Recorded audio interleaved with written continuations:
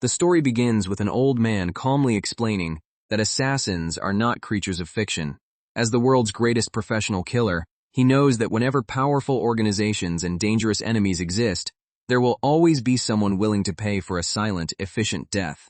Even after eliminating presidents, generals, and targets whose deaths had to look accidental, the legendary assassin finally accepts one enemy he cannot defeat: time. With retirement approaching, he boards a plane believing his final assignment is already behind him. During the flight, his instincts suddenly warn him that something is wrong. He quietly studies the cabin and the people around him, realizing that the peaceful trip may actually be an elaborate trap. The assassin quickly understands the organization's logic. A tool that has outlived its usefulness must be discarded, and they have sent an even more capable weapon to seize him, just as he once framed another man for the explosion that killed a president. What was presented as a comfortable retirement job training young assassins was only bait designed to lower his guard. He had expected to mold talented recruits into killers like himself, but now recognizes that the entire offer was fabricated to gather him in one vulnerable place. An anti-air missile streaks toward the passenger plane, proving that the organization planned for every possibility. They even anticipated that he might save himself, so the attack is powerful enough to leave neither the aircraft nor its passengers intact. As death closes in, the assassin feels more wounded by the betrayal than afraid of dying. He had erased his emotions and obeyed every order without hesitation, yet the organization never trusted him enough to simply ask for his life. For the first time, he wonders what would happen if he used all his knowledge, training, and experience for his own sake, instead of serving as someone else's tool. That final thought becomes his only regret as the explosion consumes him. Instead of vanishing, his consciousness awakens in a strange white realm, before a beautiful woman calling herself a goddess.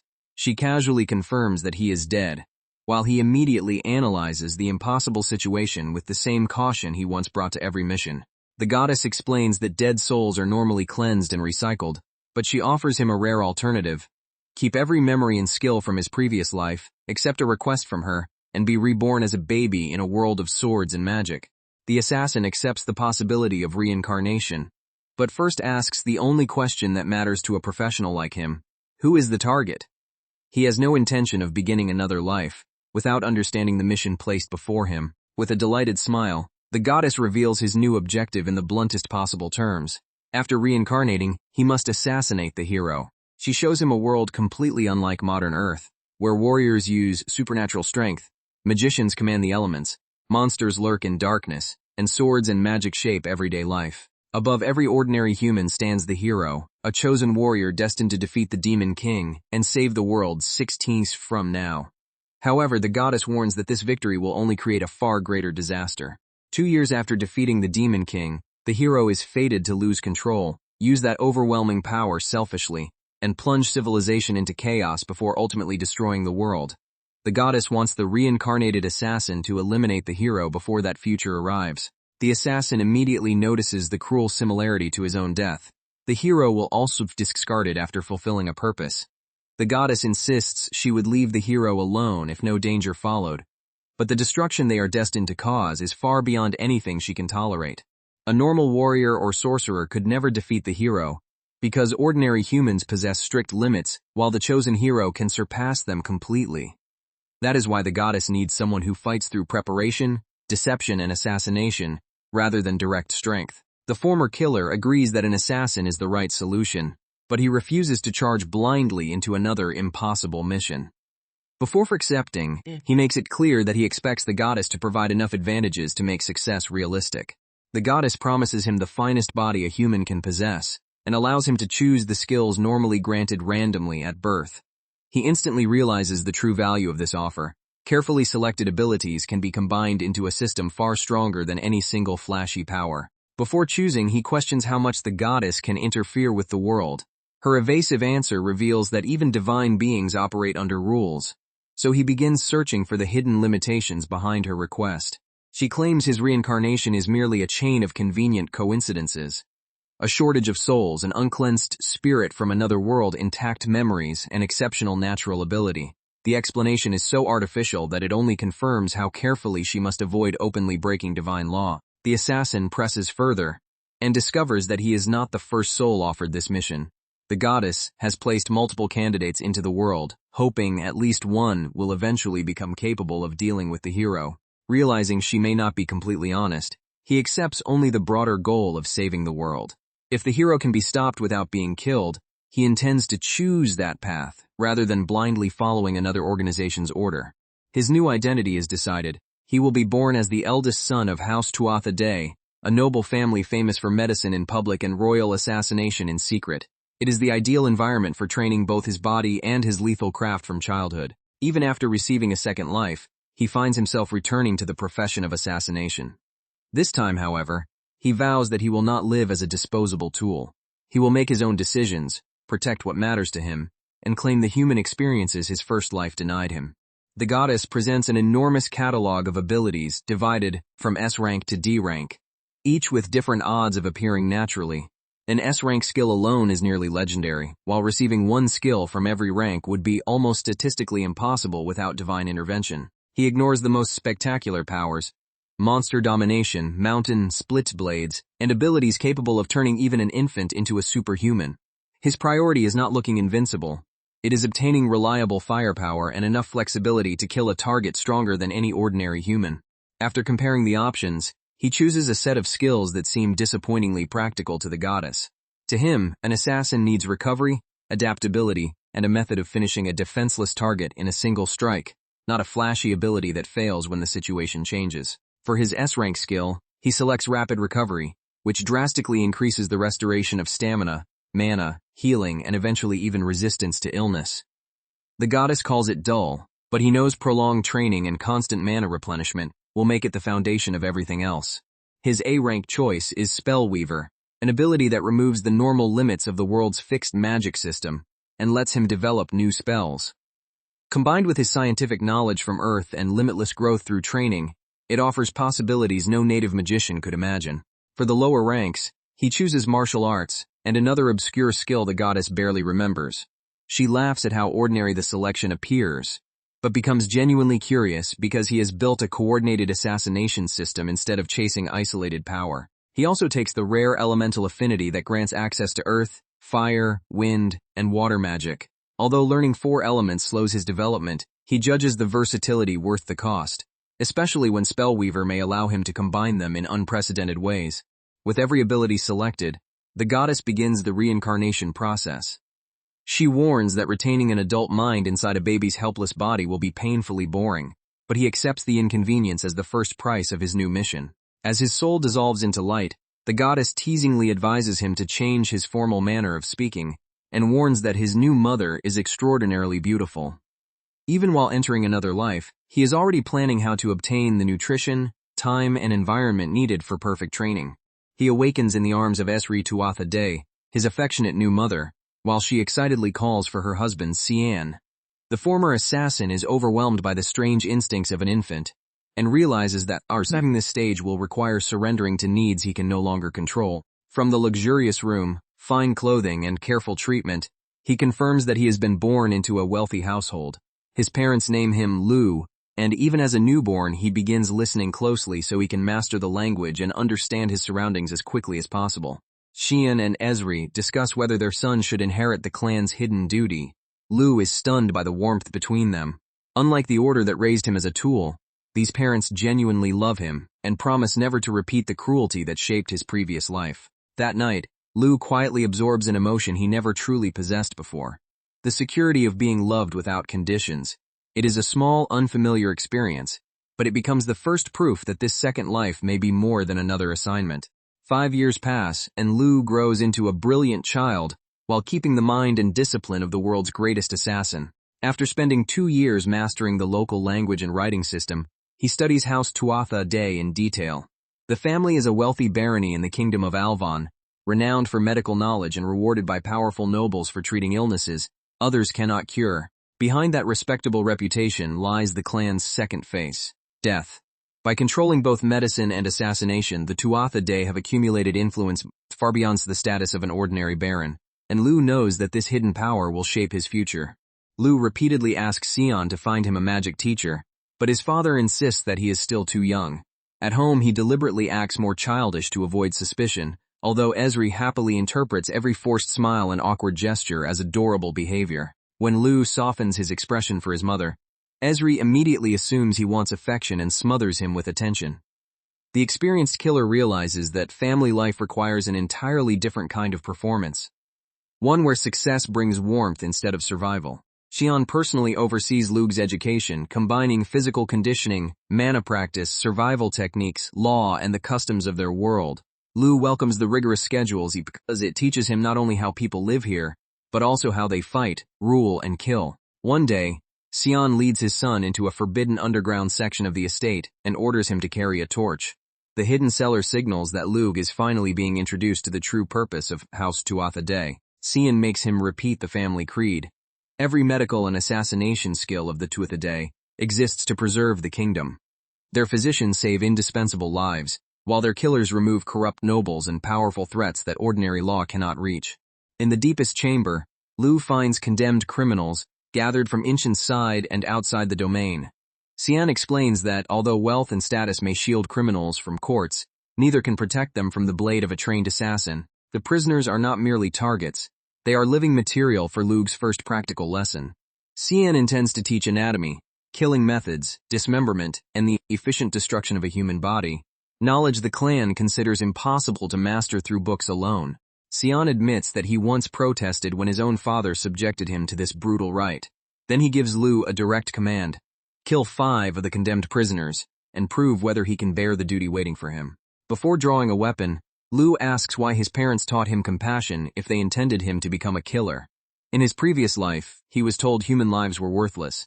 Xian answers that the Tuatha Dé are not tools, but human beings who must understand the value of life before deciding to take it. Xian explains that hesitation is not a defect but a safeguard. A true Tuatha Dé assassin must understand the human heart, weigh every order personally, and still act when killing is genuinely necessary. Lu finally realizes his parents are deliberately raising both his conscience and his blade. Lu does not reject the lesson. Instead, he quietly decides to keep thinking about where duty ends and personal judgment begins, refusing to repeat the blind obedience that destroyed his first life. By age 7, Lu has already built a body stronger than most adults through relentless training and rapid recovery.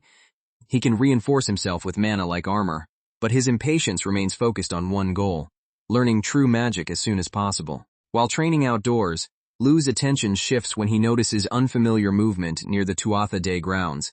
The quiet exercise abruptly turns into the beginning of an unexpected encounter. Lu reacts instantly to protect a young girl from danger, displaying speed and stamina far beyond a normal child. Thanks to his father's conditioning, rapid recovery, and years of self-directed practice, he can maintain extreme effort without collapsing. The girl introduces herself with enormous confidence as Dia Viacone, a 10-year-old magical genius sent to become his instructor. Lu is surprised that the teacher he has been requesting is not an adult scholar, but a proud noble girl only a few years older than him. Dia studies Lu skeptically and asks his age, clearly expecting an ordinary 7-year-old beginner, rather than the disciplined reincarnated assassin standing before her. Boasting that she is better at magic than grown professionals, Dia declares that House Viacone would never refuse a request from the Tuatha Dé. Lu answers with exaggerated politeness, determined to prove himself before her pride makes her abandon the assignment. Dia begins by measuring his mana with a rare far stone. She explains that mana capacity normally grows only when a person fully exhausts it, then waits roughly 3 days to recover, an exhausting process few people can repeat consistently.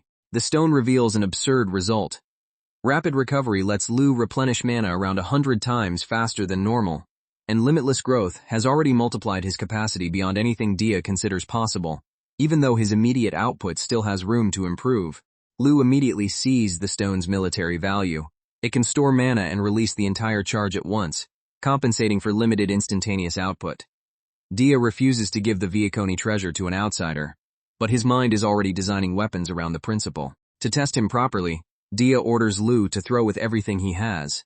His reinforced body launches the object at terrifying speed, forcing her to recognize that her supposedly inexperienced student is anything but ordinary. Even after the demonstration, Lu tries once more to persuade Dia to part with a far stone. She refuses without hesitation, protecting her family's secret despite the obvious chemistry forming between teacher and student. Dia next checks his elemental affinity, and is stunned to discover that Lu can use all 4 basic elements: For him, the result confirms that the blessing requested from the goddess survived reincarnation exactly as intended. His first real lesson is elemental conversion, the act of changing raw mana into a specific magical nature. Dia warns that the first experience becomes permanently engraved in the body, so a careless teacher can burden a student with terrible habits for life. Dia places her hands on Lu and carefully guides his mana through the conversion. The sensation is intimate and completely unfamiliar, but he remains focused on memorizing every physical change so he can reproduce it alone. When the process ends, Lu recognizes how exceptionally precise Dia's control is. She proudly calls it a beautiful first experience, while he silently concludes that finding such a talented instructor was an extraordinary stroke of luck. Lu imitates the conversion almost immediately. Dia is shocked that he can refine the rough process after seeing it only once, but his years of memory training and bodily discipline make rapid adjustment natural to him. As the spell settles into place, strange symbols appear inside Lu's mind. Dia identifies them as the magical characters used to shape spells, opening the door to an entirely new system of knowledge. Lu's first earth spell produces lead from the ground. Dia treats the result as basic magic, but he instantly understands the greater implication. With the right formulas, he may be able to create stronger metals such as iron, tungsten, or materials unknown to this world. Dia teaches him the 36 magical runes, and their many possible sounds. Lu repeats them after hearing them once, using the memory techniques that once allowed him to infiltrate organizations across the world. Although Dia tries to act unimpressed, Lu's flawless recall leaves her visibly frustrated and fascinated. Their lesson begins turning into a friendly contest between her magical genius and his impossible learning speed. After successfully casting on his own, Lu asks a revolutionary question. Instead of waiting for spell formulas to appear instinctively, could someone simply write a formula down and let another magician read it? Dia initially finds the idea absurd, then realizes it might actually work. Their experiment succeeds, proving that the world's people have been limited more by tradition than by magic itself. Spellweaver allows Lu to understand and alter the structure behind divine formulas, while Dia can cast the new results once he records them.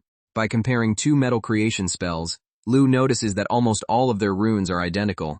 He theorizes that the small differing section represents measurable properties of the material, and asks Dia to provide every formula she knows so he can decode the system. Dia needs no reward. The possibility of inventing brand new magic thrills her so completely that she agrees at once, and the two children turn the lesson into a shared research project. They retreat to Lu's room with books, paper, and food, barely noticing Esri's delighted observation that they have grown close. Their first target is the formula that determines which metal a spell produces. Lu identifies 3 hidden numerical values, corresponding to density, melting point, and atomic weight. Using knowledge from Earth, he fills in the correct values for silver, and transforms an incomprehensible divine pattern into something that can be engineered. Dia chants the modified formula and successfully creates silver, becoming the first native magician to cast a spell designed by human reasoning rather than inherited revelation. Instead of fearing the heresy, both children immediately begin planning the next experiment. Lu pushes further and uses new formulas to produce titanium and tungsten, materials perfectly suited for blades and projectiles. The discovery gives him access to modern-grade weapon components in a world that has never developed them naturally. Dia collapses after trying to alter a spell herself, revealing that only Spellweaver can safely create new formulas. Lu realizes they can still work as a team. He will design the spells, and Dia will record and cast the formulas he cannot publicly reveal. Days of non-stop research bring Lu and Dia closer. Dia hides her loneliness behind spoiled, playful behavior, and eventually declares that Lu is too young to sleep alone, before shamelessly using him as a body pillow. When reminded that she is supposed to act as his teacher, Dia invents a new excuse and orders Lu to become her little brother. He accepts the role with dry patience, understanding that her bossiness is really an awkward request for affection. Within 10 days, their work produces dozens of new spells and culminates in a weaponized breakthrough. Lu forms a magical firearm, launches a projectile across 400 meters, and pulverizes a distant tree with accuracy no ordinary spell can match. He explains that Gunstrike uses magic to create a barrel, explosive force, rifling, and rotating tungsten ammunition. By reinforcing his body against recoil, he gains a concealable assassination weapon whose range, precision, and destructive power surpass conventional magic. A larger test reduces a massive boulder to rubble, but Lu remains unsatisfied. The hero's defensive abilities may withstand ordinary bullets, so he needs a weapon capable of crushing a target protected by monstrous skills. He unveils a far more destructive cannon-like spell. The blast is overwhelming, though Lu admits its effectiveness against the hero will depend on defenses he has not yet measured. Dia excitedly names the two inventions Gun Strike and Cannon Strike. What began as formal tutoring has become genuine fun, and Lu realizes that experimenting beside her is one of the first activities in either life that he has enjoyed for its own sake. Their final major project is a magically produced alloy that is light, sharp, heat-resistant, and resistant to corrosion. Lu calls it a magic blade, and plans to give only 3 copies to the most trustworthy knights, fearing the chaos that mass production could cause. Before Dia leaves, Lu warns her to conceal the existence of their invented magic and use Gunstrike only in mortal danger. They exchange heartfelt thanks, each admitting that the other made achievements possible that neither could have reached alone. Dia promises to keep inventing spells after returning home, and demands that Lu write them down when they meet again. Neither wants the 10 days to end, so they seal their separation with a sincere promise to reunite. Watching Dia depart, Lu feels a pain he never experienced in his first life. His immediate desire is not tactical or rational. He simply wants to stay with her, proving that his second life is awakening emotions the old assassin once discarded. After she is gone, Lu remembers the Farstone she refused to give him. Even while missing her, his professional instincts continue searching for ways to reproduce or acquire the rare magical tool. Dia returns to Viacone territory, carrying their promise and the role of an affectionate, older sister. Their playful farewell hides how deeply both children have come to depend on the brief happiness they found together. A week later, servants in the Verki domain notice that their young lady has been listless since returning. Dia has clearly left part of her heart behind in Tuatha Dé territory. Alone in her room, Dia finally whispers Lug's name. The simple confession confirms that their bond has already grown beyond a temporary lesson between two gifted children. Unable to tolerate the distance, Dia secretly crosses 2 mountains, slips over the border, and infiltrates the Tuatha Dé mansion at night. She proudly calls the dangerous journey good training and immediately asks whether Lu has invented any new spells. Dia punishes him by once again turning him into her body pillow, but Lu recognizes the importance of the moment. He is acting from personal desire rather than an assigned order, and the freedom of choosing to welcome her feels profoundly different from his old life. After Dia's visit, Lu continues creating spells, stockpiling weapons, and preparing for future missions. His next priority is an assistant with mana, but magical talent is concentrated among noble families, making a suitable and loyal commoner exceptionally difficult to find. While searching the surrounding domains, Lu discovers a lone girl in the forest, and questions why she is wandering so far from safety. Her clothes and condition suggest poverty, yet the encounter may finally provide the rare magical candidate he has been seeking. The girl admits she was driven from her village because her family could no longer feed her. While she desperately offers to beg, work, or care for animals, Lu notices the Farstone reacting, proof that this starving commoner possesses the rare mana he has been searching for. She introduces herself as Tart, and Lu offers her a place as his personal retainer. Her refusal to return to a village that abandoned her shows the quick judgment he values in an assassin, so he tells her plainly that he needs her strength. Tart breaks down because no one has ever said they needed her before. Lu warns that service under him will be difficult and begins planning how to turn the frightened, malnourished girl into a capable partner. Tart reveals that a goddess appeared in a dream and told her a fated meeting awaited her. Lu suspects the same goddess arranged this convenient encounter, but rather than complain, he decides to exploit the opportunity and shape Tarty into the assistant he requires. Tart swears that she will work for Lu forever. He accepts her lifelong loyalty, beginning a relationship that will become part rescue, part training, and part carefully engineered devotion. 2 years later, Tart has become a cheerful servant in the Tuatha Dé household. She and Esri prepare breakfast for Lug, showing how completely the once starving girl has been absorbed into his daily life. Tarte enters Lug's room with her usual bright greeting, expecting him to be awake, and already following his disciplined morning routine. When he fails to respond, she nervously approaches the bed and tries to wake him. Lu suddenly reveals that he has been awake the entire time, catching her in an embarrassing moment of close inspection. The sight reminds Lu of the winter day, when he found her as little more than skin and bone. Tardy has grown healthy and strong since then, but their private moment ends when she reports that Sion wants to speak with him after breakfast. Lu and Tart prepare to meet the head of the family, carrying the easy familiarity of partners who have trained together for years.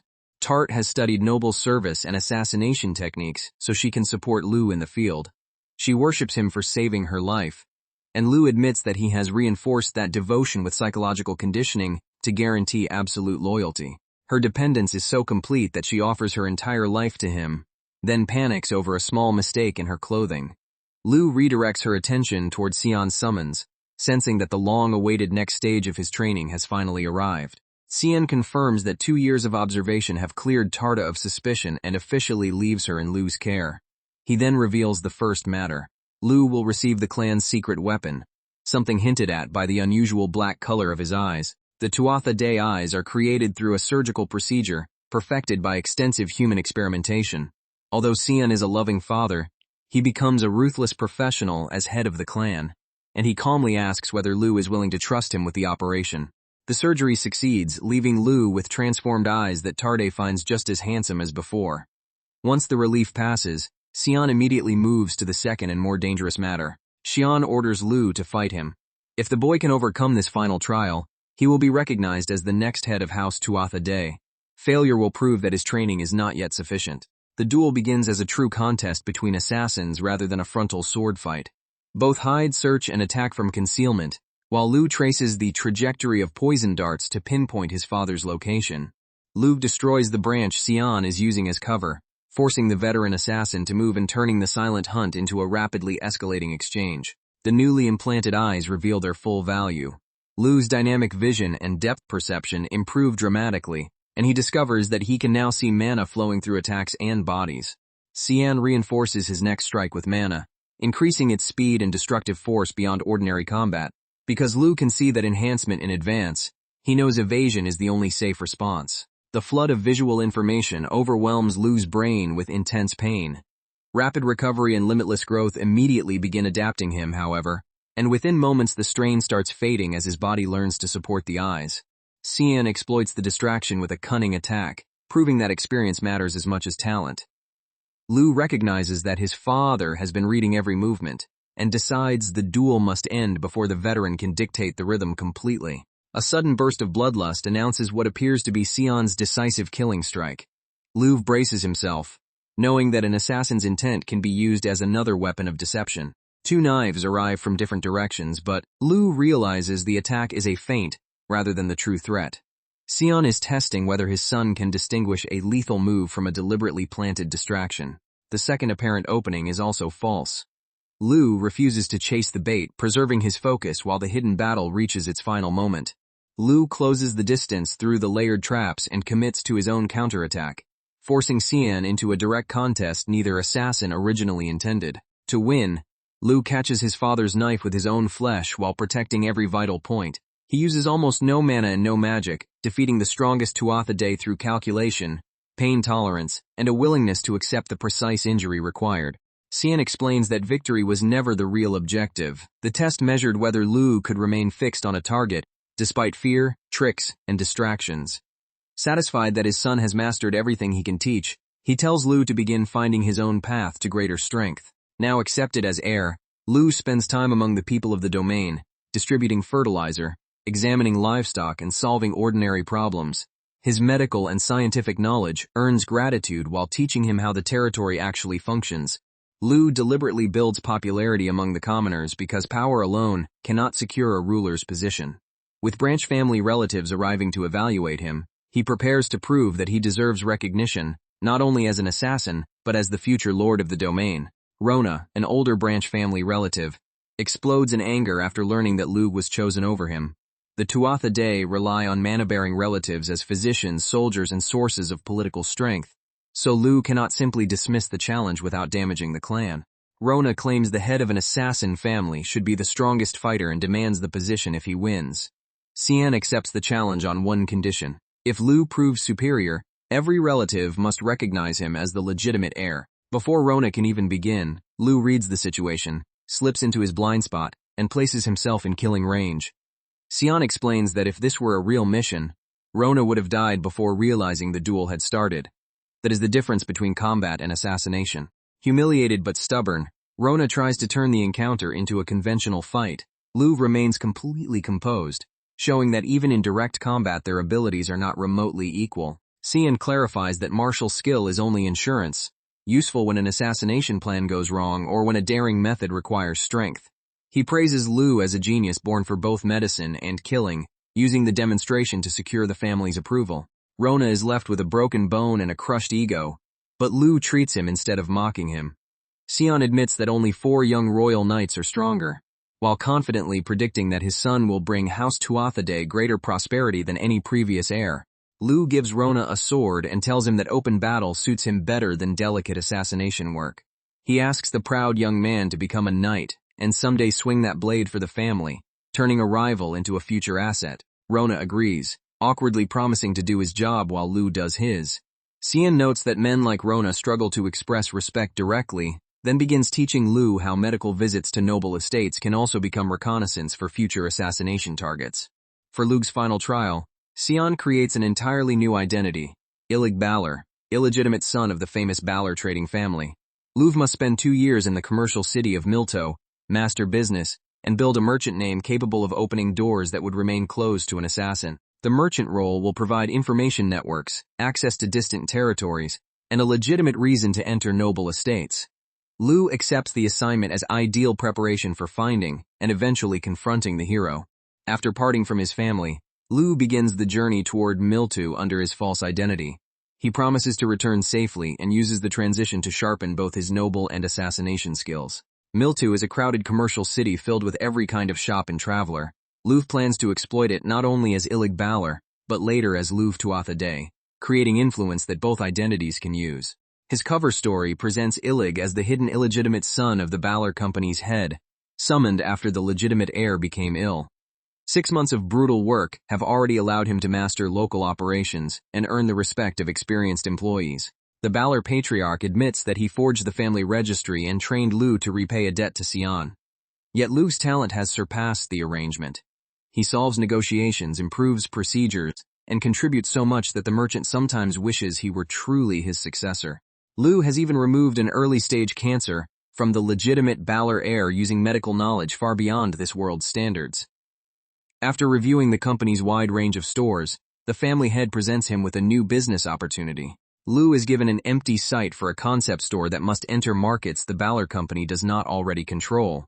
He receives freedom, funding, and the promise of status, provided that he opens new possibilities without damaging the company name. With money, staff, and an established information network at his disposal, Lu vows to succeed. The business will become another weapon, giving him influence, intelligence, and mobility far beyond what a hidden killer could gain alone. At home, he is welcomed by Maha, an orphan he recently adopted. She has already impressed the store employees with her intelligence and carefully assures him that she will never do anything to damage Illig's reputation. Maha was raised in a merchant family and received an excellent education before losing both parents. Because she is also a rare commoner with mana, Lu plans to develop her into his right-hand woman in business and another member of his assassination team. During dinner, Maha proudly cooks for the person she calls her dear brother. Lu reflects that 4 months of protection, affection, and deliberate psychological conditioning have redirected the abandoned girl's desperate need for trust into loyalty toward him. Maha notices Illig deep in thought, but the mood changes when Beruid invites him to share a drink. As Illig returns home, the household welcomes him with the warmth of a real family, rather than the formality of a business arrangement. Tart arrives carrying a gift from Ezri and insists that, as Lu's personal retainer, she could not remain in Tuatha while he worked in Milto. She rushed across the distance so she could stand beside him again as quickly as possible. Maha adds food while Tart proudly presents Ezri's pumpkin pie. Seeing the two girls together reminds Lu how similar they once looked, thin, frightened, and abandoned. Yet both have grown healthy inside the unusually warm household of an assassin. When asked what kind of business he intends to open, Illig reveals his plan, a cosmetic store aimed at the wives and daughters of noble families. Maha immediately loves the idea, recognizing how strongly the upper class pursues beauty. Beruid warns that Milto already has dominant cosmetics brands, and that customers will not abandon familiar products without an extraordinary reason. Illig calmly answers that he has prepared exactly such a reason, then invites Beruid to join the evening lesson. Assassination demands knowledge far beyond weapons, so Luke teaches Tarde and Maha pharmaceuticals, chemistry, physics, psychology, economics, and law every night. Beruid, who once overheard a class while receiving treatment, now attends whenever possible and eagerly congratulates Illig on receiving his own store. Baruid treats Illig like a genuine younger brother despite having every reason to fear an illegitimate rival. Lu remains cautious that the kindness could hide a scheme, but for now he prepares to unveil a product that may permanently change cosmetics and make the name Illig Balor famous. Illig presents the first sample to Mira Balor, who openly despises him as her husband's supposed bastard son. She attacks the business idea, arguing that cosmetics trends fade quickly and established brands make the market almost impossible to enter. Instead of debating fashion, Illig asks whether soap and heavy makeup leave her skin damaged after a long night. He explains that women conceal that damage with even thicker cosmetics, trapping themselves in a vicious cycle his new product is designed to break. Mira studies the unfamiliar cream with suspicion while Illig waits, confident that the result on her skin will speak more persuasively than any sales pitch. She reluctantly applies the moisturizer and immediately feels it penetrate, smooth, and hydrate her skin. Illig explains that healthier skin also makes makeup apply more evenly and last longer, offering a benefit existing cosmetics cannot match.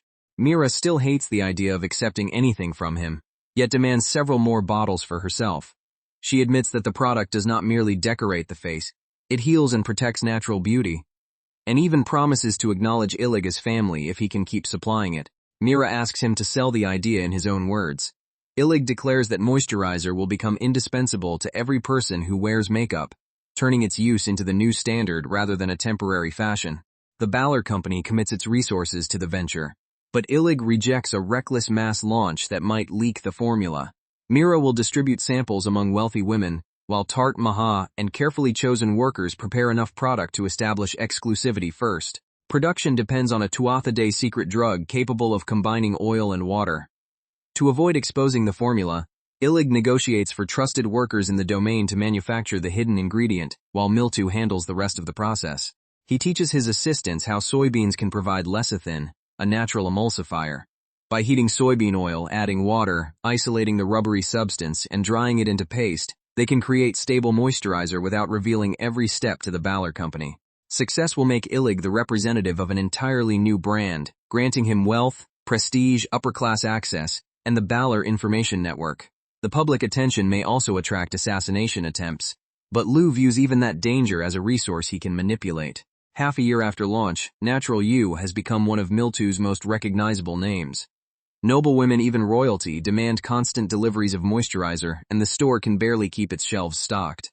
The brand's success draws spies from rival companies almost every day. When another infiltrator is discovered, Maha moves behind Illig, while Tart prepares to intercept the intruder before he can escape with any secrets. Tart disappears into pursuit so quickly that even Lu briefly loses sight of her, showing how far her speed and field instincts have advanced under his training. She catches the spy, while Maha assists in cutting off his retreat. Watching Tarti's movements, Lu concludes that her natural talent may be the rare spear arts skill he had hoped to cultivate. The girls bind and gag the intruder before he can commit suicide, exactly as a professional capture requires. Lu praises their detection, coordination, and restraint, officially passing both of them on the practical test. Maha and Tarti celebrate, but Lu immediately gives them another assignment. Since neither has real torture experience, they must extract the client's identity without allowing the prisoner to die, a grim but necessary extension of their education. Because the man tried to harm Illig, the girls show no hesitation or mercy. Their affectionate expressions contrast with the ruthless work ahead, and Lu realizes the interrogation will be a very long night for the captured spy. A new chapter opens with Lu introducing chocolate, a bittersweet confection unknown in this world. He plans to expand Natural You into sweets once the cosmetics operation stabilizes, proving that his merchant identity can exploit many kinds of knowledge from Earth. During another reunion, Dia enthusiastically records one of Lu's newest formulas and completes a difficult spell. The result exceeds their expectations, demonstrating how much stronger their shared magical research has become since childhood. Lu recognizes that Dia has finally produced the dangerous, highly specialized spell he had been pursuing. Her talent turns his theory into a practical weapon, giving him another answer for opponents' ordinary attacks cannot defeat. Their visit ends far too quickly, and Dia promises to see him again the following month. Lu reflects that time always seems to accelerate when he is with her. As his 2-year merchant trial nears its end, Maha vows to protect Natural You, its employees, and everything her dear brother has built. Lu can return to his noble identity knowing the business will remain in exceptionally capable hands. Maha remembers the father who raised her alone and built a successful company after leaving the countryside. His favorite warning was that trusting someone should begin with doubt, yet his apparent death at the hands of thieves left her frightened and alone. She later discovered that her father's trusted partner had betrayed him, seized the company, arranged his murder, and planned to eliminate her as well. Maha fled toward Milto with a private vow that she would survive and someday reclaim what belonged to her family. In the slums, Maha organized street children into guides, collectors, and workers, using their knowledge of the city to create a tiny business. Even while hungry and hunted, she transformed scattered orphans into a functioning group through education and planning. Her efforts began to collapse when charitable orphanages appeared across the city and drew away her companions. Unaware that the institutions were dangerous, the children were separated one by one until Maha was left vulnerable. Inside the orphanage, the director beats and mutilates children who reduce his income. A boy who attempted to run is bound, whipped, and used as a warning, while the director complains that cold, starving children are becoming too expensive to exploit. The men discuss Maha as merchandise rather than a child, planning to sell her once her body matures. Their vulgar conversation reveals that the orphanage is a trafficking operation funded by wealthy customers and protected behind a charitable appearance. One abused girl has already scarred her own face to avoid being sold, only to be discarded as worthless. The director and his patrons laugh while deciding who will be the first to assault Maha, proving that waiting inside the orphanage means certain destruction.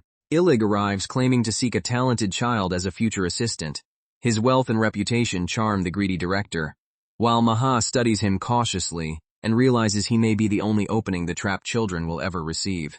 Maha had refused to escape because abandoning the other children would condemn them. When Illig looks directly toward her hiding place and says he has found what he wants, she decides to risk trusting him and hopes he will give her the chance to return for her companions. She accepts his offer to be adopted without hesitation. More than wealth or safety, she sees in Illig the possibility of gaining enough power to protect the people she could not save alone. The orphanage director is furious at losing such valuable merchandise, but pretends to cooperate because Illig Balor's money is too tempting. Maha realizes she must survive only a little longer until the adoption becomes official. The director delays the process for 3 days and allows a wealthy patron to use Maha in the meantime. She tells herself that even if she is violated, enduring those 3 days will still lead to freedom and a future with Illig. As the patron approaches, Maha fights panic and searches for any chance to escape, while the men around her assume the frightened child has no power left to resist. The customer claims to have fallen in love at first sight and reaches for her like a possession. Maha refuses to surrender and bolts, choosing danger over allowing them to decide her fate. She secretly reinforces her body with mana and runs as fast as possible. The hidden ability gives her a brief advantage, but the traffickers quickly reveal that they are more dangerous than ordinary criminals. One pursuer catches up and exposes that he was also concealing mana. He mocks Maha for thinking she was the only gifted person present and prepares to punish her for resisting. Before he can touch her, Illig intervenes. He explains that Maha's eyes had begged for rescue during their first meeting, so he spent the following days investigating both the orphanage and the director's criminal activities. Illig declares that the agreement made him her guardian from the moment it was signed, regardless of the official adoption date. The director stops pretending and orders his men to put the arrogant merchant boy in his place. Lu has no need to depend on legal formalities when a child's life is at risk. He calmly prepares to take Maha by force, turning the traffickers' numbers and weapons into meaningless obstacles. The men finally sense that something about the young merchant is completely unnatural. Their confidence collapses as Lu begins dismantling them with the precision of an assassin, rather than the desperation of a child. Once the threat is eliminated, Lu offers Maha his hand and tells her it is time to go home. She calls him her prince and asks him to take her away, while admitting that she had doubted him until the very end, just as her father taught her to do. Maha tells Illig that she understands why he tested her trust before leaving. In return, she promises not merely to preserve natural Yu during his absence, but to expand everything he built, exactly as her father once taught her to do. Illig praises Noin's recovery after surgery, then asks about a store that once belonged to Maha's family. She reports that the business is now hers, bringing her one step closer to reclaiming her father's legacy. After the trader seized Maha's father's company, financial trouble forced him to sell its stores one by one. Maha plans first to save the old employees and then recover the entire company, while Illig trusts her enough to let her choose the path herself. Maha realizes Illig probably knows every detail of her past and still gives her freedom to pursue her dream. Calling herself his trusted right-hand woman, she accepts that trust as both a privilege and a responsibility. Lu finally returns to the Tuatha Dé estate, where Ezri immediately smothers him with affection in front of the servants. His attempts to maintain noble dignity fail against a mother who has waited 2 years to hold her son again. Sion welcomes him more calmly, while Ezri thanks Tart for staying beside him in Miltu. She then drags the embarrassed retainer away to hear every detail of Lug's life in the commercial city. Sion studies his son and remarks that Luv has become a man. Luv points out that he turned 14 the previous month and is now legally recognized as an adult in their society. The return journey showed Lu how dramatically his merchant work changed the domain. Soybean fields now cover the land because Natural U buys the crop at high prices, creating a new source of wealth for commoners and the Tuatha Dé alike. Luv credits Bimnek Balor for transforming one moisturizer into the world's leading cosmetics brand by attaching Natural U to existing products. Cians admits the merchant's brilliance is still worth studying, then prepares a feast to celebrate his son's return. Back inside the family home, Lu feels a peace he never knew in his first life. The familiar warmth of Tuatha Dé makes the estate feel less like headquarters, and more like the place where he truly belongs. The next morning, Ezri appears unusually early and teases Lu about an incident Tart described from Milto. His mother's knowing smile makes it clear that the girls told her far more than he expected. Lu explains that on a cold night, Tart and Maha slept in his bed. Both girls lost their families young and sometimes became desperate for another person's warmth, so he had allowed them close as their guardian. He insists the arrangement was meant only to comfort them, but Tart and Maha wake beside him before he can finish the explanation. Their presence turns the innocent justification into a much more embarrassing scene. For Lu, the night was also his first real experience of adolescent intimacy in this new body. The old assassin could analyze danger without hesitation, yet ordinary human desire leaves him far less prepared. He remembers the details too clearly. Maha's unfamiliar perfume, Tart's soft warmth, and the way both had dressed differently from usual. The physical instincts of a 14-year-old refuse to remain under the complete control of his adult mind. Tart shyly offers to serve him whenever those feelings return, while Maha claims the roles of both little sister and girlfriend. Their teasing only deepens Lu's embarrassment, and afterward they begin asking to share his bed much more often. Ezri gleefully calls the reaction proof of his adulthood, but a carrier pigeon from Milto interrupts her. The message comes from Maha and contains information Lu has been seeking for years. Maha reports the discovery of a divine treasure, a relic created through knowledge and power beyond human understanding. Such artifacts can grant a single person overwhelming military force, making them a possible key to identifying or fighting the hero. Lu plans to use Balor funds and intelligence to acquire divine treasures, improve his magic, and develop weapons capable of killing the hero. He also suspects Maha will use the discovery as another excuse to demand his personal attention. At the estate, Lu notices cleaned bloodstains without signs of a fight and concludes that a wounded visitor arrived. His bad feeling is confirmed when Sion interrupts discussion of the final trial with an urgent assassination request. The target is Count Viaconi of the neighboring kingdom of Soigel, and the order also includes the Count's daughter Dia. Lu refuses to accept the request without an explanation. Dia is both extraordinarily important to him and one of the world's most valuable magicians, so he demands to know why anyone would ask House Tuatha Dé to kill her. Soigel has been consumed by civil war after ambitious nobles declared the king incompetent and rebelled. Unlike Alvan, which secretly uses the Tuatha Dé to remove dangerous aristocrats, Soigel had no equivalent safeguard, allowing the noble faction to seize victory. House Viaconi supported the royal family and paid half its land and wealth as indemnity after losing.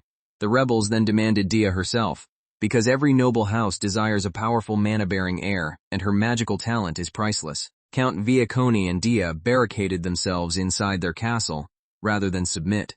The Count secretly requested their assassination so that his volunteer army would stop fighting before the victorious nobles slaughtered every citizen supporting him. She stresses that this is a personal request, not a mission tied to the Tuatha Dé creed, and gives Lu permission to refuse. He even suggests abandoning assassination entirely and living as the brilliant merchant Illig Balor. The Balor family is eager to keep Illig, whose achievements already equal decades of Tuatha Dé tax revenue. They would grant him high rank, authority, and a future beside the legitimate heir if he chose business over killing. Cian asks whether Lu wants to give the identity of Illig away and stop being an assassin. Lu answers by preparing to leave immediately, because Dia's life matters more than the comfortable future being offered. He declares that he is an assassin, but no longer one who blindly follows orders. The foundation of his second life is making critical decisions by his own will. Lu rejects the order to kill Dia and chooses a different assassin's path. Save her. Cian admits his aging body would need 3 days to reach Viacone, while Lu has a plan to cover the distance in only hours. Without wasting another moment, Lu equips himself for a rescue mission far outside the clan's original request. Cian watches his son depart and remembers making the same forbidden choice once before. Although they often seem completely different, Lu has inherited his father's willingness to abandon tradition when conscience demands it. Tarti intercepts Lu before he leaves and immediately understands his intention. She asks whether he is going to save Dia, already knowing the answer. Tart wants to accompany him, but Lu cannot maintain maximum speed while carrying another person. Instead, she casts wind magic to reduce air resistance and ease his journey until her mana runs out. Lu races across the landscape at a superhuman pace, pushing every physical enhancement toward the distant Viacone domain. At the castle, Soigel's noble army struggles to break the western gate despite overwhelming numbers. Their commander grows impatient with the unexpectedly fierce resistance of Viacone's volunteer soldiers. A powerful enemy fighter steps forward to end the stalemate personally, preparing to crush the defenders through raw force. 6 hours after receiving the request, Lu reaches the battlefield. The noble faction has already surrounded the castle, but Viacone's soldiers are still holding the positions against impossible odds. The attackers launch another charge, shouting for the gate to fall, while the defenders refuse to surrender the castle or the people inside it. Viacone has only a few hundred volunteers against a far larger, better-equipped force. The imbalance is obvious, and without outside intervention their resistance cannot last much longer. Lu needs to weaken the assault before sneaking inside unnoticed. Thanks to Tardi's support, rapid recovery, and his immense mana reserves, he still has enough strength after running hundreds of kilometers to execute a large-scale plan. Tart finally reaches her limit and sends him onward alone. Luv tells her to return while he completes the rescue, trusting that she has already given him the advantage he needed. Confusion spreads through the noble army, as sudden magical disturbances strike their formation. Commanders struggle to understand how attacks are appearing from outside their visible battlefield. Lu targets the enemy magicians first, because one mage is considered equal to 100 ordinary soldiers. Removing a handful of casters can shift the balance more effectively than killing entire ranks of infantry. He realizes Dia taught Viacone's forces enough modernized magic to delay the siege, including firearm-like spells. The enemy therefore keeps its sorcerers protected in the rear, creating a predictable concentration of high-value targets. The noble commander prepares a hidden reserve of mages to break the defenders, unaware that grouping them together creates the perfect target for Lu's next weapon, a Farstone charged with enormous mana cracks under pressure. As Lu prepares to turn years of stored energy into a battlefield explosion, Lu remembers nearly destroying the Tuatha Dé estate during early tests. Since then, he has duplicated 4 stones and stored otherwise wasted mana inside them, creating portable bombs of extraordinary power. The device detonates with a carefully balanced mixture of fire, wind, and earth mana, maximizing stopping power. Luv defines the strike as true assassination, killing chosen targets before they ever learn the attacker's identity. The blast throws the noble army into chaos, wipes out critical units, and reduces the pressure on the defenders. With the battlefield disrupted, Luv slips away to infiltrate the castle. Because he visited Dia monthly, Luv already knows hidden routes through the estate and the path to her room. The disciplined Viacone soldiers never notice him moving through the familiar corridors. Inside, the fighting is brutal. One attacker shields himself with a fallen Viacone soldier, enraging the defenders and confirming that the rebellion has abandoned any claim to honor. Luv moves through the battle unseen, eliminating obstacles with the efficiency of his former life while staying focused on reaching Dia. He recognizes that many soldiers on both sides are ordinary people trapped by orders rather than evil. The realization makes every necessary death heavier than the emotionless killings of his past. The old assassin never failed because he was merely a tool who killed only designated targets. Luv now tries to avoid unnecessary deaths, but accepts that saving Dia requires choices he may regret after she is safe. Outside, the battle shifts slightly in Viacone's favor, yet exhausted defenders warn one another not to relax. Their mana and bodies are failing even after Luke's intervention. As the soldiers continue fighting, Lu finally reaches the interior where Dia has been directing the castle's magical defense. He finds her overworking herself and warns her not to collapse. Dia's determination to protect everyone has pushed her far beyond a safe limit. Dia is stunned that Lu crossed the siege and entered a completely surrounded castle. He reminds her of the secret routes learned during his visits and refuses to waste time on explanations. Count Viacone meets Lu and immediately realizes this is the young man Dia always described. Far from discussing romance, Lu has come as a Tuatha Dé assassin representing Xi'an and carrying a plan for survival. The Count is impressed by Lu's composure, insight, and mature presence, then abruptly asks whether he and Dia have kissed. After seeing them together, he changes his request and begs Lu to take his daughter away from the doomed castle. Count Viacone intends to remain behind, help his soldiers escape, and eventually restore the rightful royal family. To prevent Dia from becoming the rebels' property, he had planned to make her appear dead, even if that required her actual suicide. Lu rejects that madness and proposes a fake death instead. He found a corpse matching Dia's height, will place her ring on it, burn the room beyond recognition, and have Dia publicly declare that she refuses to be taken alive. Once the rebels find the charred body, their reason for continuing the siege will disappear. Count Viacone orders his vassals to spread the news, while Dia prepares her final performance, leaving Lu only to ignite the room and escape with her. Just as the plan appears complete, Lu's assassin instincts scream that a new threat has entered the battlefield. The danger feels far beyond the soldiers and mages he has already faced. A colossal figure approaches the castle, and even hardened fighters freeze at the sight of the power surrounding him. The newcomer tears through the battlefield with monstrous speed and force, scattering soldiers as though the war itself were only a game. Everyone is ordered to retreat as the intruder launches another overwhelming attack. The castle defenses cannot safely withstand even the fragments of his power. Lu identifies the weapon in the man's hands as a divine treasure, an artifact whose strength exists on a completely different level from human equipment. The royal family surrendered largely because no one could stop this single warrior. Maha's intelligence matches his appearance and red hair, confirming that the legendary threat is exactly who Lu feared. The man is Setanta McNess, wielder of the divine spear Gay Bolg, and the individual considered most likely to be the hero. Setanta prepares to hurl the spear again, forcing Lu to warn everyone to cover their ears and open their mouths before the shockwave strikes.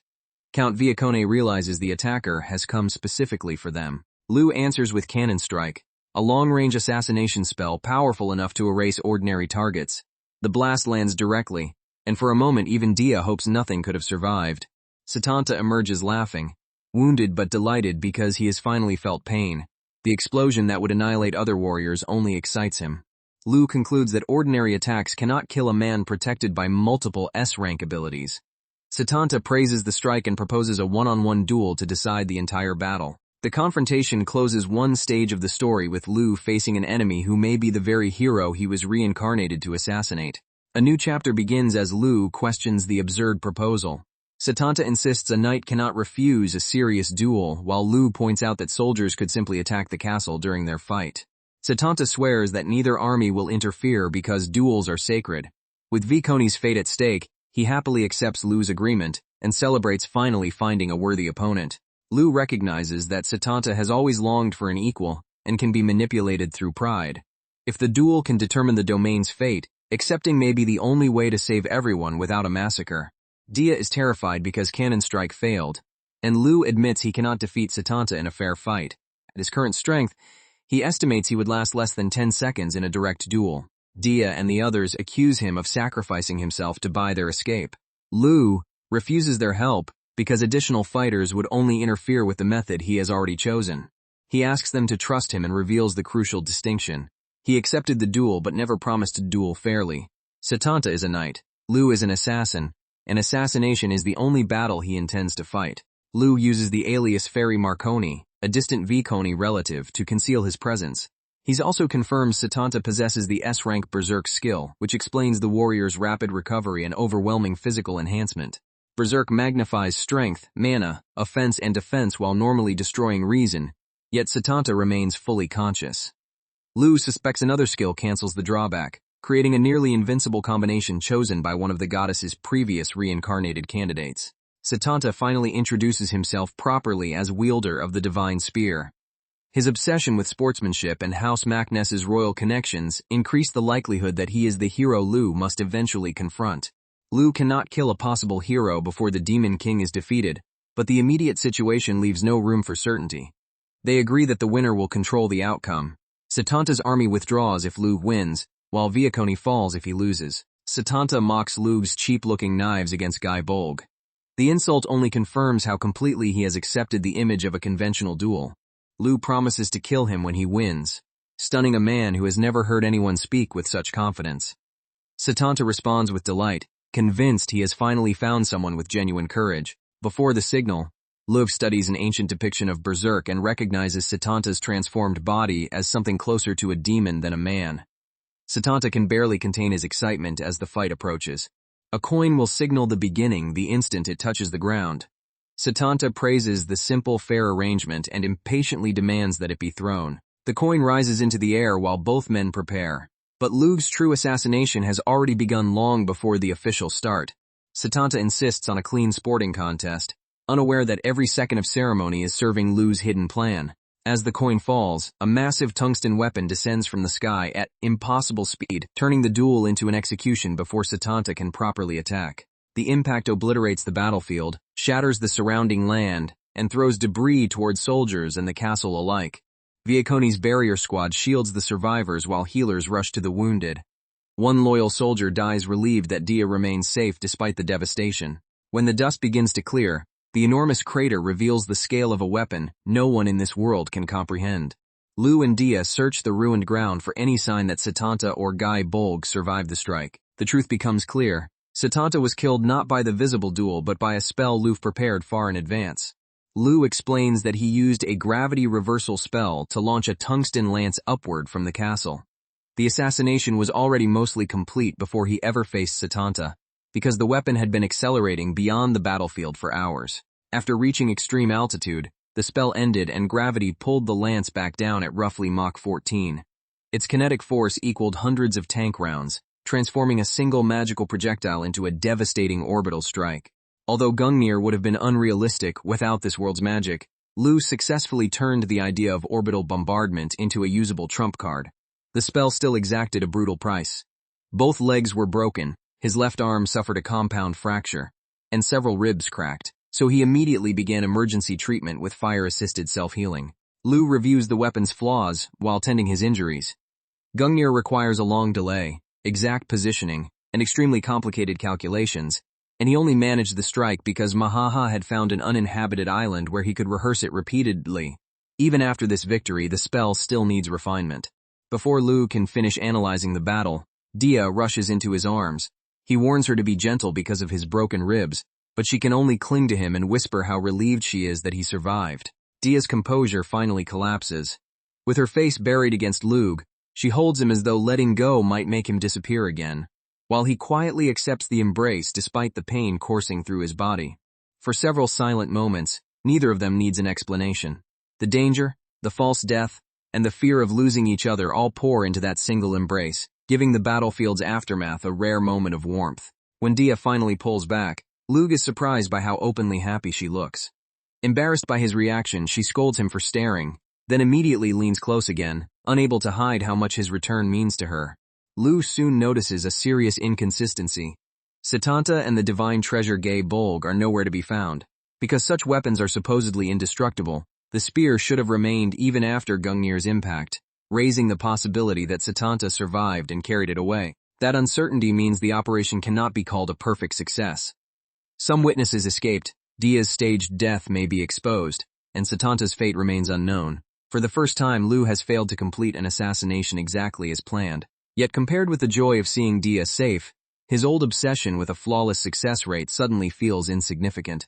With his body still badly damaged, Lu asks Tarti for mana so he can accelerate his recovery.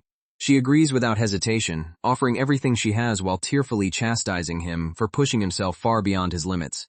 After transferring her mana, an exhausted Tarti falls asleep beside him and begins mumbling in her dreams. Her innocent closeness triggers a very different kind of danger for the adolescent Lu, who hurriedly reminds himself that he is not ready to cross that line. Lu decides to let Tart rest because, unlike him, she has no rapid recovery skill and has already endured a grueling battle. When the others return, however, they find the two of them in a position that is easy to misunderstand. Tart wakes in a panic and insists that the scene is not what it looks like. Dia casually explains that she only came to retrieve clothes from Lug's room and suggests they leave again, which somehow makes Tart even more flustered. Mortified, Tart begs Lug's forgiveness and tries to explain herself through a torrent of apologies. Recognizing that nothing improper happened, he chooses to pretend he noticed nothing and spares her further embarrassment. Even so, Lug privately admits that controlling a young man's instincts is becoming harder. Tarte trusts him as a teacher, protector, and family member, so he refuses to betray that faith and resolves to become emotionally stronger rather than treating his mature memories as an excuse. By morning, Esri is already playing dress-up with Tarte, delighted by how well the girl suits the clothes. She explains that Dia can design garments tailored to Tarte's figure, while Lug watches his mother enthusiastically adopt yet another girl into the household. Dia formally thanks Tarte for helping save her, acknowledging that Lug could not have succeeded alone. As the two girls exchange warm smiles, Dia quickly notices just how close Tart and Lug have become. Tarte introduces herself as Lug's retainer, and modestly claims she was only carrying out his orders. Dia, however, recognizes the loyalty and affection behind those words, and makes a point of thanking her personally. Over fresh juice and snacks, Dia warmly welcomes Tarte and even gives her approval to remain at Lug's side. Then, with startling directness, she asks whether the two of them are in a romantic relationship, sending Tart into instant panic. Tarte denies being Lug's lover, but admits that she respects him deeply and will always support him. Dia accepts the answer with a teasing smile, clearly grateful to have someone so devoted protecting the boy she loves. Count Viaconi later meets Sion and offers heartfelt thanks for sheltering his daughter and helping preserve what remains of his house. With his castle destroyed and his land seized, he has little left besides gratitude and one deeply personal possession. The Count presents Dia's late mother's ring, but Sion refuses to take away such an important keepsake. Instead, he accepts it symbolically as payment for Lug's lessons, while Dia makes an even greater request. She wants to learn the Tuatha De's hidden arts and become an assassin capable of protecting herself. Lug sees the request as the perfect opportunity to strengthen an indispensable teammate. Because the clan's secret techniques may only be entrusted to direct descendants, Sion solves the problem by adopting Dia as his daughter, cheerfully inviting her to call him Papa from that day forward. To protect the fugitive Dia Viaconi, the family register gives her a new identity, Claudia Tuatha De, 14 years old and officially Lug's younger sister. Dia immediately objects, pointing out that she is actually 16 and has no intention of treating him like an older brother. Sion explains that the false record was prepared years in advance and should withstand scrutiny. More importantly, every young mage in Alvin must attend the Royal Knights Academy for 2 years beginning at age 14, so both Lug and the newly created Claudia will enroll in just over a month. The Academy's public purpose is to increase the kingdom's military power by training more spellcasters. Its deeper purpose is political. Young nobles who were raised to see their own territories as private kingdoms are forced to meet peers, broaden their worldview, and develop loyalty to Alvin as a whole. Just as Sion's explanation becomes especially serious, Esri barges in with dinner and proudly announces the meal she prepared. The abrupt interruption dissolves the tension and pulls the family back into ordinary life. Before Lug leaves for school, Sion raises another urgent matter. Monster sightings have been increasing every year, and the royal capital has officially recognized the appearance of the hero, suggesting that the growing threat and the hero's awakening are connected. Reports claim that the hero has already destroyed several monster nests and defended an important royal base alone. His identity was kept secret because of the enormous political consequences, which is why even the Tuatha De family only learned the truth recently. Sion then reveals the detail that matters most to Lug. The hero is only 14 and will also attend the Royal Knights Academy. The headmaster is one of Sion's old acquaintances, and he warns his son that this meeting may shape the rest of his life. Rather than feeling afraid, Lug becomes intensely excited. The academy will give him a rare chance to observe the hero at close range, determine whether he will destroy the world, and prepare the assassination demanded by the goddess if that day comes. Lug, Dia, and Tart travel to Miltu to purchase everything needed for academy life. While the girls enjoy the city's food and shops, Lug quietly reminds himself that shopping is only the public reason for the trip. Because academy students may bring one retainer, Lug asks Tarte to remain at his side. She enthusiastically accepts, promising to study and become even more useful, while Dia immediately drags her away for a long-awaited shopping trip. Tart hesitates because her body has grown again, and ordinary clothes no longer fit. But Dia refuses to let her hold back between friends. With Milto offering far better merchandise than the countryside, the two girls head out together while Lou attends to his own business. Before enrollment, Lou completes the final test required of the Tuatha de Air, assassinating a designated villain without any assistance. Despite the uncertainty surrounding Setanta, this mission ends without incident, and Lug is formally recognized as the clan's successor. Returning to Milto under his merchant identity, Lou is welcomed by Maha as Dear Illig. She is surprised that his first duty as official heir is simply attending school, and he is equally struck by the unusually radiant smile she gives him. Maha tells him he may finally let her call him Lou instead of Illig. Her reports show that natural Yu is thriving, but Lou has difficulty focusing on business while sitting across from the beautiful young woman she has become. Lou praises Maha for securing influential customers and growing into an exceptional company representative. She responds by offering not only the business but herself, playfully asking whether her dear brother would like to claim the pretty woman before him. Lou refuses to be distracted and asks to see the special object Maha discovered.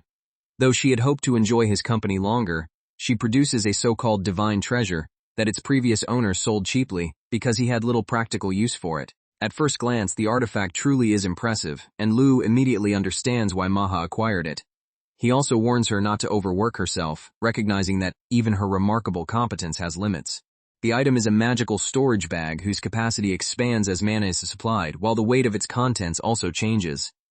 Its fatal flaw is that it requires a constant flow of mana. The instant that supply stops, everything inside bursts out, making it too risky for ordinary merchants, but ideal for Lug's research into countering other divine treasures. Maha is delighted that her purchase proves useful, and asks whether there is any other reward she can give him. She teasingly suggests a kiss, then laughs it off and proposes a late lunch instead, leaving Lou unsure how much of her flirtation was truly a joke. Alone afterward, Lou struggles to return his thoughts to work. He has a new product sample, market research, and magical experiments waiting, yet Maha's invitation continues to distract him far more than any assassination ever did. The following month passes in relentless preparation. Lou experiments with the artifact in unfamiliar leaves, while the entire group divides its time between academic study, combat training, and the final arrangements for school. At last, the Royal Knights Academy entrance examination arrives. Tart nervously presents the items Lou will need, while he looks toward the institution where he will finally encounter the hero and test how far his preparations have carried him. After a 2-hour carriage ride from the capital, the group reaches the Albanian Royal Knights Academy. Standing before the school they will attend for the next 2 years, Lou notes that the time has come to put all their training and study to the test. The entrance grounds are crowded with anxious candidates and even more anxious families. Parents shout encouragement and warnings from every direction, making it clear that a child's performance here can alter the standing of an entire noble house. Many applicants are heirs of dukes and counts who have received elite educations since childhood. The exam normally places students into classes A through C, but an exceptional Class S exists above them all, reserved only for candidates who meet the Academy's highest standard. A place in Class S marks a student as a future leader of the kingdom, so nearly everyone dreams of earning it. Louv confidently declares that he will take the top position, while Tart admits she is far less certain despite all their preparation. Their attention is briefly captured by a magnificent white horse, and the noble party arriving with it. The extravagant entrance signals that some of Alvan's most powerful families have come to compete. Lou identifies the central figure as Noezi Gefis, heir to one of the 4 great dukedoms, and the highest-ranking noble student at the academy. His polished appearance and carefully measured confidence immediately distinguish him from the crowd. Another prominent candidate comes from a militaristic noble family famed for producing knights. His swordsmanship is said to be unparalleled among students his age, confirming that the competition for Class S will not be ceremonial. A third youth needs no herald at all. His bearing and the reaction of those around him reveal that he is one of the Academy's most important figures. Lou studies each potential rival without exposing his own abilities. As elite candidates continue to gather, the atmosphere tightens around the examination hall. Every glance becomes an assessment, and every noble child understands that today's ranking will follow them for years. Lou finally spots a short, delicate-looking boy, whose timid aura reminds him nothing of the warrior Setanta. The surrounding nobles' frantic attempts to gain his favor confirm the truth. This unassuming student is Epona Rhiannon, the newly awakened hero. The exam begins in 30 minutes, leaving Luv no time to approach Epona yet.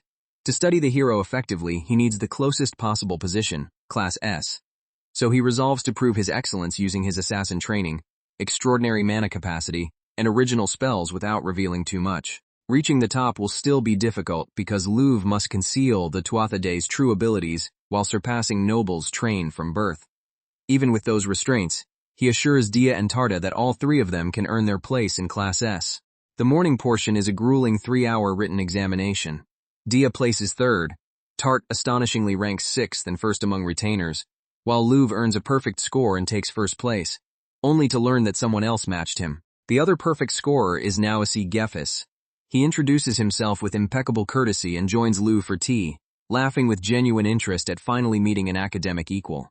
Noeasy speaks openly about the duty of powerful nobles and the need to obey the crown, though his relaxed behavior contrasts with the servants nervously presenting luxurious sweets.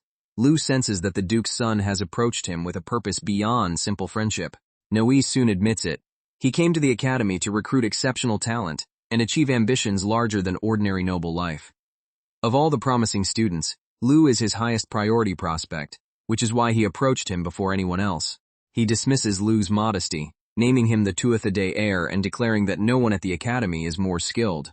Then he hints that Alvin itself must be changed before leaving Lu to consider an alliance, unaware of the assassin clan's hidden face. Tarti later receives an extravagant embroidered garment made from the finest silk, a gift worth enough money to live on for a year.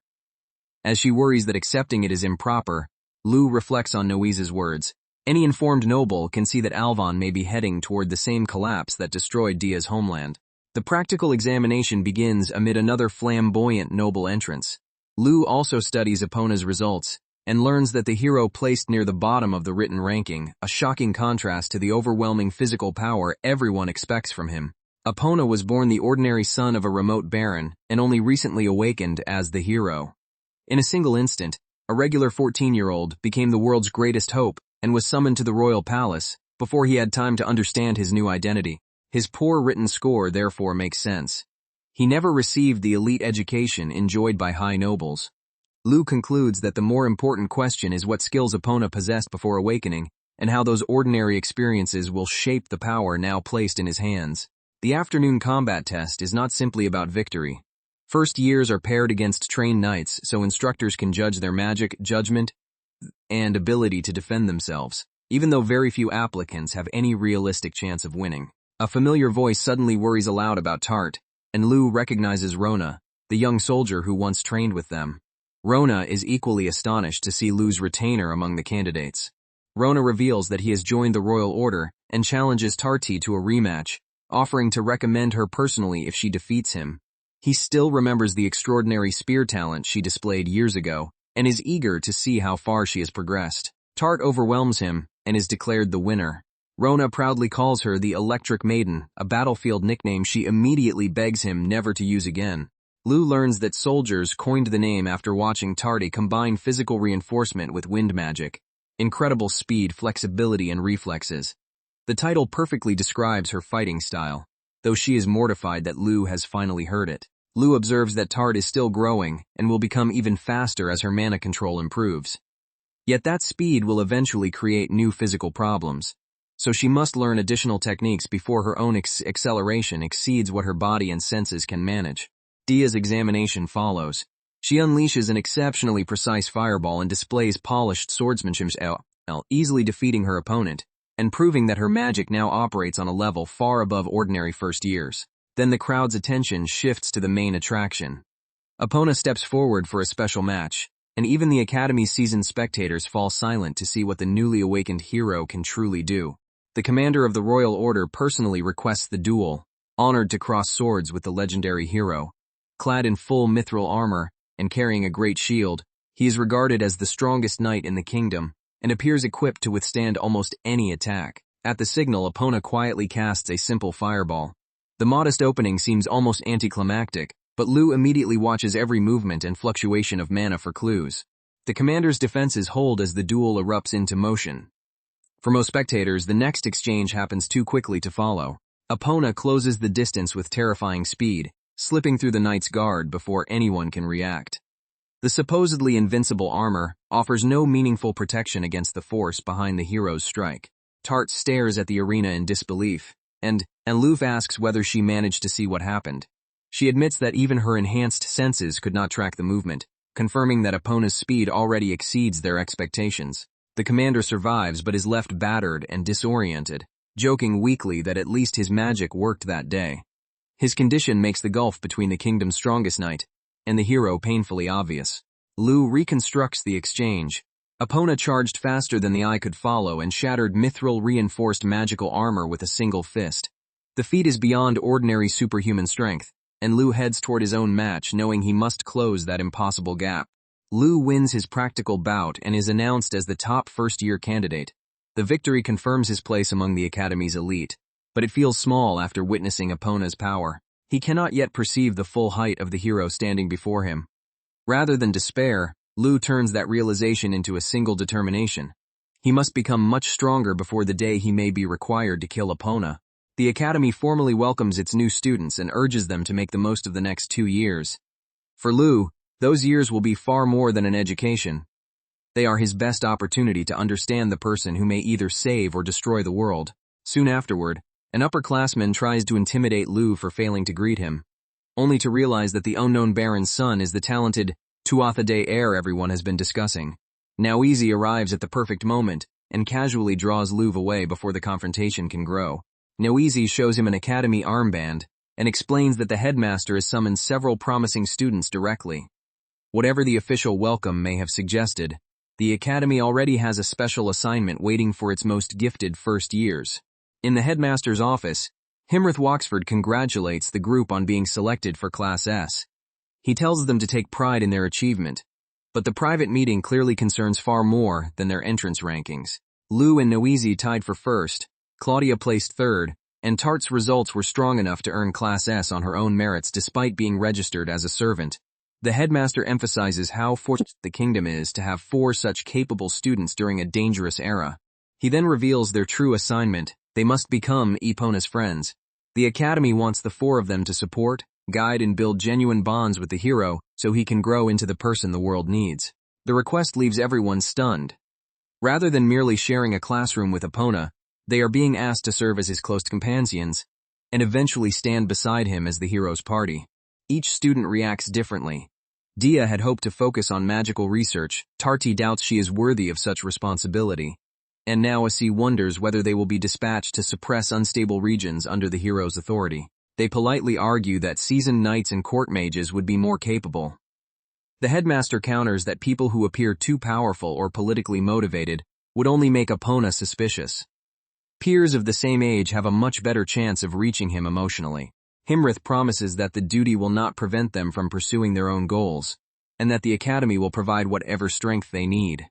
Noisy is the first to accept, offering his power to the hero despite his earlier reservations. Lu asks why Epona was not invited to this meeting if friendship is truly the objective. The headmaster laughs, recognizing that Lu has already uncovered the hidden purpose. They are not simply companions but chains, meant to bind Epona Rhiannon's heart. The hero possesses enough strength to destroy a kingdom, or the entire world, in the blink of an eye, and no army can restrain him by force. Because even the Royal Order's commander fell in one blow, the kingdom needs trusted friends whose emotional bonds can stop Epona from ever turning that power against humanity. Himrith makes it clear that this service may be even more valuable to Alvon than the hero's victories themselves. He promises an appropriate reward but refuses to accept rejection, while the students realize that leaking this conversation would carry severe consequences. Refusal was never a genuine option. The headmaster bluntly recommends silence, and Lu notes the absurdity of placing such a politically dangerous burden on 4 14-year-olds. Lu nevertheless sees the assignment as an ideal chance to study Epona with the Academy's full support. He agrees to become the friendliest possible chain, while Dia and Tart jokingly remind him that they are his sister and retainer, not servants he can casually lend to Noisy. The tense meeting ends when their homeroom teacher bursts in and orders everyone to the Class S welcome party. The students head to the dormitory dining hall, where their new classmates are already impatiently waiting. The remaining Class S members introduce themselves in a noisy rush. Amaruba Agan, Finn MacCool, Roma Zolak, Krutalis Belruk, and their accompanying servants including Beryl. Their personalities range from boisterous friendliness to open rivalry, immediately giving the elite class a chaotic atmosphere. Belric declares that he, Louv and Naoizi should naturally become friends because they stand at the top of the class, though others scold his rude introduction. Louv notices that academy life judges students more by ability than noble rank, and that Belric already views him as a rival, even though Louv has no interest in competing for prestige. At the welcome party, Louv finally approaches Epona directly and introduces himself as the head of Class S. The hero responds with a shy but sincere greeting, giving Louv his first chance to study the target at conversational distance. Louv realizes that meeting here is far better than forcing contact during the crowded entrance exam. His name and ranking now give Epona a clear reason to remember him, allowing the assassin to establish exactly the first impression he wanted. Epona admits that he is poor at academics and asks Louv to help him study. As they speak, Louv confirms the intelligence reports. The hero grew up in an agricultural domain, has the build of a farm laborer, and apparently received almost no formal combat education. That background explains Epona's awkwardness. People who become extraordinarily powerful without learning how to lead, negotiate, or judge others often alienate everyone around them. Louv begins assessing whether the hero's greatest future danger may come from isolation rather than cruelty. Epona then asks Louv to teach him how to study, treating him as an equal instead of a subordinate. Louv gladly agrees, recognizing that this innocent request opens the door to the close relationship the Academy wants him to create. Naosi joins them and reminds Louv that, as class head, he must make a strong impression on everyone. Epona is visibly impressed that the son of a minor baron achieved so much, while Louv carefully maintains the humble image he has chosen. Louv tells Epona that birth does not decide a person's worth. The hero is moved by his maturity, courage, and strength, and their first conversation begins turning official classmates into genuine acquaintances. For a moment, Louv wonders whether Epona's straightforward friendliness might break through his calculations more easily than expected. The hero is far less arrogant or threatening than the monster of power described in official reports. Still, Louv does not lower his guard. Naoizi has ambitions of his own. Epona's future remains uncertain, and the goddess warned that the hero may lose control after defeating the Demon King. Every friendship formed here could later become either a safeguard or a weapon. Their homeroom teacher soon announces mock battles for combat practice, and immediately pairs the class's two greatest attractions, Louv Tuatha Dé against Epona Rhiannon. For Louv, it is the most efficient possible opportunity to observe the hero's abilities firsthand. The class erupts with excitement as the two boys enter the training ground. Louv knows that surviving the match without exposing his own secrets will be every bit as important as winning it. Blunted weapons are provided, but students may use any spells or magical tools they choose. Finn McCool watches closely, eager to learn from a clash between the Academy's top-ranked student and the legendary hero. Epona cheerfully asks for a good match and chooses to fight barehanded, claiming he would only break a weapon. Louv draws a knife, the tool he handles most naturally, while noting that even this casual decision reveals the hero's confidence in his body. Louv also realizes that a knife is dangerous information. Anyone studying him may guess that he specializes in close-range killing. Yet against Epona, using an unfamiliar weapon would leave him with no chance at all. Before the duel begins, Louv forces his physical reinforcement far beyond safe limits and uses rapid recovery to heal the damage as it occurs. Even with the Tuatha Dé eyes, this painful state is the minimum required merely to follow Epona's shadow. The signal sounds and Epona explodes forward. Their first exchange is so fast that the watching students see little more than displaced air and flashes of motion. When the two separate, the spectators can barely understand what happened. Even Finn, one of the class's sharpest fighters, needs a moment to reconstruct the attack. Finn explains that Epona charged with a left punch, but Louv reacted at the final instant and placed his knife directly in the attack's path. The timing was outrageously precise, turning the hero's own momentum against him. Epona evades the blade without suffering a scratch and praises Louv for predicting him. Louv is equally alarmed. A knife strike that should have inflicted devastating damage failed to touch the hero at all. Epona attacks again, forcing Louv into a relentless sequence of evasions. Every movement demands perfect concentration, because a single clean hit could end the duel, and possibly Louv's life. The hero becomes frustrated that the slower Louv continues slipping past every blow. Louv, meanwhile, has no room to celebrate. He must focus completely just to avoid an opponent whose raw speed exceeds his own. Although Epona has not touched him once, Louv is already exhausted. Rapid recovery can mend torn muscles, but it cannot restore concentration or erase mental fatigue. and maintaining this pace feels as though it is shaving years from his life. Lu survives by reading more than muscle movement. Experienced fighters reveal their intentions through breathing, balance, gaze, and rhythm, allowing him to predict attacks before Epona consciously commits to them. Epona's technique is still amateurish, relying on straightforward power instead of deception. That lack of refinement gives Lu the narrow openings he needs to remain in the fight. As frustration builds, Epona becomes even easier to read and falls back on his most reliable attack, a direct punch. This time Lu moves before the hero's preparatory motion even begins. Lu deliberately corners Epona and manipulates him into using the predictable strike. The hero's overwhelming body conceals a major weakness. His combat decisions are still simple enough for a master assassin to control. Lu finally lands a clean hit, but the force of Epona's counter sends him flying out of the ring. By the match results, however, the first successful strike decides the duel, giving Lu an astonishing technical victory. The class explodes in disbelief and praise. Tarte celebrates. Naoise congratulates his friend, and Finn admits he cannot even understand how the counter was achieved. Despite Epona's monstrous power, Lu has become the first student to defeat him. Naoise is more convinced than ever that Lu and Epona belong at his side, claiming the three of them could accomplish anything together. Finn immediately rejects the assumption that he has agreed to serve Naoise, turning the grand declaration into another noisy argument. The victory cost Lu dearly. His left arm is broken, his body is covered in bruises, and he is utterly spent, while Epona remains unharmed. Yet the hero is delighted rather than angry and eagerly asks to fight him again, revealing an unexpected love of challenging combat. Epona explains that people always hold back because he is the hero, leaving him unable to train properly. He promised someone named Mariel that he would grow stronger, and he fears that without real practice, a monster more powerful than him could someday defeat him. Lu realizes that Epona does not enjoy violence for its own sake. He feels a crushing duty to improve, and his promise to Mariel is a major source of motivation. He agrees to spar again, knowing that helping Epona is dangerous but will make Lu indispensable in the hero's life. Epona happily declares Lu his primary training partner, though the other students also want opportunities to face the hero.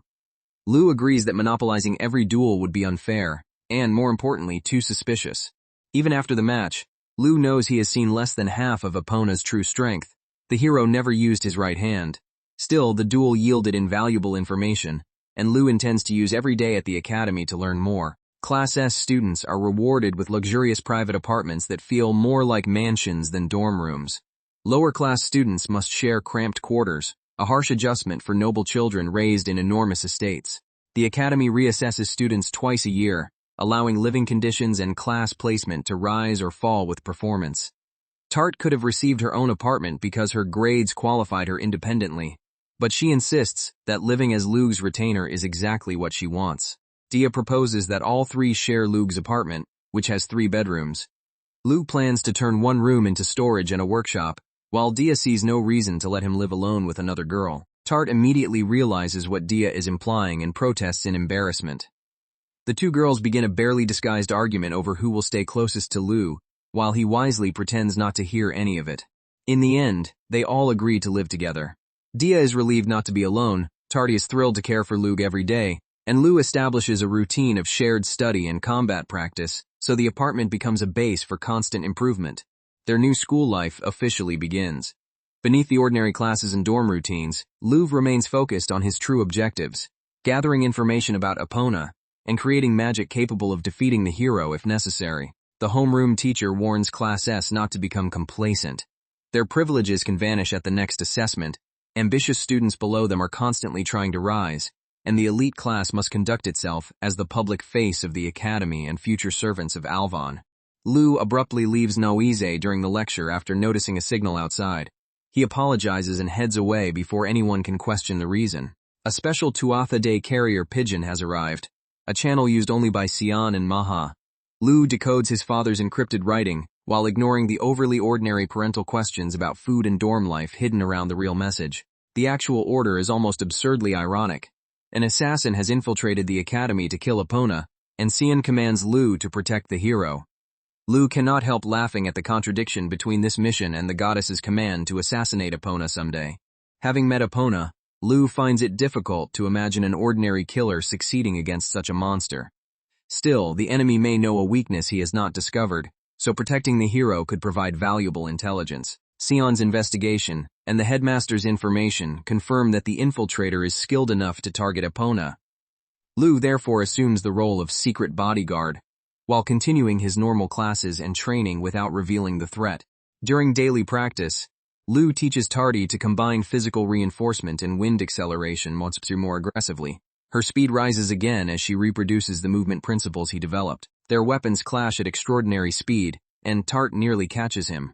Lu praises the progress while relying on his superior eyes to keep pace. Tart's body can now move faster than her perception can safely process. Believing the Tuatha De eyes are the only way to break that limit, she asks Lu to perform the secret transplant surgery, but he refuses because one mistake would leave her permanently blind. The procedure is among the clan's most closely guarded techniques, and Lu lacks practical experience. Even though Tart accepts the danger and responsibility, he privately acknowledges another grim condition. If she ever betrayed the secret, he himself would be required to silence her. Elsewhere in the dorm, Kranta shares her expertly made sweets with the other servants. The simple exchange reveals how quickly bonds are forming among the retainers, even as each struggles under the expectations of an elite master. Tarty continues mana control training, attempting to hold a perfectly clear image while shaping mana like liquid. The exercise sounds simple but requires her to empty her mind of every stray thought, making it one of the hardest disciplines she has faced. Kranta is harshly dismissed after making another mistake for Roma, leaving her convinced that she is useless. Tart recognizes the pain immediately, because she too once feared that every failure made her a burden to the person she wanted to serve. Tart confides that Lu can also be strict, but his vulnerable moments make her want to work even harder for him. She accidentally describes his sleeping face as adorable, then desperately asks Kranta not to repeat the comment where he might hear it. Kranta asks whether Lu is gentle with Tart, and the answer comes without hesitation. To Tart, he is not merely a kind master but the center of her life. Though she becomes too flustered to explain the feeling clearly, her insecurity remains. Is she truly necessary to Lu, and has she ever given him anything equal to what he gave her? When Lu notices something is wrong, Tart realizes that avoiding the eye surgery question will not quiet those doubts. Tart returns to him and demands that they continue the discussion. Whatever the outcome, she is willing to accept the risk because she wants to offer every part of herself in service to him. Epona overhears enough to recognize the emotion behind her request, even without understanding the medical details. He urges Lu to consider Tarte's feelings, and Lu finally agrees to proceed after preparing as thoroughly as possible.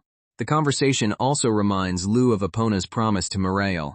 He invites the hero to practice studying after school, offering help with the long incantations Epona struggles to read while quietly planning to learn more about that mysterious person. At the same time, Lu detects a faint hidden presence near the school. Whoever is watching has mastered an assassin's fundamentals and is probably someone who can move naturally through campus, a student, teacher, or staff member. Instead of searching blindly, Lu decides to bait the killer. Over several days, he deliberately behaves like Epona's obvious bodyguard, making sure any careful observer will recognize him as the greatest obstacle to the assassination. He begins the second stage by loudly declining Epona's invitation after school, and asking Newizi to help instead. The performance makes it appear that Epona will be isolated, while Dia complains that Lu should at least learn to make his lies sound less suspicious. Lu knows the assassin may have overheard the staged conversation, and waits to see whether the bait is taken. To everyone else, he merely looks as though he is going fishing for a few days. Epona, meanwhile, feels lonely because Lu is absent, and Dia has buried herself in the library. Other classmates invite him to lunch, slowly giving the socially awkward hero connections beyond the small circle assigned to watch him. Dia eventually joins the group after making Epona answer a study question. Although she pretends the invitation is troublesome, she keeps her word and helps turn the lunch into another ordinary moment of friendship. Lu returns carrying carefully prepared lunchboxes, and everyone gathers around the food. Beneath the relaxed scene, he watches for the smallest sign that the assassin has entered the trap. The infiltrator did come, and unknowingly touched a nearly invisible gray-white powder Lu planted. The Tuatha De substance adheres at a microscopic level and cannot be removed simply with water, making it ideal for marking a cautious target. To ordinary eyes, the powder is invisible, but through the Tuatha De eyes it glows bright blue. Rather than searching every student, Lu has forced the hidden enemy to expose himself. The assassin believes he has outmaneuvered the academy, dislocating his joints to slip through a narrow window while keeping his final trick concealed. He has no idea that every step has unfolded exactly as Lu intended. Lu appears behind him and calmly announces that he knew from the beginning. The hunter freezes as the supposed obstacle reveals that he was the one laying the trap. Lu explains the psychological weakness he exploited. People doubt warnings from others, but trust discoveries they believe they made themselves. By letting the infiltrator discover the opportunity, Lu ensured he would act with confidence and abandon caution. The Academy had already suspected the man and allowed him freedom, so he would reveal his methods and contacts. A mere punishment might have been possible, but the infiltrator murdered another assassin while advancing the plot, eliminating any chance of mercy. Lu tells the killer that he cannot overlook the murder of a fellow professional. The operation has therefore changed from capture and questioning into a controlled execution. The assassin is subdued before he can escape or reach Epona. The silent room becomes the stage for Lu's interrogation, hidden far from the ordinary school day continuing outside. Lu reconstructs the enemy's plan. He enrolled solely to gain access to the academy and spent months preparing a route above Epona's bedroom, where he intended to attack from the ceiling at the perfect moment. The infiltrator could have qualified for Class S but deliberately entered a lower class. A private room in distance from the hero allowed him to avoid scrutiny. The traditional hired killer approach, opposite Lu's strategy of staying as close to Epona as possible. Despite that careful preparation, the killer took Lu's bait and walked directly into the trap. Lu notes that the readiness with which he seized the opportunity exposed a fatal lack of restraint.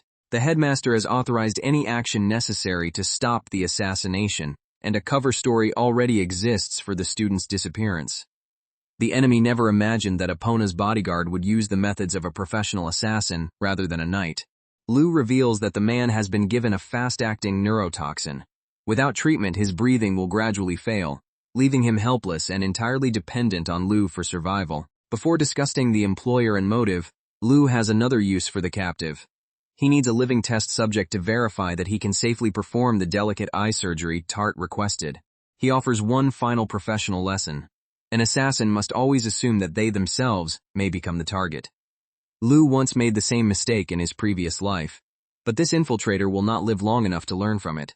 While Lu prepares, Dia develops new magic by altering the ratio of wind and earth. She is delighted with the result, and immediately begins searching for an even more surprising invention to show him. Another student, Beryl, notices Claudia Tuatha Day and begins quietly investigating the mysterious girl. Dia's effortless power has attracted exactly the sort of attention her false identity was meant to avoid. Official records describe Claudia as an ordinary distant relative returned to the Tuatha Day estate. Yet the practical exam showed enormous mana, powerful spells, and refined incantation technique. Beryl finds too many contradictions for the story to be believable. A talent of that magnitude should have been famous long before enrollment. Unable to identify Claudia from a distance, Beryl conjures a crystal viewing sphere to study her more closely and confirm a growing suspicion. Beryl remembers a magical conference in the Soigilian kingdom 7 years earlier. At only 7 years old, she had been invited as a celebrated prodigy and had already decided to devote her entire life to magic. At that conference, priests introduced her to an even younger girl who had mastered an astonishing number of spells. Scholars called the child the incarnation of fire and earth, and Beryl hoped she had finally found a peer. The meeting quickly became humiliating. The other girl casually read obsolete scripts, complained that the conference was boring, and dismissed supposedly arcane texts because she had already memorized every spell they contained. When told that her young body lacked the mana to cast those spells, the girl merely said she would use them when she grew older. Beryl was terrified by someone who treated memorization as trivial and called the lifelong study of magic dull. Now, watching Claudia's movements and magical habits through the crystal, Beryl recognizes that same impossible genius. The missing prodigy was Dia Viaconi of Soigil. Rumors say the Viaconi territory was destroyed and its people scattered, while the noble house's daughter vanished. Beryl concludes that Dia survived under a false name and decides to expose the truth behind Claudia Tuatha Day. When Beryl approaches, Dia cheerfully greets her as a classmate. Dia can already sense the buildup of a long incantation and realizes that the investigation has become more dangerous than casual curiosity. Beryl catches Dia experimenting with a new spell, but Dia quickly calls it a secret and slips away. At the same time, she remembers Epona's difficulty with long incantations and begins seeing another possible application for her research. Lu later dismisses Beryl as no immediate threat and calls Dia a simple magic enthusiast. Dia accepts the cover, though both understand that the suspicious classmate cannot be ignored forever. Naoise continues recruiting classmates for his future ambitions, welcoming Finn and another capable follower. Lu judges Naoise a more significant long-term threat than Beryl, because the Duke's son remains determined to gather power and eventually lead the class, and perhaps the kingdom. The day of Tart's operation arrives, and an eye patch waits beside her. Despite all her earlier determination, she cannot completely hide her nervousness as Lu prepares the surgical tools. Lu reports what he learned from the captured assassin. A royalist noble faction hired the killer to remove Epona and eliminate the political advantage the hero gives the crown. The plot has been contained, and the prisoner's body also provided the practice Lu needed for the surgery. Maha wishes Tarte luck, while Lu begins the delicate procedure. He warns that the transplanted site will be painfully bright at first, and refuses to accept even the slightest chance that Tarte could lose her vision forever. The operation succeeds. Lu tells Tarte to open her eyes slowly, allowing the unfamiliar sensory power to awaken without overwhelming her. He tests each eye separately by asking what sits on a distant tree branch. Tarte first identifies the tree with ordinary sight, then pours mana into the new eye, and suddenly sees the branch and tiny animals far beyond normal range, confirming that the Tuatha Dé vision now belongs to her. As Tarte increases the mana flowing into her new eye, the world opens far beyond ordinary sight. She can distinguish distant birds, a squirrel, and even a long-horned beetle, then begins seeing the natural mana that fills the air and makes Lu and Dia appear to glow. Overwhelmed, Tarte whispers that she never knew the world could look so beautiful. She realizes this luminous landscape is what Lu has always seen, while Dia, unable to perceive it herself, can only marvel at their descriptions. Lu warns that the flood of visual information will place a heavy burden on Tarte's brain and body, so combat training begins the next day. At the same time, Dia explains compact chants, shortened incantations designed to let a caster use magic without standing helpless through a long formula. Dia has only compressed simple spells so far, but she plans to convert as many formulas as possible. Her breakthrough could allow near-instant casting, and may even become the foundation of a new trump card against Epona, once again proving her genius indispensable to Lu. During an outdoor lesson, a Maruba demonstrates a bizarre tree that rides the wind while carrying a boulder. Its leaves act like wings and draw on atmospheric mana to glide, but Lu senses that something about the surrounding forest is wrong. Amaruba reveals that plants are his true specialty, because his family's domain is poor, dry, and nearly barren. As the eldest of many siblings, he came to the academy hoping to improve harvests and rescue both his family and their suffering people. His research focuses on seeds that grow rapidly with little water or nutrition. Although the work is promising, funding is scarce, so Luv offers the support of House Tuatha Dé and sees a chance to help an honest classmate while gaining valuable agricultural technology. Amiruba gratefully accepts and promises to show his results. Because the Tuatha Dé domain produces large quantities of soybeans, the improved crops could also expand natural use moisturizer production, making the investment beneficial to everyone involved. Belric watches Amaruba and Lu speak with growing insecurity. Surrounded by classmates conducting groundbreaking research or already managing noble houses, he admits that he feels like the failure of the distinguished Crudalis family despite barely reaching Class S. Before anyone can respond, a stone creature suddenly attacks. The group scatters as the monster crashes into the training area, turning an ordinary lesson into a real emergency. Lu identifies the creature as a monster, an organism with powerful mana and abnormal physical strength. Monsters differ wildly in form, but are all believed to originate from higher beings known as demons, and he orders the others to stay back while he handles it. Although Lu has never seen a demon, the monster's presence suggests one may have appeared nearby. The increasing monster incidence may therefore signal that the first demons of this era have already emerged. The defeated gargoyle was born from stone saturated with mana, and its material came from the mountain's upper reaches. Lu wonders what is happening deep within the continent, and how the hero's awakening may be altering the world's balance. 2 months later, classes end early for the academy market, a special event held because ordinary students cannot afford the royal capital's expensive entertainment. Vendors gather on campus so even lesser nobles can shop, relax, and enjoy goods normally reserved for the wealthy. Famous merchants from across Alvon, and even abroad, sell products at normal store prices, making the market enormously popular. Dia is especially excited for Natryu's new moisturizer, while the others tease Lu for being far more interested in business than in shopping. A private source has also brought Lu unusual information concerning the hero, but he postpones the serious discussion as the group enters the bustling market. Epona is amazed by the number of famous stalls, though Dia is absent because she is busy making something. Lu explains why leading companies attend. Students become future aristocratic customers, and word of mouth spreads rapidly through noble families. The market is less about one day's sales than building lasting connections across high society. Maha is coming to represent Natural You, and both Dia and Tarte immediately want to accompany Lu. Neither girl is eager to leave him alone with the beautiful merchant, though they disguise the jealousy as simple curiosity. On the way, the group admires rare fabrics, including translucent pink cloth and an extraordinary sky blue dye. The market's craftsmanship demonstrates why students have been waiting so eagerly for the event. Natural You's temporary store already has a massive line on its first day. Luv notes that the crowd is an excellent sign for Maha's latest launch. Just before she appears, greets him as handsome, and takes control of his attention. Maha boldly invites Lu on a date, and he accepts. The two leave the crowded stall and head toward a nearby cafe for sweets, abandoning any pretense that this is only a business meeting. Maha has dressed specifically for their long-awaited student romance rendezvous. Lu finds the phrase ridiculous, but her outfit and delighted expression make it clear how seriously she treasures the rare time alone with him. At the cafe, Maha evaluates the tea and immediately discusses plans to open her own chain. She is already training talented children to manage future stores. Grateful that Luv never demanded she abandon personal feelings or the people she wanted to protect in order to succeed. A huge lover's parfait arrives with an absurdly long spoon designed for couples to feed one another. Maha insists they cannot visit the cafe and skip its most famous item, leaving Luv to confront a situation far more embarrassing than any battlefield. When Lu hesitates, Maha reminds him how hard she worked to create time away from her duties as Natural You's proxy representative. She deserves this single indulgence, and her mock outrage makes refusal nearly impossible. Lu gives in and feeds her, discovering that the gesture is even more embarrassing than expected. Once Maha is satisfied, she seals their table with wind magic and turns to the real reason for the meeting. Two pieces of highly sensitive information about Epona. The first secret is that Epona is actually a girl living publicly as a boy.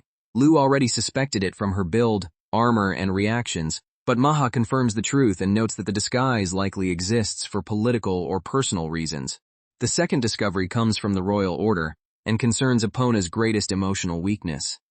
Maha sees that Lu has already begun forming a theory, but she waits until their date has properly concluded before letting the conversation become entirely strategic. Maha admits that, like Tart, she lives to serve Lu. Yet she also genuinely wants more time beside him. She once dreamed of attending school with him, but helping from Miltu gives her greater satisfaction than abandoning the work only she can do. Though jealous of Dia and Tarte, Maha says she has no regrets. She simply asks Luv to remember the favor and promises to collect repayment the next time they meet, confident now that he will indulge her at least this much. After leaving the market, Lu guides Epona away from the academy toward a quieter destination. The cheerful atmosphere fades as their path leads to a cemetery outside the royal capital. Lu explains that the graves belong to knights who served in the capital, buried outside the city, because aristocrats opposed constructing a cemetery within it. Epona reveals that she has come to visit a woman from the royal order who was once her dear friend. The flowers on the grave are the same sky blue color as a dress Epona remembers, a dye made only in the woman's hometown. When Luv mentions the flowers and their origin, Epona abruptly realizes he knows far more about Marie than a stranger should. The coincidence was engineered. Using documents gathered by Maha, Luv selected the place, flowers, and words most likely to open Epona's heart. He intends to manipulate her grief, gain her trust, and reach the emotions hidden beneath the hero's public role. Lu reveals that he was a friend of Maril and knows the truth about her death. Epona immediately apologizes, saying that what happened to Maril was her fault. Epona says she was once a powerless child without mana whom no one relied upon. When monsters attacked her domain, the hero's power suddenly awakened inside her, transforming the village weakling into an uncontrollable force. The royal order arrived afterward, led by Mireille, who became Epona's instructor and took her to the capital. Mireille praised her, taught her to become strong, and treated her like a younger sister rather than a weapon. Epona remembers Mireille's warmth, and the way she always reached out a hand. For the first time since the tragedy, the hero speaks freely about how much that companionship meant. Every victory and word of praise made Epona feel that her new life was finally going well. She grew stronger, smarter, and increasingly dependent on the older knight who had given her purpose. Then another massive monster attack came. As the fighting intensified, Epona's power and bloodlust surged beyond control, and she slaughtered everything around her while the royal order struggled to keep up. When her vision finally cleared, no monsters remained, but neither could she immediately find Morel. Epona's joy collapsed into terror as she searched the ruined battlefield for the person most important to her. The memory becomes too painful for words. Epona relives the moment she found Morel among the devastation, and the silence between her and Louvre grows heavier than any confession. Epona had struck Morel accidentally while attacking a monster. A normal human had been placed beside someone with godlike strength, like a bomb that could explode at any moment, and Epona has carried the guilt ever since. Covered in blood and growing cold, Morel did not curse her killer. Her final words thanked Epona for defeating the monsters and saving so many lives. Even as the hero begged for any accusation that might have been easier to bear, Muriel's last request was that Epona protect Alvin in her place. The promise became the chain holding the traumatized hero to her duty. Lou understands the contradiction. Muriel knew that guilt might make Epona abandon battle forever, so she used her dying breath to keep the hero on the path of service. The noble intention saved the kingdom, but it also turned Epona's grief into a lifelong curse. Epona asks whether Lou fears or hates her for killing Muriel. She warns that anyone who stays nearby may die as well, yet Lou meets her eyes and sees not a monster, but a frightened girl struggling to honor her friend's final wish. Lou realizes why Epona was so happy to find a sparring partner who would not break. She trains obsessively because she cannot bear the thought of losing control and killing another person she loves. He tells Epona that Morel's friend has no right to condemn her when Morel herself offered thanks. Lou promises to support that final wish, train with Epona as much as needed, and stop her personally if bloodlust ever takes over again. Epona asks whether she can truly trust him with that burden. After seeing Lou survive her strength, she finally gathers the courage to voice the question she has feared asking anyone. With visible hesitation, Epona asks Lou to become her friend. Beneath the title of hero and the terrifying power, she admits how desperately lonely she has been. She does not want to lose another person like Morel. The simple request carries all the fear, guilt, and longing she has hidden since the battlefield tragedy. Lou accepts. Although their relationship began with calculated lies and the deliberate use of Muriel's name, Epona's honest confession awakens genuine compassion in him.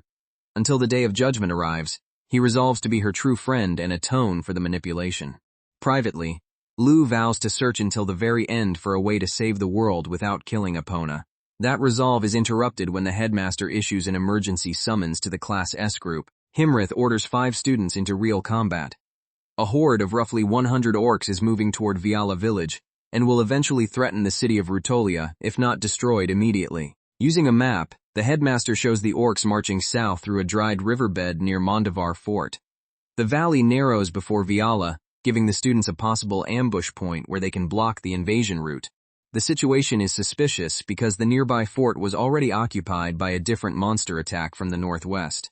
According to reports, the orc horde simply appeared beyond the garrison's attention, suggesting that the wave of monsters is becoming more coordinated or unnatural. Lou questions the reliability of the intelligence and asks why newly enrolled students with little military training are being used.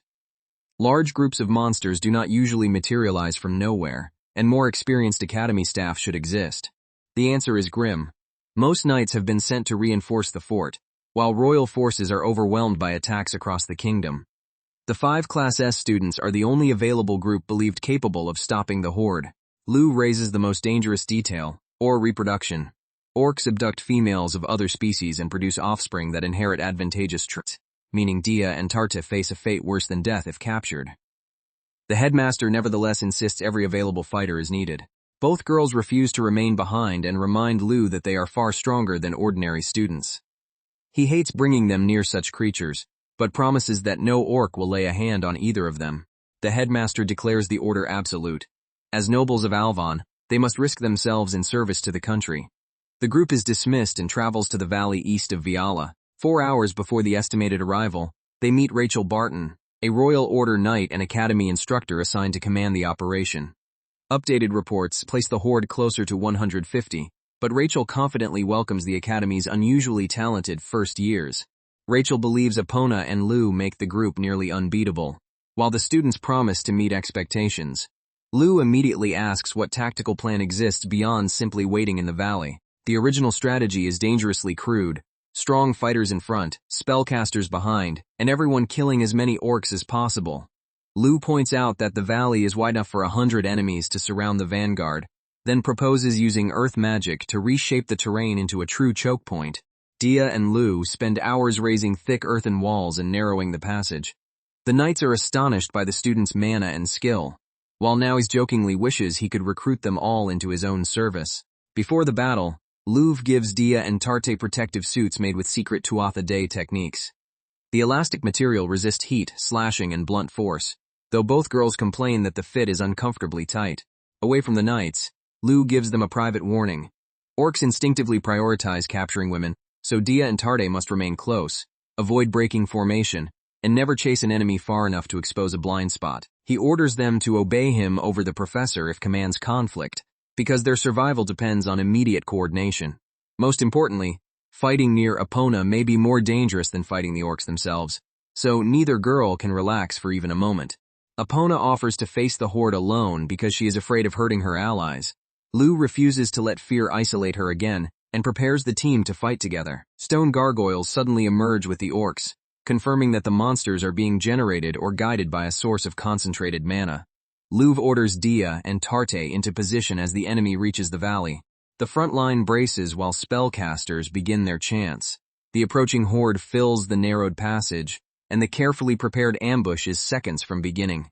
Archers release the first volley into the packed formation below. The confined terrain prevents the orcs from spreading out, allowing every arrow and spell to strike with maximum effect. The dark green giants advance through the barrage, thick bodies protecting them from ordinary attacks. Luv confirms that these brutal creatures truly are orcs, and signals Dia to begin the heavier bombardment. Dia unleashes blazing magic into the choke point, turning the front ranks into a wall of fire. Lu coordinates the attack so the horde is burned, buried, and forced into an ever narrower killing zone. The orcs roar and charge through the flames. Even wounded, they continue forward with enough strength to crush an ordinary soldier in a single blow. Lu and the vanguard meet them head-on. Steel, magic, and reinforced bodies collide as the first surviving monsters break through the bombardment. The fighting becomes a blur of close-range strikes. The students maintain formation and cut down each orc that reaches the front, exactly as Luv planned. More enemies pour from the forest, yet the earthen walls hold. The defenders are forced into a relentless rhythm with no chance to rest. Epona, Noise, and Tart can each handle 1 or 2 orcs at a time, while Dia and Lu continue burning the choke point. The plan works, but the endless pressure promises an exhausting battle. After more than 30 minutes, they have killed over 100 orcs. Yet scouts report constant reinforcements from the forest. Dia is nearly out of mana after hours of construction and combat, and the horde shows no sign of shrinking. An orc breaks through and strikes amid the chaos. The formation wavers as fatigue begins turning small mistakes into life-threatening openings. The defenders recover, but every movement is slower than before. The valley that began as a perfect trap is becoming a prison for both sides. Tart throws herself back into the front line, using her new eyes and speed to intercept attacks that would otherwise reach the exhausted spellcasters. Lu orders her to fall back when her body begins failing, but Tart insists she can continue. She refuses to become the reason he must abandon the formation. Tarty is still adapting to the burden of her transplanted eyes and pushes far beyond her limit. At the same time, Dia has no mana left, so Luv prepares an emergency method to restore her while struggling to protect both girls. He activates an original spell that connects his mana wavelength to Dia's and uses their lips as the contact point. The intimate-looking technique is not romance, but a highly efficient emergency transfer. Mana flows from Luv into Dia, reviving her exhausted magical circuits. Around them, the battle continues while Tart desperately holds the front. The story briefly returns to Tart's childhood, when Lu found an old portrait and teased his mother for wanting to preserve how cute she looked at that age. The memory marks the beginning of Tarte's deeper training under him. Even as a child, Tarty had been clever, magically talented, and endlessly observant. She searched fields for 4-leaf clovers because traveling minstrels said they brought good luck. Lu listened patiently as she explained the superstition, then told her it was time to leave. Though she never found a lucky clover, the ordinary moment became one of the gentle memories anchoring her loyalty. Her assassin education soon became harsher. Luv taught her to cut apart a corpse correctly, and Tart followed every instruction with the discipline of a fast learner. Death did not shock her as it would most children. Poverty in her village had made suicide and murder familiar. Under Lu's guidance, she learned to seal remains with earth magic and incinerate them instantly with fire, then ask Dia to help improve her mana control. Lu warned that his training would be severe and that she would be expected to endure it to the end. Tart accepted joyfully because becoming useful to him mattered more than comfort. Years later, Lu asks whether she ever found that four-leaf clover. She admits she never did, even after continuing to search whenever she had the chance. Lu reveals that he made an artificial four-leaf clover for her, knowing how badly she wanted one. Tarte is touched but also understands his lesson. Manufactured luck has little meaning compared with the effort that led her this far. Before another mission, Tart watches Lu leave and asks him to return safely. The memory of those departures explains why she now refuses to stand back while he is in danger. Back in the present, Maha finds Tardy unconscious from overexertion and scolds her for pushing too hard. Tardy cannot hide anything from the girl who understands devotion to Lu as deeply as she does. Maha says Lu has always been stubborn and is now away visiting Dia, while Tardy's condition continues to worry everyone. The rivalry between the girls disappears beneath genuine concern. Lu confirms that Tardy is suffering from mana deficiency and extreme fatigue but will recover with rest. He could not have saved Dia without her holding the line, and Tart wakes relieved that she was truly able to help him when it mattered. As Tart rests, Maha recognizes that devotion alone is not enough. Both of them still want to understand Lu as a person. Tart silently wonders what he truly desires, and whether she can ever give him something he wants for himself. The memory ends with Lu calling Tart's name on the battlefield. She forces her eyes open, hearing the voice that has always pulled her forward. Despite her exhaustion, Tart tries to rise and return to the fight. Lu checks her injuries and tells her this is no longer the time to prove herself through sheer endurance. Epona moves to the front so the collapsing vanguard can survive, while Lu questions why the royal order has still not arrived. Leaving students to hold the line this long makes the entire operation feel increasingly suspicious. The orcs deliberately strike the earthen walls until part of the choke point collapses. They are far more intelligent than expected, and the widened passage allows too many enemies through at once, forcing Lu to stop holding back. Before he can act, Epona steps forward. Her patience is gone, and the hero finally releases the power everyone has been trying to keep contained. A single attack tears through the horde with overwhelming force.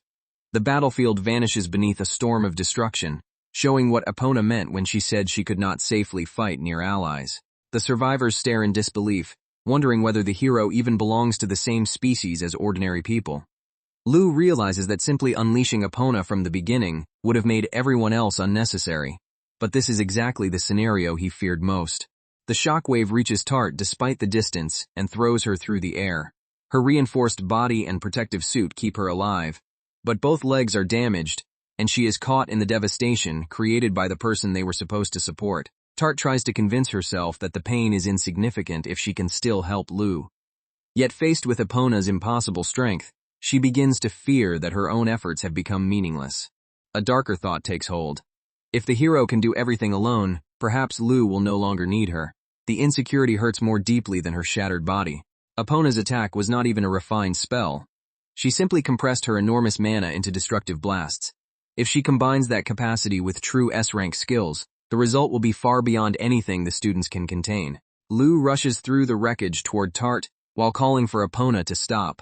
The battlefield has already crossed the line between victory and catastrophe. Still consumed by rage, Epona looks over the remaining orcs and contemptuously asks how they liked the attack. The gentle classmate Lu befriended is almost unrecognizable beneath the hero's bloodlust. The chapter turns from the destroyed valley to the immediate aftermath. What should have been the students' first triumphant mission has instead exposed the danger hidden inside their strongest ally. Tart lies unconscious with a badly injured left leg, though most of the blood covering her belongs to the orcs. A last-second wind barrier saved her from fatal damage, proving her skill even while showing how close she came to death. When Epona moves to attack again, Lu steps directly into her path and orders her to stop. He refuses to let the hero's rampage claim another friend. Epona lashes out, and even after pouring all his mana into defense, Lu is thrown aside with multiple injuries. Rapid recovery will heal him, but the strike confirms that calming her by force is nearly impossible. The royal order finally arrives as the remaining orcs begin withdrawing. Encouraged by the hero's apparent victory, the knights charge forward to finish the survivors. After another 15 minutes, the battle ends with 318 orcs killed and only limited casualties among the defenders. Lu remains uneasy, however.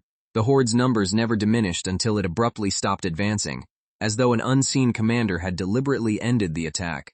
Amaruba's experimental medicine stabilizes Tart, and should restore her leg completely within 6 months.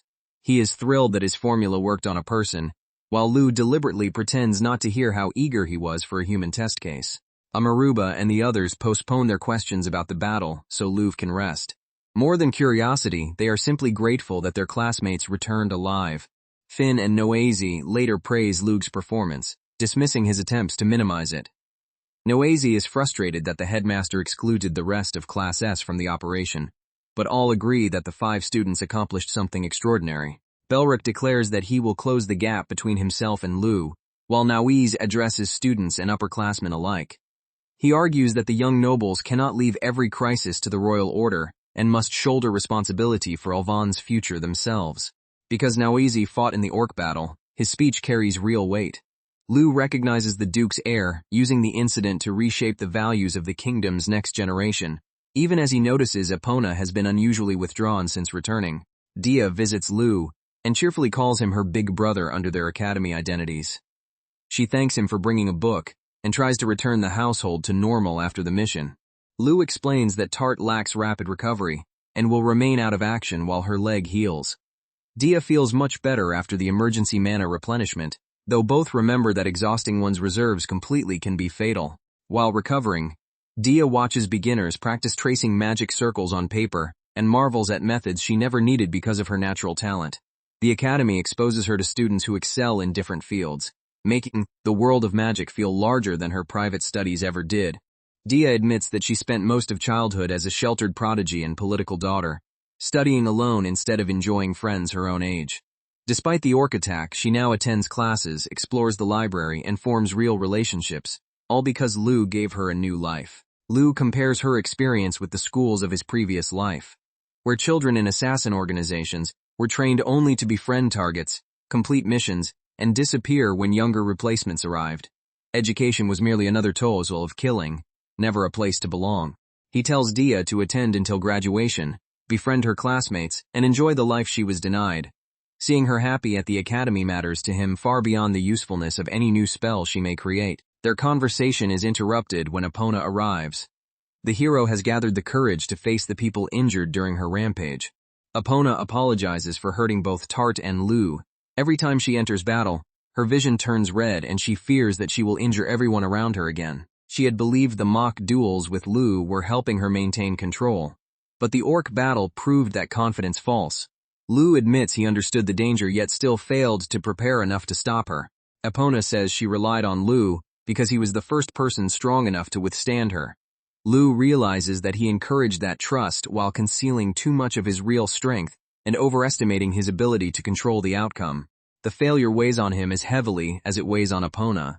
He promised to be the person who would stop her, yet impatience and secrecy allowed Tarte to pay the price. Lu recommits himself to that promise. He must show Epona enough of the truth to earn her trust, prepare properly for battle beside her, and never again let his hidden calculations endanger the people following him. The two sit in a quiet understanding, neither able to erase happened, but both choosing to move forward. Their friendship now carries a responsibility that no staged conversation can imitate. An alarm suddenly tears through the academy. A massive force of monsters is attacking the western gate. Teachers and guards rush to defend the campus, and Lu immediately rejects the idea that such creatures would assault a fortified school without a reason. The only explanation is a demon commanding them. The earlier gargoyle and orc horde were likely tests, allowing the enemy to gather information about Epona and learn the weakness hidden inside her overwhelming power. The demons discovered that Epona fears hurting allies, and retreated as once her bloodlust appeared. Now they attack the academy, where all her friends are gathered, using that fear as a shackle to prevent the hero from fighting freely. The hero, demons, and eventually the Demon King are the pieces the goddess described before Luke's reincarnation. For the first time, the full conflict begins taking visible shape around him. Epona has already rushed ahead alone. Lu sees her disappearing toward the attack and follows before the enemy can manipulate her isolation. He calls after her not to fight alone, but Epona is determined to keep the danger away from everyone else. Lu races to catch her and discover what the demon is truly capable of. Behind them, first years join the Academy's defense and refuse to let monsters breach the grounds. What began as an elite school has instantly become a battlefield packed with young mages. Students unleash spells from the walls while close-range fighters hold the gates. Even frightened nobles are forced to use everything they have learned to protect their classmates. Finn McCool charges into the fighting and treats the crisis as a chance to spread his family's fame. His ambition is shameless, but his blade still cuts down monsters threatening the school. Noisi organizes students into coordinated units, orders them to avoid fighting orcs alone, and launches pincer attacks. The hastily named Noisi Corps rallies around him as he turns panic into a functional defense. Louv notes how naturally Noisi takes command despite being a first year. Finn is sent to reinforce the quieter north gate, while Noisi remains where the heaviest attacks are concentrated. Belrook fights confidently at the perimeter, boasting that no monster will pass him.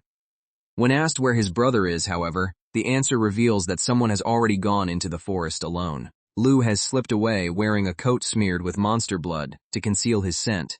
While everyone watches the gates, he searches the forest for the intelligence controlling the attack.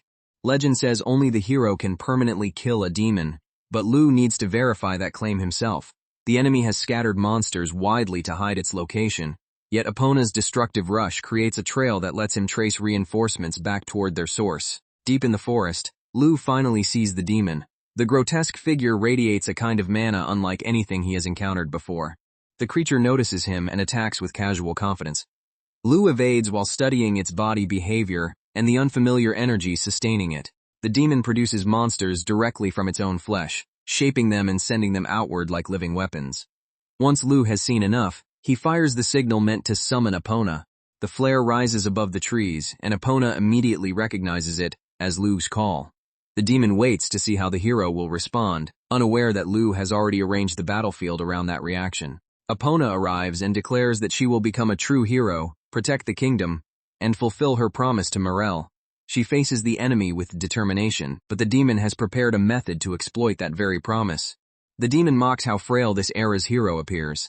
Its strange language is translated through magic, allowing Epona and Lou to understand every provocation. It summons a general orc, the strongest form of the species, and orders it to take Epona's head. The demon wants an early victory before other demons awaken and begin competing for power. Epona meets the general orc's charge head-on. The impact shakes the forest, but the battle is only the first layer of the demon's plan. More figures emerge behind the monster, and Epona realizes the enemy has hostages. The demon has deliberately placed helpless people within the range of any attack strong enough to kill it. The creature openly admits that the tactic is dirty, but argues that fighting fairly against the hero would be foolish. Epona cannot unleash her power without accepting the deaths of innocent people. The demon predicts that Epona would rather allow the hostages to die than become personally responsible for killing them. Her hands are tied by guilt, and Lou understands that they have only moments before the academy is overwhelmed. To make escape impossible, the demon pulls the captives even closer to its body. Any direct strike will pass through them first, turning Epona's strength into a weapon against the people she wants to save. Epona attacks with controlled force, but the demon remains unscratched and laughs at her restraint. It wonders what kind of torment will finally break the hero completely. While Epona occupies the demon, Lou moves through the confusion at assassin speed. His target is not the immortal creature but the bindings and guards surrounding the hostages. At the critical moment, he shouts for Epona to save the captives. His intervention tears open a path and transfers the responsibility from impossible attack to coordinated rescue. Epona surges forward, catching the freed hostages and carrying them beyond the demon's reach. For the first time, its carefully constructed shield of human lives collapses. The demon stares in disbelief as the people it gathered disappear from its grasp. Lou's strategy has turned its greatest advantage into wasted preparation. Realizing Lou raised the signal and engineered the rescue, the demon abandons Epona and chases him. That is exactly what Louv wants. The hero can now evacuate the captives while he draws the enemy away. Epona hesitates, confessing that she can already feel herself slipping and believes she is broken. Louv refuses the excuse and admits his own fault. He relied on her power without being strong or honest enough to stop her when necessary. The academy will soon fall if they do nothing, and Lou cannot defeat the demon permanently without the hero. Epona is terrified of unleashing herself again, but he asks her to trust him instead of facing that fear alone. Lou requests one chance to prove that trust. He will reveal the strength he has been hiding and create an opening that allows Epona to fight without sacrificing anyone. Epona is stunned that the power she has seen was still not Luke's limit. For the first time, he deliberately casts aside the careful weakness of his public identity. The scattered monsters are converging into one army for a final assault on the academy. Lu declares that he will eradicate the entire force before it reaches the defenders and tells Epona to watch closely. He releases the vast mana he normally conceals and drives physical reinforcement to its absolute maximum. The display violates every instinct of an assassin, but earning Epona's cooperation matters more than preserving his cover. Lu unleashes his attack without holding back. The forest erupts under a strike so enormous that the academy feels the shock from afar, and Epona finally sees the scale of the ally standing beside her. At the school, teachers and students see the entire monster army gathering and prepare for an all-out battle. Before the collision can begin, a distant force tears into the horde. A blinding wave sweeps across the forest, obliterating monsters by the hundreds. The defenders can only stare as the approaching army disappears beneath Luke's hidden power. Epona looks over the devastation and realizes this is Luke's true strength. The man she feared she might accidentally kill has just demonstrated that he can stand far closer to her level than anyone else. Lu accepts her praise but notes that a few monsters survived. The greater battle remains unfinished, because the demon itself is still beyond his ability to kill permanently. He asks Epona to trust him one more time and promises to kill her if she ever truly becomes a rampaging monster. To prove he understands the burden of lethal power, Lu reveals his own secret. He is an assassin who has taken far more lives than she has. Lu admits that in his previous existence, he once killed simply because he was ordered to, though he now chooses every target himself and accepts responsibility. He asks Epona to judge the person before her, rather than the number of deaths behind him. Epona sees no bloodthirsty monster in his eyes, only the friend who repeatedly risked himself to protect others. His confession gives her the courage to stop treating her power as proof that she is unworthy of human connection. The demon returns and mocks Epona as a pathetic woman who should never have inherited the hero's title. Lu calmly answers that the creature could learn something from her willingness to confront guilt instead of hiding behind cruelty. Every wound inflicted on the demon regenerates instantly, though one of Lu's poisons briefly affects it. He cannot keep the creature down, but each failed method reveals more about the unnatural body in front of him. Lu kills the demon again and again, cutting, crushing, strangling, poisoning, and even suffocating it inside a sealed wind cage filled with carbon dioxide. Each death is immediate, yet the creature returns as if nothing happened. The demon explains that its true essence exists outside the physical world, and the body before them is only a manifestation. Only the hero can destroy that essence, confirming that Lu can create the opening, but Epona must deliver the final blow. Epona asks whether taking lives has ever frightened him. Lu says he once became a thoughtless puppet, but now he decides when to act and carries the weight himself. Deliberate responsibility, not emotional numbness, is what lets him continue. His answer gives Epona the resolve she needs. She asks him to keep the promise to kill her if she ever becomes a true monster, and Lu gives his word without hesitation. A red haze erupts around Epona as she activates an S-rank skill Lu recognizes. The pressure and appearance resemble the transformation Satanta once used, revealing another terrifying layer of the hero's abilities. Epona announces that it is finally her turn to become serious. The restraint that defined every earlier fight disappears. Her body changes as the skill enlarges her muscles and produces horn-like features, the same berserk enhancement associated with Satanta. In the hero's hands, however, the effect reaches an entirely different scale. Epona charges forward, roaring that she will crush every last orc.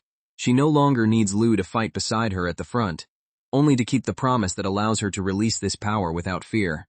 The remaining orc horde is annihilated almost instantly. Epona's berserk state turns the battlefield into a storm of blows no monster can survive. Even the demon acknowledges that this is genuine heroic power rather than an imitation. The frail-looking girl it mocked now stands as the strongest being of the era.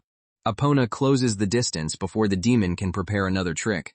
Her attack tears through the regenerated body and reaches deeper than any of Lu's techniques could. The demon attempts to resist with every remaining monster and defensive ability.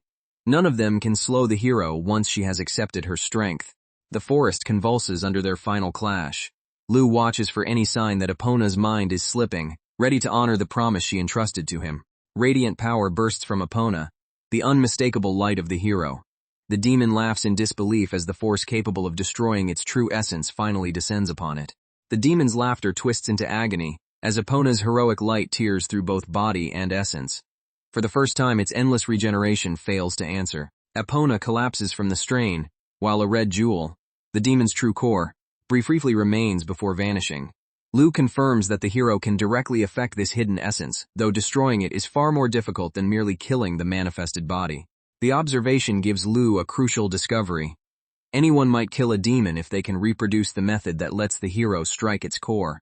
Epona only succeeded because she released everything in one attack, leaving herself completely defenseless and unconscious afterward.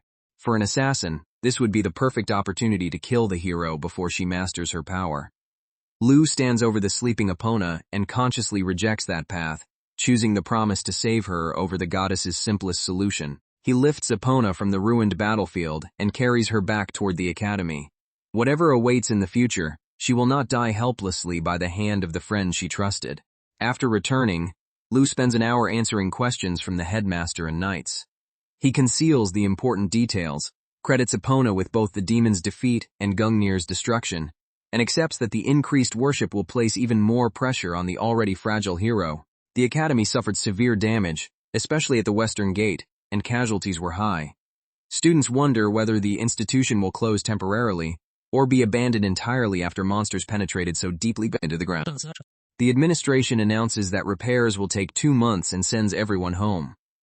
Although some complain about the danger, the academy argues that battling monsters is part of a mage's duty, and points to the rapid defeat of the demon army as proof that the students' training mattered.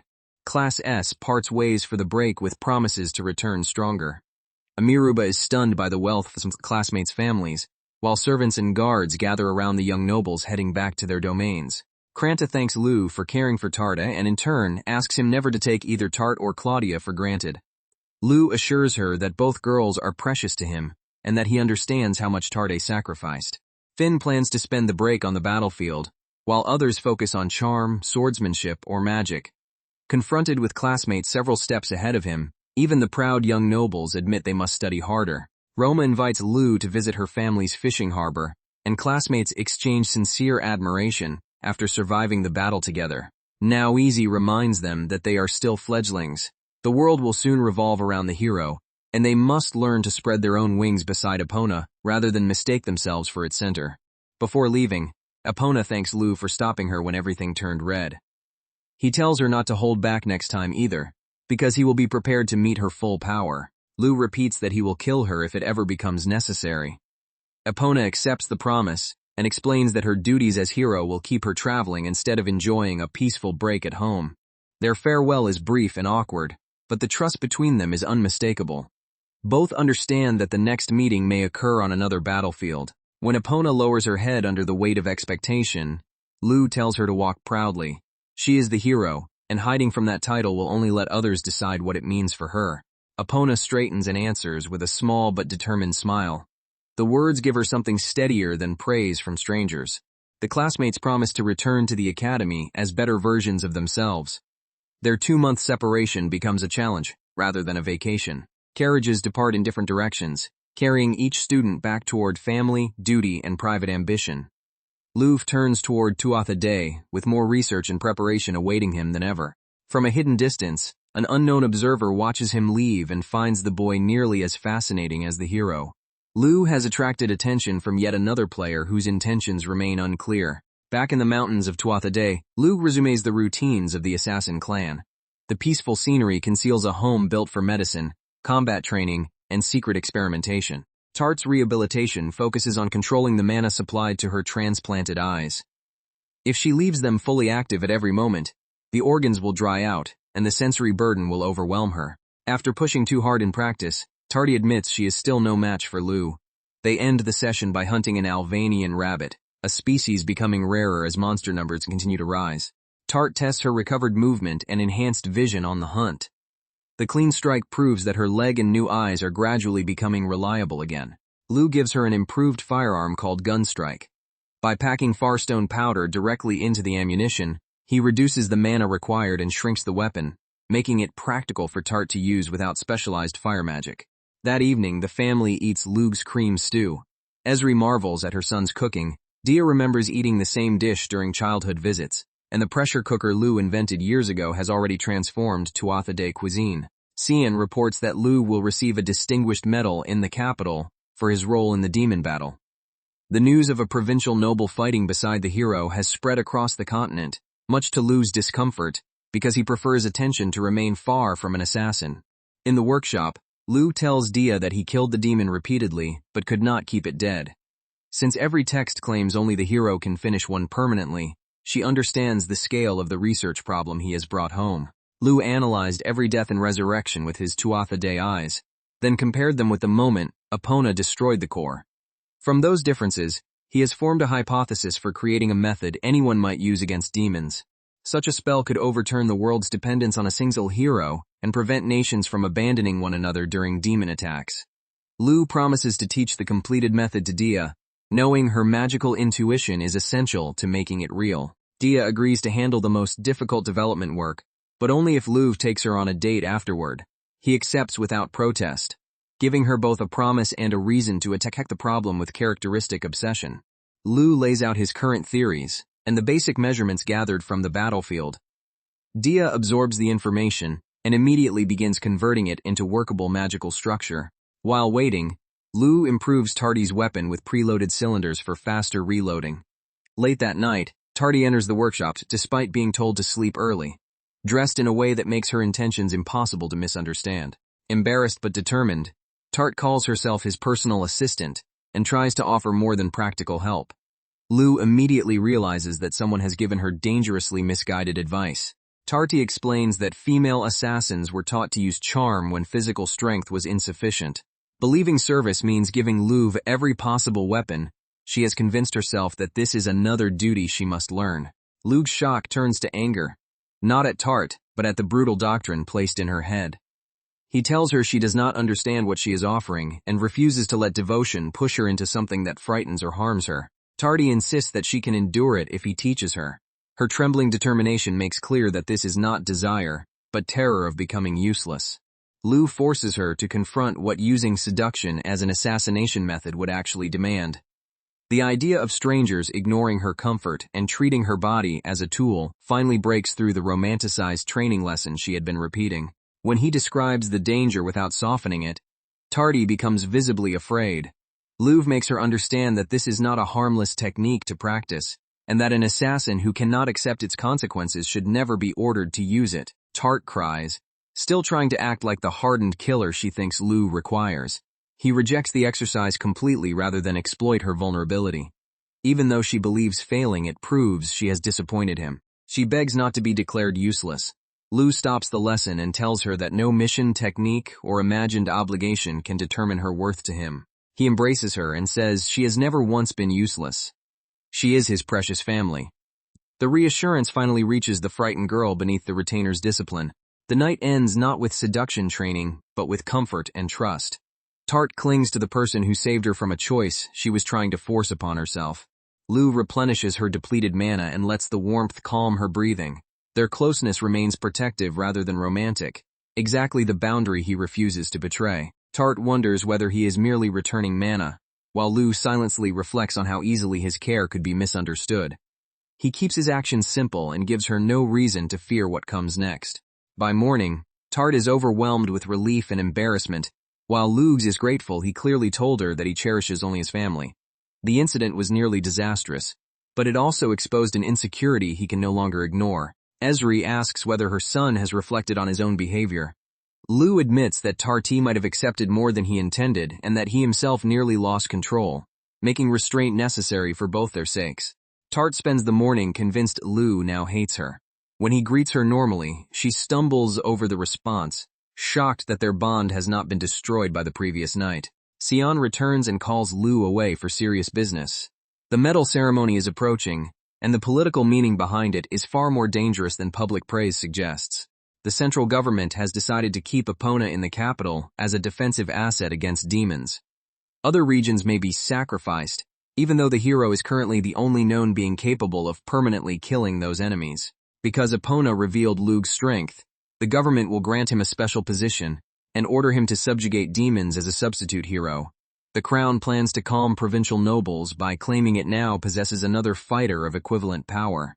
Xian regrets that the family's low rank leaves him unable to block the order, and is prepared to abandon the country rather than send his son to certain death. Lu refuses to flee, promising that an assassin does not misjudge his own capabilities, and that he will play the political hand carefully. To Lu, the mission is an extension of the Tuatade's traditional duty: remove those who threaten the country. Demons are simply a new class of target, and he intends to prove that there is no opponent he cannot kill. Dia astonishes him by completing the foundation of the demon-killing spell in only 2 days. What Lu expected to take far longer has already become a workable magical theory. They review the principle together. A demon's body is not truly alive. When damaged, it discards the broken section and rebuilds it from an invisible core overflowing with essence. Epona's unique aura forces that core to materialize and prevents the body from disassembling and restoring itself. Lu memorized the aura's 5-color mana ratio and physical wavelength, so the spell's goal is to recreate the hero's special field artificially. The theory is sound, but the required mana is staggering, and the formula remains too complicated for anyone except Lu and Dia. They must simplify it before the technique can become a weapon ordinary demon hunters can use. Another problem remains: they cannot confirm the spell works without fighting a demon. Lu dislikes trusting an untested weapon, but Dia is exhausted, and he orders her to rest before continuing. The long night of research finally ends in a quiet moment between them. Dia leans against Lu, satisfied that they have taken the first real step toward freeing the world from dependence on Epona. Lu carries the sleepy Dia to bed. She lets him, enjoying the rare chance to be cared for instead of treated as an unstoppable magical genius. Before sleeping, Dia reminds him of the promised date and steals an affectionate moment. The reward matters to her as much as the success of the spell. The next day, she declares the spell finished enough to collect. Their date must wait until after Lu's medal ceremony in the royal capital, a city he approaches with far less enthusiasm than Dia. At the White Palace, Epona is honored first for saving the academy. The king grants rewards that she immediately asks to have sent to her hometown, showing that she still thinks more about her domain than royal splendor. Lu is praised for locating the demon, guiding the hero, routing the monster army, and continuing to fight despite not being the chosen one. The court presents him as a new ray of hope for Alvin. The king grants him the title of Holy Knight, the highest honor imaginable for a provincial noble, and orders him to destroy demons throughout the kingdom. Lu accepts with perfect composure, even though the ceremony is disguising a potential death sentence. Behind the applause, he sees carefree nobles celebrating the idea of sending someone else to face enemies that only the hero is believed capable of killing. The political theater ends when familiar companions approach, and Tart tearfully reunites with Maha. Maha formally greets the new Holy Knight as natural use proxy representative. Lu notices her fatigue beneath the polished business persona, while Tarti struggles to contain her excitement at seeing her friend again. Maha and Dia meet under the Claudia identity for the first time in public. Both politely say they have heard much about the other, and the hidden rivalry beneath their smiles is immediately obvious. Their first exchange turns into teasing over makeup and appearances, then a proposed tea party after the ceremony. Lu watches 2 formidable girls size each other up while pretending they are simply becoming friends. Epona apologizes for drawing attention to Lu by telling the king what happened. Lu accepts that she was carried away by relief, and understands she could not have predicted the crown would weaponize the story. Knowing he will now fight demons, Epona offers Lu the power of her skill, my loyal knights. She understands the danger better than anyone and wants to strengthen the person who promised to protect her. The skill lets Epona lend mana, physical ability, and several compatible skills to up to 3 people during her lifetime. The gift does not weaken her, but it carries conditions.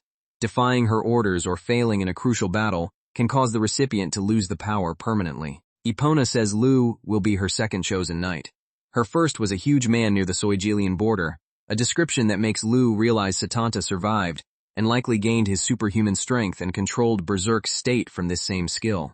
That discovery confirms Satanta is alive and creates a dangerous condition for Lu's future plans, especially if he ever needs to disappear or oppose Epona. Even so, he asks her to grant the power. The transfer feels almost anticlimactic, but Lu immediately senses a vast physical increase and 5 new skills settling into his body. Epona's gift has fundamentally expanded his combat potential. Epona thanks him for making it possible for her to remain the hero. Lu silently renews the promise behind the gift. If she becomes a monster, he will kill her. But until then, he will use this new strength to help protect the world. The obedience condition remains troubling, because the king may try to place Epona and Lu on opposing orders. Lu decides to navigate the restriction carefully, rather than let political authority define his relationship with her. Epona tells him to focus on protecting the country, while she continues her duties. They agree that her role is primarily to protect, and his is to kill the threats that slip through, making them complementary guardians of the same world. After she leaves, Dia and Tarte immediately demand details about the transfer. Lu asks them to help investigate the new skills, while Dia also points out how unusually gentle and sincere he has become around Epona. Dia reminds him that Epona is actually a girl, and accuses him of acting like a perfect gentleman toward her. Lu insists she is misunderstanding, but Dia's jealousy erupts loudly enough to shake the room. Dia declares that he can prove her wrong on their promised date. For the moment, they return to the celebration, with Lu realizing that demon research may be easier than explaining his feelings to her. The palace party continues under chandeliers and aristocratic scrutiny. Lu and Dia enter the dance floor as the newly celebrated Holy Night and his mysterious adopted sister. Lu admits that he dislikes the vanity-filled environment despite dancing flawlessly. Dia teases that his skill could fool anyone, while he says competence does not mean enjoyment. He then admits that dancing with Dia is not so bad. The simple answer pleases her more than any elaborate compliment could. The ceremony is exhausting. Powerful lords seek audiences, noblewomen pursue him romantically, and every faction wants access to the new Holy Night. Lu spends the evening escaping one political trap only to be surrounded by another. His friendship with Naosi places a provincial baron's heir beside one of the four great tums, alarming both central and regional nobles. Every conversation becomes an attempt to measure whether House Tuatha Dé is still insignificant or has become a new center of power. Provincial nobles are especially angry that Epona has been anchored to the capital and demand proof that Lu can truly kill demons. His unfinished spell has therefore become more than research. It may decide whether Alvin holds together politically. Back in private, Lu examines the abilities gained through My Loyal Knights. His physical strength has risen dramatically before he even begins testing the 5 individual skills. The most important improvement is mana output. Lu could already release 10 times the average amount, but the new power doubles that rate, removing a major weakness and greatly expanding his combat options. Epona obtains a rare appraisal sheet that lists all his skills. Lu identifies My Loyal Knights among them, and immediately considers how its effects might eventually help strengthen Tart as well. Before reincarnation, Lu rejected a gamble skill because the result depended on the owner's nature. Epona's gift now provides one such unpredictable ability, alongside several versatile powers selected from the hero's enormous collection. Lu begins testing each skill under controlled conditions. He refuses to bring an unknown ability into battle, merely because its rank appears impressive. The goddess's pre-reincarnation information never described the full depth of these powers. Lu concludes that skills possess hidden layers that must be investigated before he can rely on them. That night, he prepares equipment and a private test area. The palace is unusually quiet after the formal celebration, giving the group a chance to relax. A small party begins, and Tart nervously joins, despite feeling that a servant should not celebrate beside nobles. Her friends insist that surviving the academy battle gives her every right to be there. The conversation turns to Epona's hidden gender. Amaruba is stunned that he spent so long beside the hero without noticing, while others wonder whether Lu might be attracted to girls like her. The servants tease one another for worrying over nothing, then become concerned that Lu may not care about romance at all. Their relief and panic alternate so quickly that no serious conclusion survives. Someone suggests Lu could manage perfectly well with girls like Epona if that were his preference. Expensive royal wine loosens everyone's tongues and turns speculation into increasingly reckless jokes.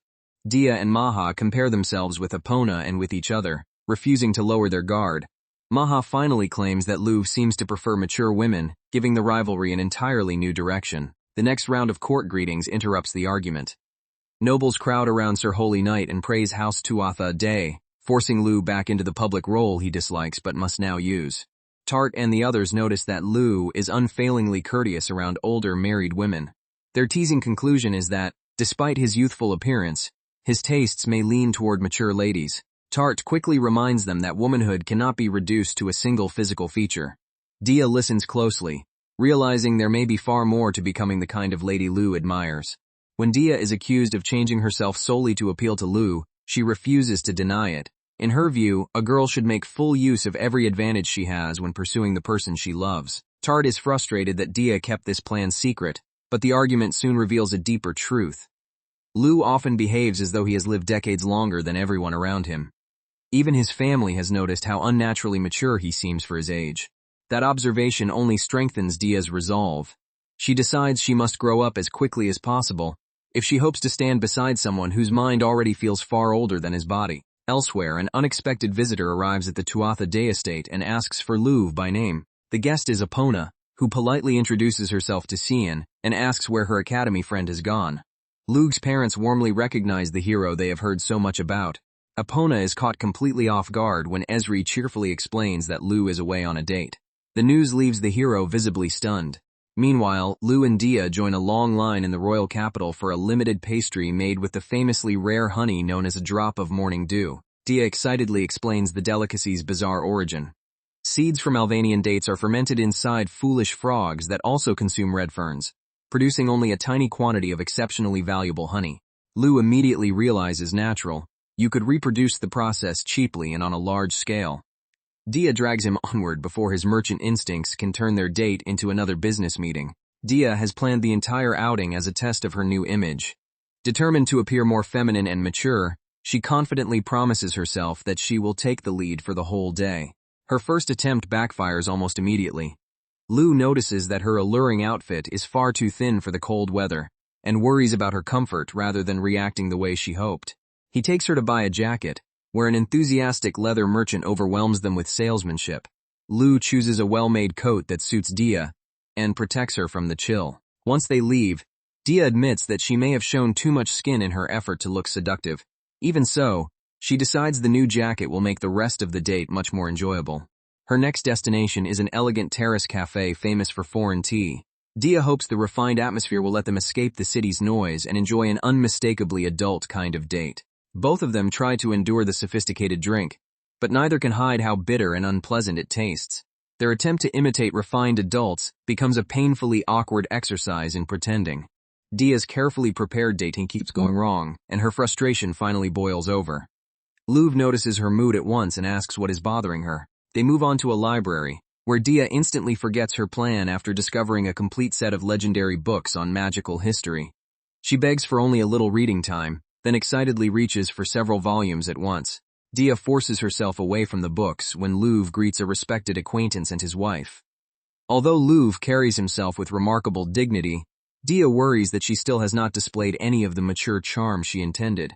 Lu then steers her toward the things she genuinely enjoys: sweet and sour food, cute stuffed animals, and charming souvenirs. His effortless knowledge of her preferences strips away the persona she has been trying to perform. At last, Dia understands the truth. Lu does not need her to imitate an older woman. He already loves the cheerful, curious girl she naturally is. One insecurity still lingers, however. Looking at her unchanged figure, Dia privately laments that her chest has barely developed and wonders whether she is cursed. Lug's steady affection reassures her more than any physical change could. Whatever Dia thinks she lacks, his feelings for her have never depended on it.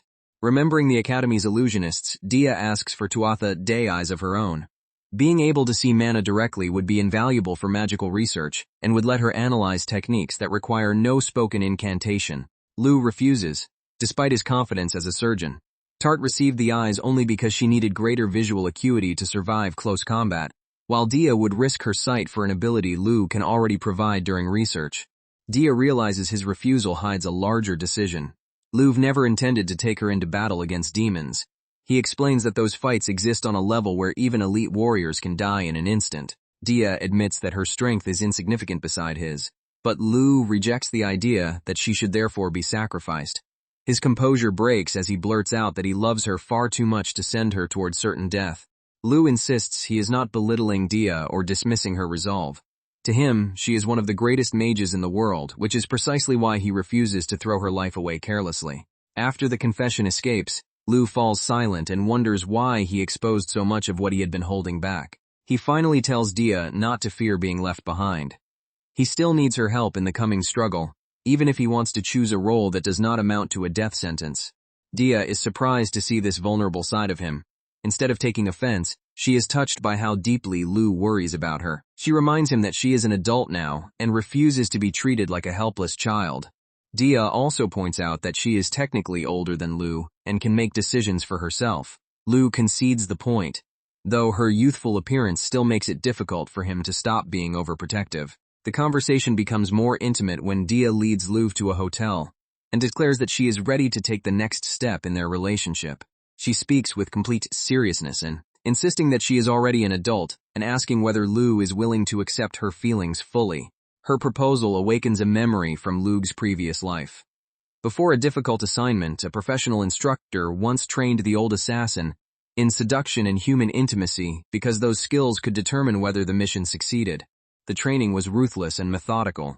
He was ordered to memorize every lesson during an exhausting 12-hour session without rest. Even the assassin organization's hardened superior reacted dramatically to the arrangement, while his subordinates scrambled to deal with the resulting commotion. One observer wondered whether betrayal within the organization had finally pushed their boss beyond the edge, though the bizarre scene was ultimately treated as another part of the assassin's preparation. The instructor repeated that no breaks would be permitted. As with every other weapon in his former life, Lu learned intimacy as a technique to be mastered rather than an expression of trust. Afterward, the woman praised his performance, but he coldly explained that every expression and reaction had been calculated. He had merely applied skills cultivated for manipulation, ruining the emotional illusion she wanted to preserve. She then asked whether he had ever shared such closeness with someone he truly loved. The old assassin admitted he had not, because retirement from the organization would probably have meant death before he ever gained that chance. Back in the present, Lu sits beside Dia in a quiet room. Unlike his former assignments, this moment involves someone precious to him, and that difference leaves him unusually uncertain. He realizes he cannot hide behind professional detachment. Before doing anything, he needs to explain his genuine feelings and the consequences of their choice to Dia.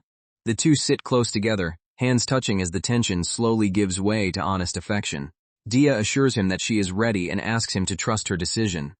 Her confidence is not an act this time. She wants Lu to see her as an equal partner. Lu nearly gives in, but his mind races through every responsibility waiting beyond the room. Loving Dia makes the decision harder, not easier. He stops when he recognizes the most serious possibility. If they proceed without thinking, Dia could become pregnant while he is preparing for a war in which he may die. The thought startles Dia as well. Becoming a mother is no abstract issue, and the reality instantly changes the mood between them. Embarrassed, Dia admits she was so focused on advancing their relationship that she forgot what could follow. They agree that love also means considering the future, rather than acting only on the emotion of the moment. The two awkwardly regain their composure, still close but now trying to discuss the matter like responsible adults. Before they can settle anything, violent impacts shake the building. Lu and Dia realize someone has chosen the worst possible moment to attack. Armed intruders burst into the room, forcing the pair to spring apart and defend themselves before their private conversation can continue. Lu is furious that the ambush destroyed their intimate moment, but he immediately assigns roles. Dia will restrain two attackers while he handles the more dangerous threat elsewhere. Dia answers with a barrage of magic, blasting the assassins back and controlling the room before they can regroup. One enemy tries to flee after surviving her spell, only to be bound in place. Dia dryly informs him that his timing was terrible and that she now has many questions for him. A hidden observer then strikes with a neurotoxin, revealing that the captured mage was never the true mastermind. The poison is meant to disable rather than kill, making the new opponent's intentions even more suspicious. Lu intercepts the observer in close combat, cutting through a serpentine weapon and preventing the ambush from turning against Dia. The attacker warns that Lu is extraordinarily dangerous and unleashes a monstrous transformation, confirming that this is no ordinary noble conspiracy. When the battle ends, the surviving attackers take concealed poison rather than be interrogated. Their armor bears Count Orena's insignia, yet the clues are too obvious, convincing Lu that the Count was only a disposable pawn and the true controller remains hidden. The implications are grim. A demon or someone working directly for one has already infiltrated noble society and can manipulate aristocrats from within. Dia refuses to stand aside after seeing the scale of the threat. She offers her abilities as both an elite mage and a fighter, and Lu accepts that fighting together may be the greatest help she can provide. With their emotional discussion interrupted but not forgotten, they decide to continue later. Lu also prepares to resume the training and enhancements he has planned for Dia and Tarte. Dia teases Lu for looking embarrassed, while he unconvincingly insists that nothing about the situation unsettled him. Elsewhere, a noblewoman's composure snaps so violently that a glass window shatters. Her attendants rush in, confused by the sudden outburst. She coldly remarks that she had been rather fond of the broken object, hinting that far more than a window has just been damaged in her plans. At Natural U, staff demonstrate a complete cosmetics line tailored to different skin types. The shop's polished service wins over another wealthy customer and strengthens Maha's commercial empire. Maha directs negotiations, handles delayed shipments, and orders a troubled branch to be retrained. Even while carrying enormous responsibilities, she still personally evaluates new products and supports the staff around her. Her employees worry because she works from morning until night and rarely rests. Maha orders everyone else to take a break, yet admits she must leave again soon to meet an important guest. She rushes to collect a special order, looking happier than her staff have seen her in days. The workers immediately suspect that the normally relentless proxy representative is meeting someone dear to her. Maha carefully prepares a private meal and waits, allowing herself a rare moment of nervous anticipation away from the business floor. Her visitor is Lu in his Ilig Balor identity. Maha playfully complains that he gave almost no warning, because with more notice she would have cleared far more time for him. Lu suggests she was simply impatient to deliver the item he requested, and Maha admits that is only part of the reason. His smallest affectionate remark is enough to make her visibly happy. Then Maha abruptly reveals that Baruid has proposed marriage to her. The proposal follows Baruid's promotion to vice proxy representative, a position meant to ease Maha's crushing workload. Lu approves the arrangement because it gives her a capable second-in-command, while she continues both business and covert work. Baruid formally tells Ilig that he loves Maha and asks permission to marry her. Lu already knows Baruid to be sincere and honorable, but he refuses to decide for Maha. She must choose for herself, especially because Lu has always hoped Dia, Tarte, and Maha could one day leave assassination behind and find honest happiness. In the present, Maha asks her dear brother to guess how she answered the proposal. Lu guesses that she rejected it, and Maha confirms that her answer had been decided from the beginning, because her heart already belongs elsewhere. Although marrying the Balor Company's successor could grant Maha the freedom to pursue any business dream, she chooses Lu. She is delighted when his shaken reaction reveals unmistakable jealousy and makes him drop his Ilig persona. Maha enjoys turning the tables for once, but her teasing carries a serious warning. If Lu never gives her a reason to remain, she may eventually stand up and leave despite loving him. Lu asks what would truly keep her by his side. Maha hints that there is only one answer, while also handing over the rare materials he requested and promising that she will not wait forever. She thanks him and asks to lead their next date herself. With both the requested item and Lug's emotional reaction secured, Maha considers the visit a success and returns to running the shop. Using the materials Maha obtained, Luv develops a powerful performance-enhancing drug modeled after doping agents from his former world. Magic and rare ceremonial mushrooms make it far stronger, but he knows such a substance must never become a routine crutch. The drug dramatically accelerates his brain's processing speed. As his thoughts surge beyond normal human limits, the world around him appears to slow almost to a stop. In that heightened state, Lu examines multi-chant and discovers hidden depths the goddess never explained. By understanding the skill's structure, he believes he can derive faster pseudo-incantations that bypass ordinary limits of human comprehension. He then analyzes My Loyal Knights, the skill borrowed from Epona. Normally it automatically gives suitable abilities to followers, but Luv searches for a way to choose the exact skills Dia and Tarde will receive. The enhancement fades after 13 minutes and 20 seconds. Lu records serious drawbacks: fatigue, dependence, tolerance, and physical collapse from overuse, so he limits the drug to a single emergency dose per day. He names the new trump card Dian Checked, and reserves it for situations where ordinary human cognition is no longer enough. The next stage of preparation begins as monstrous serpents tear through a building during another dangerous trial, demonstrating the level of enemies Lug's team may soon face. Lu explains the secret to Athade eyes. They reveal mana, odic force ether, and astral bodies that ordinary sight cannot perceive, and their use has traditionally been restricted to members of his house. Both Dia and Tarte successfully adapt to their new eyes after surgery. They are amazed by the expanded world now visible to them. Though Lu warns that the eyes consume large amounts of mana and require careful training, Lu activates My Loyal Knights to strengthen them and grant copied skills. The power carries strict conditions. Losing a vital battle or disobeying one of his orders could strip them of both their knight status and the abilities they receive. He asks them to master the gift because remaining by his side will inevitably drag them into superhuman battles. As the connection forms, Lu senses their minds and searches the depths of his own repertoire for the best powers to share. The transfer begins with Dia. She feels Lu's power coursing into her as he deliberately selects skills suited to a mage of her extraordinary talent. Dia receives rapid recovery and limitless growth, whose combination allows repeated mana use to expand her capacity without a fixed ceiling. She finally learns that this synergy is the secret behind Lu's seemingly impossible reserves. Rather than feeling cheated, Tart respects that Luv earned his strength through relentless effort. Dia is thrilled by the prospect of surpassing him, while Multi-Chant and Quick Chant promise to turn her vast mana into unparalleled spellcasting. A third ability, Possibility, will manifest differently according to Dia's personality and experience, making it a potential wild card. Luv also gives her large reusable Farstones so she can train mana recovery without wasting energy. For Tart, Lu chooses Rapid Recovery, Limitless Growth, Possibility, and Beastification. The last skill can transform her into a powerful animal form and greatly increase her physical strength, though losing herself to the transformation remains a frightening risk. Tart's Beastification activates violently, flooding her body with power as fox ears and a tail emerge. Lu stays close and tells her to endure the transformation until her mind and mana stabilize. When the change settles, Tart has taken on a striking fox-like form. The normally disciplined knight is mortified by how exposed and unfamiliar her new body feels.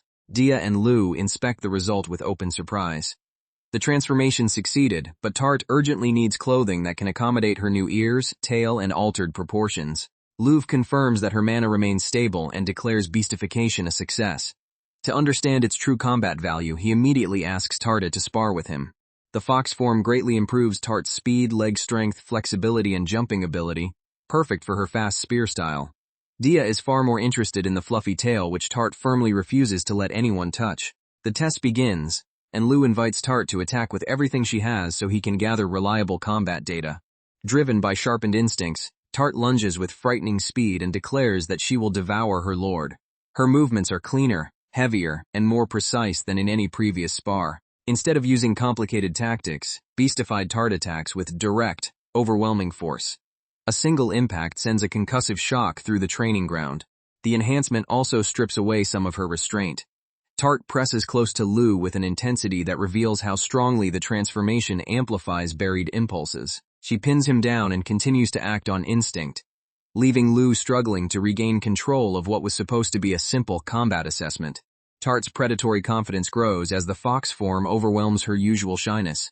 Lu realizes the skill's psychological effects may be more dangerous than its physical strain. When Tart finally pauses, Lu asks her to get off so he can reassess. She is reluctant to release him, showing that the transformation has not yet loosened its grip on her emotions. Her increased strength makes even a playful movement dangerous. Lu warns that she is going too far as she pulls him back down with ease. Tart openly voices the feelings she normally suppresses, confirming Lu's suspicion that beastification magnifies desire as well as aggression. Dia decides she has no choice but to activate beastification herself and intervene, yet the moment her own instincts surge, she also begins acting far less rationally than intended. Lu finds himself trapped between two transformed girls whose control has collapsed. The experiment proves that heightened instinct is the skill's most urgent weakness. After everyone calms down, Lu resolves to train Tart's self-control before using the form in real combat. Their embarrassment is interrupted by royal messengers carrying an urgent order.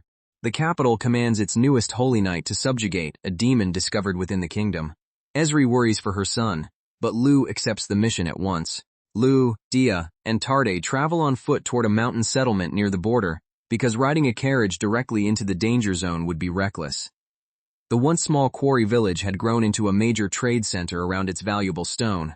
They reach the provincial city of Yungla and find its beautiful stone streets completely deserted. Documents explain that man-eating vegetation suddenly engulfed homes and roads, while every rescue party sent inside vanished. Fire barely harms the abnormal plants because they regenerate almost instantly, leading the government to blame a demon. Dia angrily notes that the capital is using Lu as a disposable solution while keeping Epona safely away. Rather than enter blindly, Lu begins controlled experiments.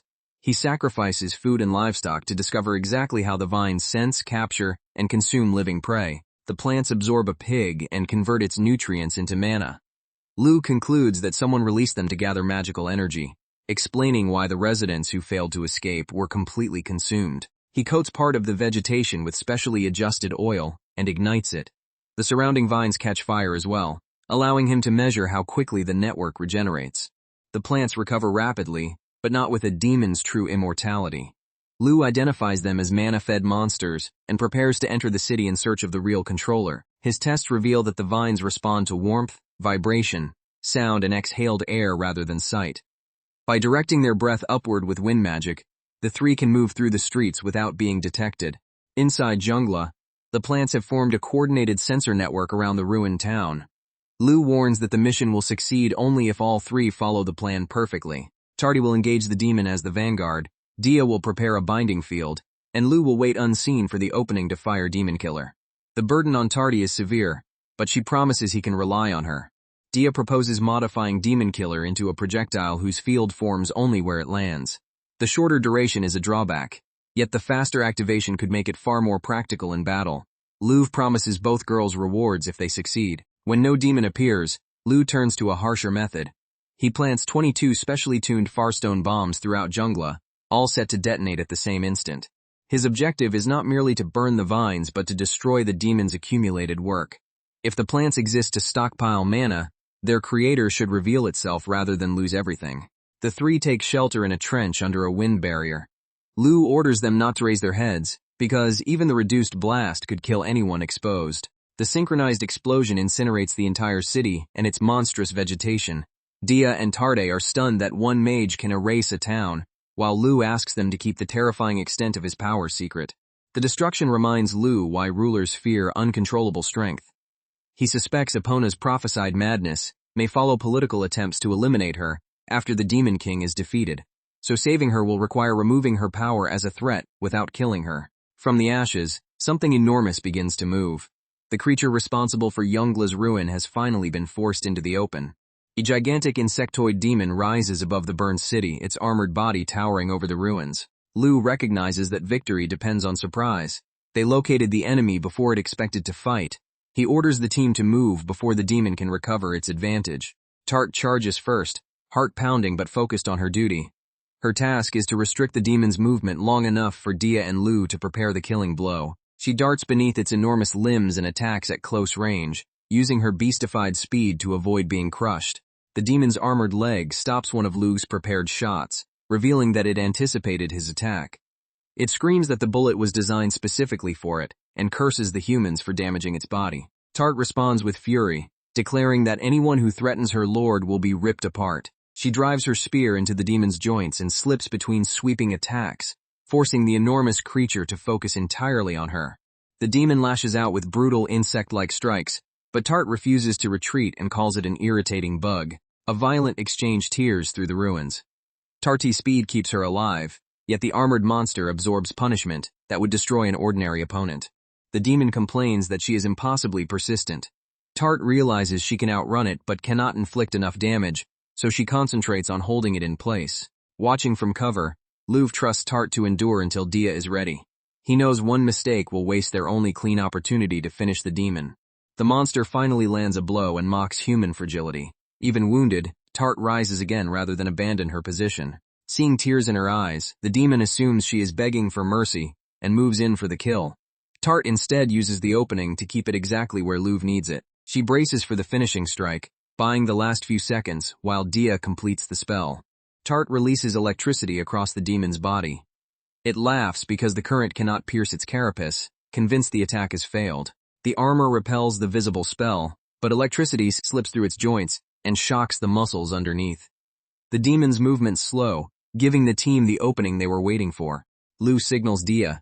With the target immobilized, she begins the final activation. Dia launches the revised Demon Killer, forming the annihilation field directly around the trapped demon. The holy spell unfolds into a vast lattice of light, enclosing the monster before it can escape. The demon panics as its regeneration and immortality begin to collapse. Lu calmly declares that the battle is already over. Demon Killer tears through the creature's body, reducing the supposedly immortal enemy to fragments of fading mana. As the light clears, the monster's remaining core is exposed for only an instant. Lu prepares a second invention born from the physics of his previous world, a magical railgun that accelerates a projectile through an electromagnetic barrel. Because a demon might recover if Demon Killer contains any flaw, he loads far stones and aligns the weapon. Multichant allows several spells to operate simultaneously as one firing system. One spell converts stored energy into electricity, another cools the barrel toward absolute zero, and the combined mechanism eliminates resistance and heat loss. The resulting magical bullet pierces the remaining core before regeneration can begin. The shot reaches nearly 6 kilometers per second and delivers over 17 megajoules of force with exceptional precision. Although the railgun leaves Lu vulnerable during its incantation, he recognizes it as an ideal assassination weapon. With the demon destroyed, Lu sees Dia and Tardi celebrating together. Their success may also reduce the chance that Epona will one day bear every burden alone and turn against humanity. A new voice asks whom he means by humanity's enemy, revealing that the team is no longer alone. Lu turns toward a beautiful stranger, who applauds his instincts and the coordination of his companions.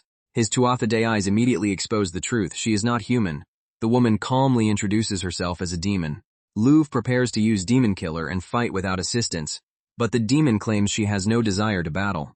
She says she came only to express appreciation, and asks whether the beetle was named Gert. The stranger admits that the demons are rivals in a secret competition, and that Gert was her enemy. She is pleased Lu eliminated him, but his ability to kill a demon raises a question about whether the rules have changed. Her words imply that humans were once unable to kill demons, and that their immortality may have been granted specifically to enforce a contest. Lu decides that gathering information is more valuable than attacking blindly. They strike a provisional bargain. She will conceal Lug's demon-killing power, and Gert's humiliating defeat. In return, she expects him to help remove more of her rivals. Lug demands names, forms, abilities, weaknesses, and base locations for the remaining demons. The woman is intrigued that he speaks as though heroes themselves may not truly be human. To establish trust, he confirms that Gert was not the first demon he killed, and mentions the pig demon that attacked the academy. The revelation persuades her that sharing information may be a worthwhile investment. The demon warns that both sides must reveal useful knowledge at the right time, then leaves while teasing Lu about his obvious concern for Dia and Tarte. Before disappearing, she provocatively remarks that the three of them look delicious together. Lu refuses to take the bait and orders her to leave. The encounter leaves him frustrated. He is being forced into a game whose rules, players, and true purpose remain hidden, but the demon may offer the perspective he needs to understand the world and win. For the moment, Lu puts the mystery aside and focuses on getting Dia and Tart home safely, and on honoring the rewards he promised them. The chapter closes with a divine summons approaching, signaling that the goddess and the church are about to pull Lu deeper into the struggle. 4 days after defeating Gert, Dia, and Tarde struggle with formal clothing as they prepare for the royal capital. Their complaints vanish once Lu tells them both outfits look excellent. Lu has been summoned to report on the extermination and explain Demon Killer. He plans to claim the goddess granted the spell in a dream, giving it religious authority while allowing others to learn a method of fighting demons. The person requesting him is the Alam Karla, the highest shrine maiden of Alamism, and one of the kingdom's most powerful religious figures. On the way, Tart still cannot decide what reward to ask from Lu. Noezy joins the gathering and easily follows religious protocol, while Epona's blunt manner clashes with the solemn atmosphere. Lu reminds everyone that status and presentation matter when persuading powerful institutions. Noezy uses his social grace to warm the room and welcomes Lu, Dia, and Tarte as worthy members of the hero's party. Their skill and closeness to Epona make their inclusion impossible to dispute. Finn jokes crudely while Noezy tries to maintain order. Epona admits she has been confined to the castle and training alone every day, leaving her restless and desperate for action. Unable to fulfill her duty as hero, Epona feels trapped. She brightens at the thought of finally going out, though Lu cautions her not to unleash her full strength and accidentally kill everyone during training. The party enters a hidden sanctuary filled with strange statues and intimidating ceremonial objects. Even Epona, who has visited before, knows only that the Alam Karla intends to reveal something important. A doorway opens deeper within the sanctuary, and the group approaches the chamber where the church preserves its greatest secrets. The pure white oracle appears in person and identifies herself as the Alam Karla. She declares that the time has come to share the truth with all of them. Among 8 statues, 2 glow differently from the rest. Lu immediately realizes the change cannot be a coincidence. The oracle explains that 2 demons have already been slain. Their duty is to kill the remaining 6, and prevent the resurrection of the Demon King. The statues are linked to each demon, allowing the church to track their survival. Lu understands that the government has long known both the number of demons and the greater purpose behind their actions. He angrily asks why the information was hidden when it could have improved every mission. The Alam Karla replies that the sanctuary is a state secret and could not be shown until the hero's party had proved trustworthy. Lu connects Gert's plant network to the demon's objective. They are gathering mana and mortal lives to create fruits of life, the resources needed to revive the Demon King, which makes large cities especially tempting targets. The Oracle confirms that producing one fruit requires roughly 50,000 human lives. That explains why attacks on tiny villages were merely preparation while true operations focus on densely populated centers of trade. Public knowledge of this threat would create panic, mass migration, and economic collapse. It also explains why the government keeps Epona in the royal capital, not only as a weapon, but as protection for its own center of power. The Alam Karla then reveals another conclusion. Lug's letter and his exact description of Demon Killer prove that he has received a vision from Venus and is one of the goddesses chosen. The others are awed, but Lu denies being a chosen despite genuinely meeting the goddess. He refuses to reveal the reincarnation contract behind his mission. The Oracle receives divine messages from Venus about once every 3 months, acting as the goddess's voice in human society. Lu privately finds the entire religious system suspicious, yet asks her to pass along his thanks. His message is simple. He will live up to Venus's expectations, so she should continue watching over him. The Alam Karla promises to deliver it at their next communion. The Oracle formally asks the Chosen and their companions to work together and complete the mission to stop the Demon King's return. Epona vows to defeat the remaining demons and prevent the resurrection, while Lu keeps one terrible prophecy to himself. After Epona wins, she is destined to lose control and destroy the world. Lu gently reaches toward Epona and rejects the idea that this future is fixed. Giving up would mean accepting her tragedy, and he has already decided to find another ending. Epona answers his concern with absolute conviction.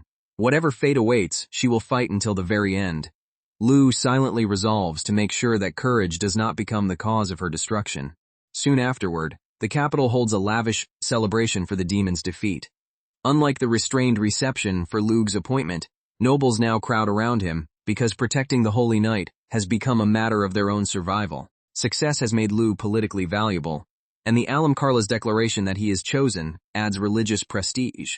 He suspects someone may be moving him like a piece on a game board, but he intends to use every advantage he can obtain. At the banquet, Naoise advises Lu to remain near the wall and avoid unnecessary attention. Lu respects his friend's effortless command of high society just as an elegant noblewoman approaches. The woman catches Lug's eye, and his instincts immediately warn him that something about her presence is dangerously familiar. She is Countess Granfelt, a celebrated widow who greets Naoise warmly. Lu's Tuatha de Guise reveal the truth beneath her flawless disguise. The Countess is the same snake demon he met after killing Gert. Lu wonders what the demon is planning, and whether she has already entangled Naoise. Her ease among the kingdom's elite makes her far more dangerous than a monster hiding in the wilderness. When the Countess asks to speak privately, Lu follows so he can learn her purpose. Dia and Tarte watch in disbelief as the voluptuous woman appears to lure him away without resistance. Dia tries to drown her jealousy in banquet food while Tarte fumes beside her. Before leaving, Lu discreetly sends them a message and trusts them not to create a scene. Lu reviews the Countess's public history. After marrying the incompetent heir of House Granfelt, she became a widow within a month, then rescued the ruined domain through remarkable administration and won the people's loyalty. The demon is delighted by the guarded expression on Lug's face. She clearly enjoys forcing the normally composed assassin to operate on uncertain ground. Lu suggests a battle to expose her true nature, but she sees through the bluff. Attacking a respected countess inside the royal castle would turn every guard and noble against him before he could prove she was a demon. She has placed herself near royalty, ministers, and influential aristocrats, giving her potential access to countless lives. The faint scent she releases suggests that seduction is only one of several tools she uses to control powerful men. Lug's resistance to drugs and pheromones protects him, but he realizes most men would have no chance. Her followers may include central figures throughout the kingdom, and her methods likely extend far beyond physical allure. The Countess claims she is selective and genuinely fascinated by a man who resists her charms. Lu refuses to let flirtation distract him, and demands to know why she approached him. He points out that she does not want the Demon King revived. Someone capable of manipulating entire cities could already possess tremendous power, so her cooperation must serve another goal. The demon answers plainly. She does not want to die. She confirms that stopping the resurrection aligns with her own survival. She explains that 3 fruits of life will form the base of the revived Demon King. The demon who prepares them becomes the vessel, while the other demons, countless souls, and enormous mana are absorbed into that body. Becoming the vessel would mean having rival demons and tens of thousands of human souls forced into her. The very idea disgusts her, and she insists she wants no part of such a grotesque fusion. Unlike the other demons, Countess Granfelt enjoys human culture, wealth, food, and pleasure. She has built a prosperous domain and simply wants to continue living the luxurious life she has created. She already has all the strength she desires and refuses to let anyone invade or absorb her body. After deciding Epona was too dangerous and immature to approach, she chose Lu as the ally whose interests most closely match her own. Lu reveals his larger objective in return. The Demon King is fated to rise, be slain by the hero, and then trigger Epona's destruction of the world. He is acting because the goddess ordered him to change that future. The Countess finally understands that Lu truly serves a divine plan. Since neither of them wants the Demon King's revival, an alliance offers both sides a practical path forward. Lu studies every movement and word for deception. He believes her revulsion at becoming a vessel is genuine, and that she truly likes her present life, but her indifference to human victims remains unmistakably demonic. He also suspects her ambition may run deeper. By using him to eliminate rivals, she could eventually claim the Demon King's power for herself. Their alliance becomes a contest in which each intends to extract information before betrayal becomes inevitable. The Countess tries to seal the partnership with seduction, but Lu refuses and reminds her that he is already committed to others. She mocks his restraint and boasts that no human girl could match what she offers. Lu replies that love is not merely physical pleasure.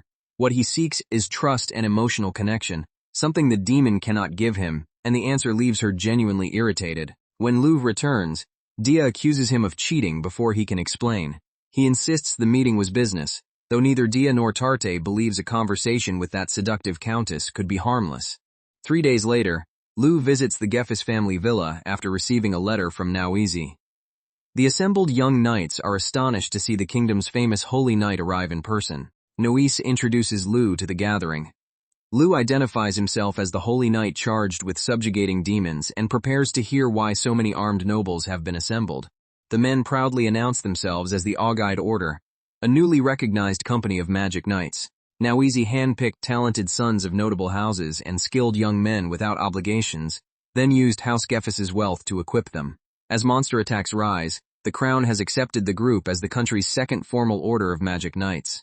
Noise declares that the Augite Order will support Lu and build its reputation by defeating demons.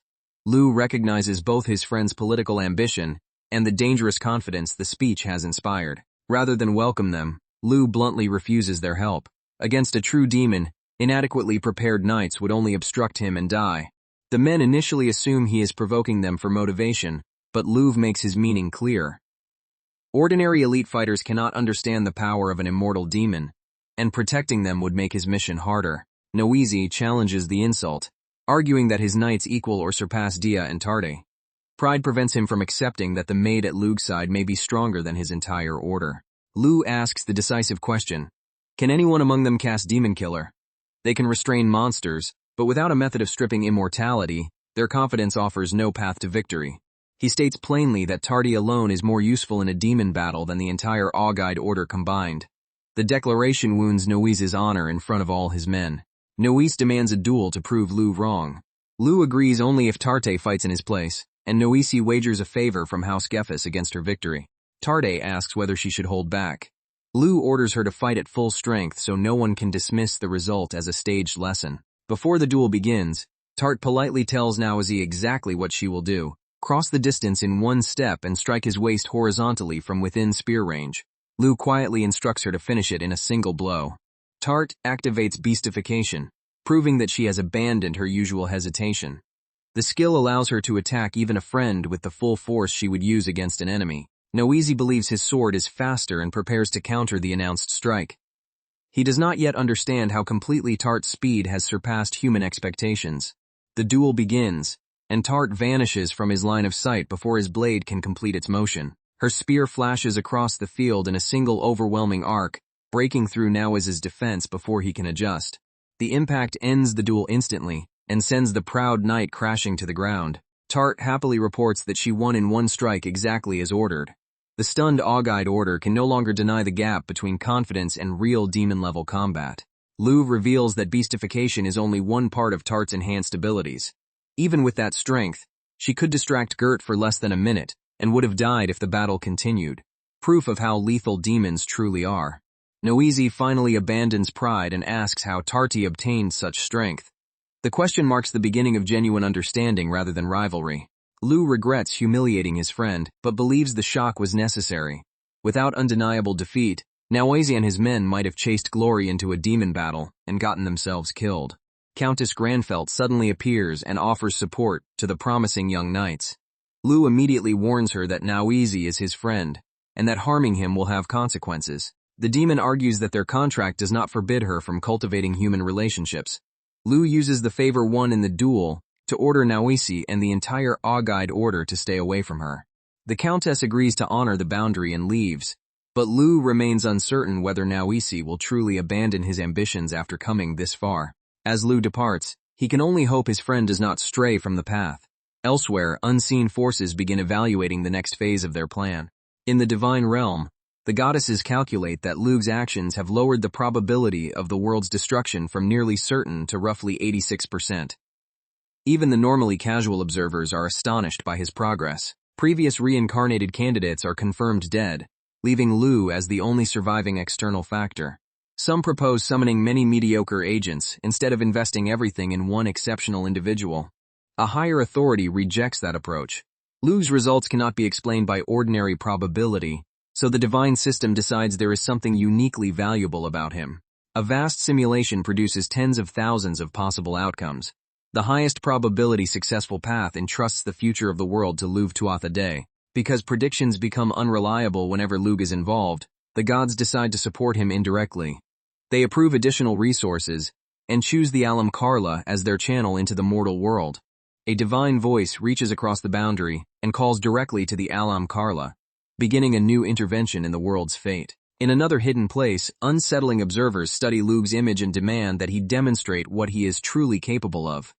More players are clearly beginning to focus on him. Soon afterward, Duke Romalung summons Lu to the royal castle. Because House Romalung effectively commands the Tuatha Dé clan's assassination work, Lu cannot refuse without learning the reason. Lu reviews the Duke's record and finds him frighteningly capable. Every assassination order served the kingdom, even when it disadvantaged Romalung personally. His entire family appears equally devoted to national power. Tart is awed by the Alvan garden inside the castle grounds. Their admiration ends when an attendant announces that Duke Romalung and his guest are waiting. The Duke welcomes Lu warmly and speaks to him with the familiarity of someone who has known his family for years. Beside Romalung sits a young woman introduced as Princess Farinas, immediately raising the political stakes of the meeting. Lu formally identifies himself as the current Tuatha Dé heir and holy knight.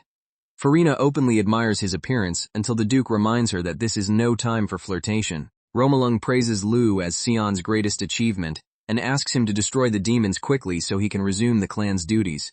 The finest natural UT is served as they move toward the real subject. Farina reveals herself as an enthusiastic platinum member of Natural U and speaks excitedly about Maha and an upcoming product launch. Lu recognizes that the event has been deliberately arranged to create a useful connection. Once pleasantries end, Princess Farina states the request without hesitation. She wants Lu to kill her older brother. She identifies the target as Rikla, a prince whose recent conduct threatens the kingdom. Farina insists that removing him is necessary to repair the royal family's political stability. Although Rikla is technically her cousin, they grew up like siblings under the same roof.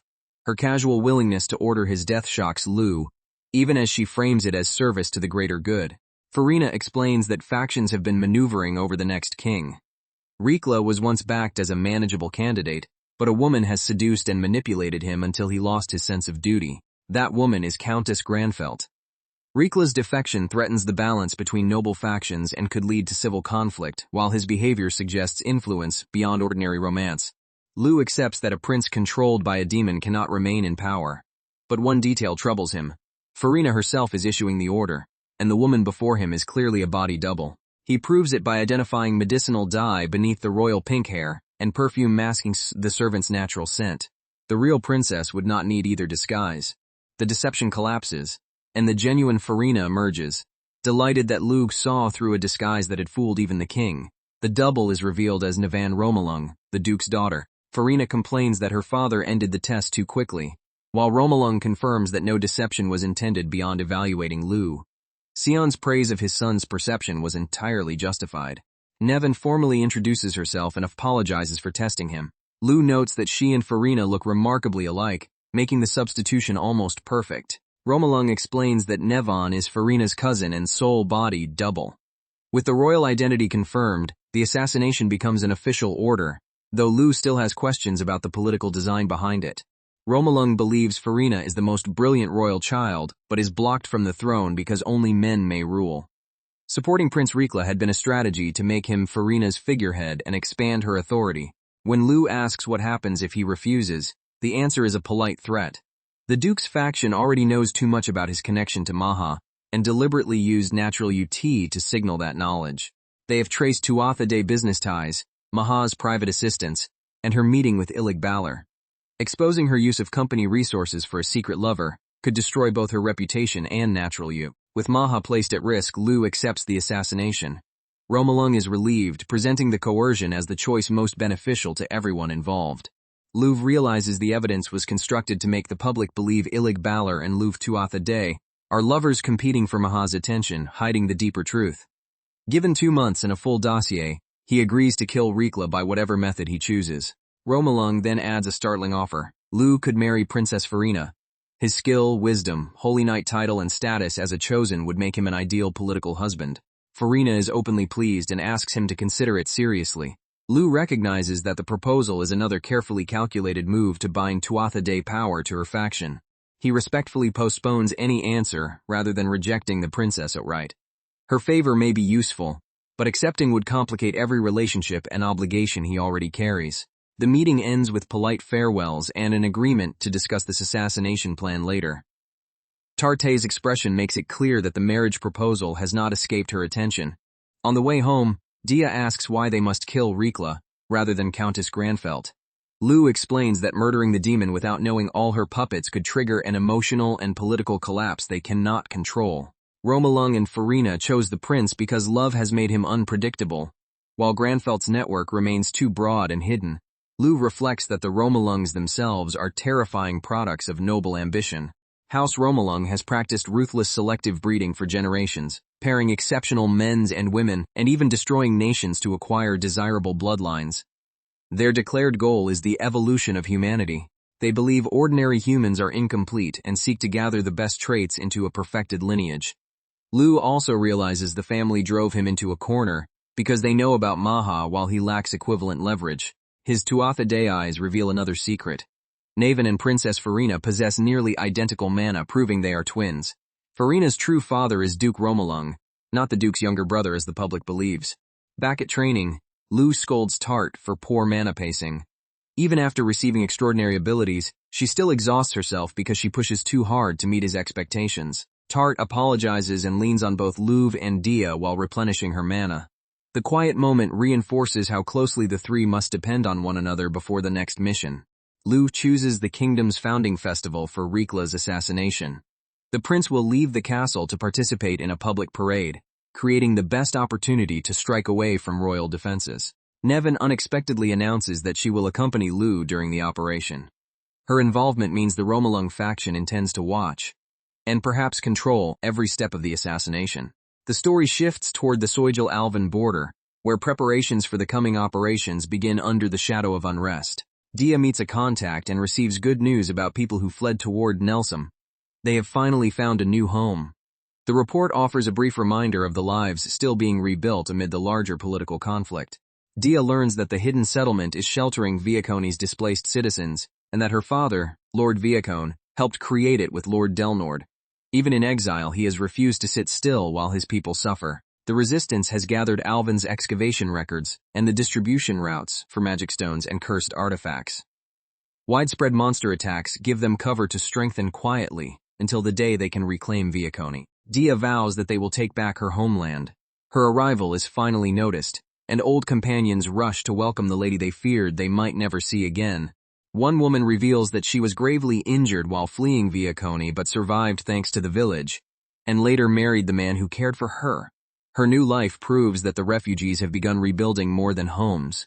The newlywed immediately turns the conversation toward Dia's own romance, and warns her not to let a rare gentleman like Lou slip away. Dia is embarrassed by how little progress she can honestly claim. Dia congratulates her friend, then asks whether marriage and pregnancy have weakened her resolve to fight. The woman answers that she will still take up her sword if Viacone calls. Asked how she found that courage, the woman admits fear never disappeared. Her desire to reclaim her homeland, and the child growing inside her, gave her the stronger reason she needed to move forward. Dia is touched, but quickly insists that her own hesitation has nothing to do with imagining a child with Lou. Her flustered denial only makes the connection more obvious. Before leaving, Dia receives the territory's hard-won appraisal sheet, a valuable document containing the information Lou requested. She is warned to guard it carefully. In the royal capital, a young cook named Ink celebrates opening his first restaurant with the support of merchant Manzora and assistant Benetta. The modest shop is actually the stage for Lou's assassination plan. Neven notices that Lou has surrounded the entire building with a wind barrier. The soundproof field lets them discuss murder freely without customers or passers-by hearing a word. She asks why he rented a restaurant, rather than choosing a conventional hideout. Lou says she insisted on watching a two-a-day assassination personally, so she will have to follow his method from beginning to end. Neven claims she came because she wants to trust him, yet Lou cannot read her intentions. Her mind remains hazy, even to an assassin trained to detect deception, making her every smile potentially dangerous. When she asks what the shop will sell, Lou shifts from murder to cooking and begins demonstrating the product that will make the trap believable. He blends potato starch into wheat flour for elasticity, spreads the batter lightly, and controls the heated plate with precise manner. The result is a thin, flexible crepe unlike the thick versions known in this world. Fresh cream, fruit, and a carefully prepared sauce transform the simple sheet of dough into an eye-catching dessert. Neven is genuinely impressed by the technique, but immediately questions how an assassin intends to operate a restaurant without exposing himself. Lou has already designed tools and instructions simple enough for ordinary staff to reproduce the food. He assures her the restaurant will not compromise the assassination. On the day of the founding festival, every part of the shop will serve the operation. Festival crowds flood the streets around the new crepe shop. Lou and Neven take their positions while the capital focuses on the approaching royal parade. Frank's Crepes becomes an instant attraction just as the procession nears. Customers line up, completely unaware that the shop was built to place an assassin within reach of a prince. From behind the counter, Lou watches the carriages move through the packed street and waits for the correct target. Prince Rikla finally enters sight. Lou confirms the face and begins the assassination sequence. A direct attack would cause panic and expose him, while ordinary poison or magic could be detected. Rikla must die without anyone realizing an assassination occurred. The shop's location was chosen because the narrow lane forces the prince's carriage close to the storefront. Every architectural detail reduces the distance Lou must overcome. Lou slowly cooks sugar into a fragrant caramel sauce, controlling temperature and consistency with the same precision he applies to weapons. Rikla's notorious sweet tooth works exactly as predicted. Even during the parade, the aroma of unfamiliar caramel crepes draws his attention away from royal protocol. The prince orders his attendants to buy one despite their warnings. Lou serves the dessert calmly, allowing the target to approach the hidden firing line on his own. At first Rikla appears merely spoiled, but his dead eyes reveal the countess's influence has hollowed him out. He becomes violently obsessed with obtaining the sweet, confirming that his judgment is no longer his own. Using Tuatha Dé eyes, Lou analyzes the wavelength of the prince's defensive magic. Rather than overpowering the shield, he prepares a spell precisely tuned to pass through it. The opening appears for only a fraction of a second as Rikla leans toward the shop. Dia's newly developed magic nullifying technique coats a microscopic needle. By matching the barrier's magical wavelength, the projectile slips through the prince's protection and enters his neck. A concealed launcher fires silently from within the shop, leaving no visible attack and no panic in the crowd. The entire restaurant, staff routine, and dessert display were constructed to hide that single motion. Rikla rides on without realizing he has been struck. To every witness, the parade continues normally. The shop's opening becomes a commercial triumph, and nobles already propose expansion branches. Nevin is amused that the assassination cover has accidentally produced a highly profitable business. To celebrate, she insists on visiting an ordinary tavern rather than returning immediately. Lou warns that the place is neither elegant nor expensive, but she wants to experience how common people eat. The regulars loudly welcome Lou and tease him for bringing a beautiful woman. He warns them not to cause trouble while Nevin observes a side of him she never sees at court. They share grilled soyjal pork offal, a humble dish requiring careful preparation to remove its odor. Nevin discovers that even rough food can be excellent when made with skill. The princess's body double laughs freely among ordinary customers, enjoying a rare evening without political ceremony. Inside a wind barrier, Lou finally explains that Rikla will be found dead in his guarded room by morning. Nevin is startled because the prince appeared completely unharmed when the carriage passed. The dissolving needle carried a delayed poison that travels through the bloodstream and stops the heart. Once absorbed, it leaves no trace and makes the death resemble natural heart failure. With the strike complete, the rest belongs to House Romalung's political machinery. Lou finds the family frightening, yet their preparation and reliability are undeniable. Nevin moves closer during the celebration, testing whether the assassin who resisted every operational risk can also resist her personal advances. She praises his ability and says Farina will need to borrow him in the future. Her wording suggests the Romalungs are interested in far more than a single assassination. Nevin makes the family's true ambition explicit. They want Lug's exceptional bloodline incorporated into future Romalung offspring. Her perfume and gestures become calculated seduction, confirming that House Romalung has no boundaries when acquiring superior genes. Lou recognizes the trap and prepares to leave before celebration turns into coercion. Although their rooms are separate, Nevon's persistence makes remaining at the inn dangerous. Lou chooses to return to Tuatha through the night, rather than give her another opportunity. By dawn, the assassination has already reshaped the political landscape. News spreads across the capital that Prince Rikla is dead, while no one suspects that Louv completed the impossible mission and disappeared without leaving evidence behind. The official report attributes his death to natural causes. The succession struggle immediately becomes more chaotic, exactly as Romalung anticipated. Lou returns exhausted after resisting Nevon's advances until morning. Dia and Tart study his condition with growing suspicion. Nevon cheerfully admits she tried to seduce him all night, and becomes even more interested because he never yielded. Dia and Tart are not comforted by the explanation. Lou takes both girls to the garden for the next stage of training.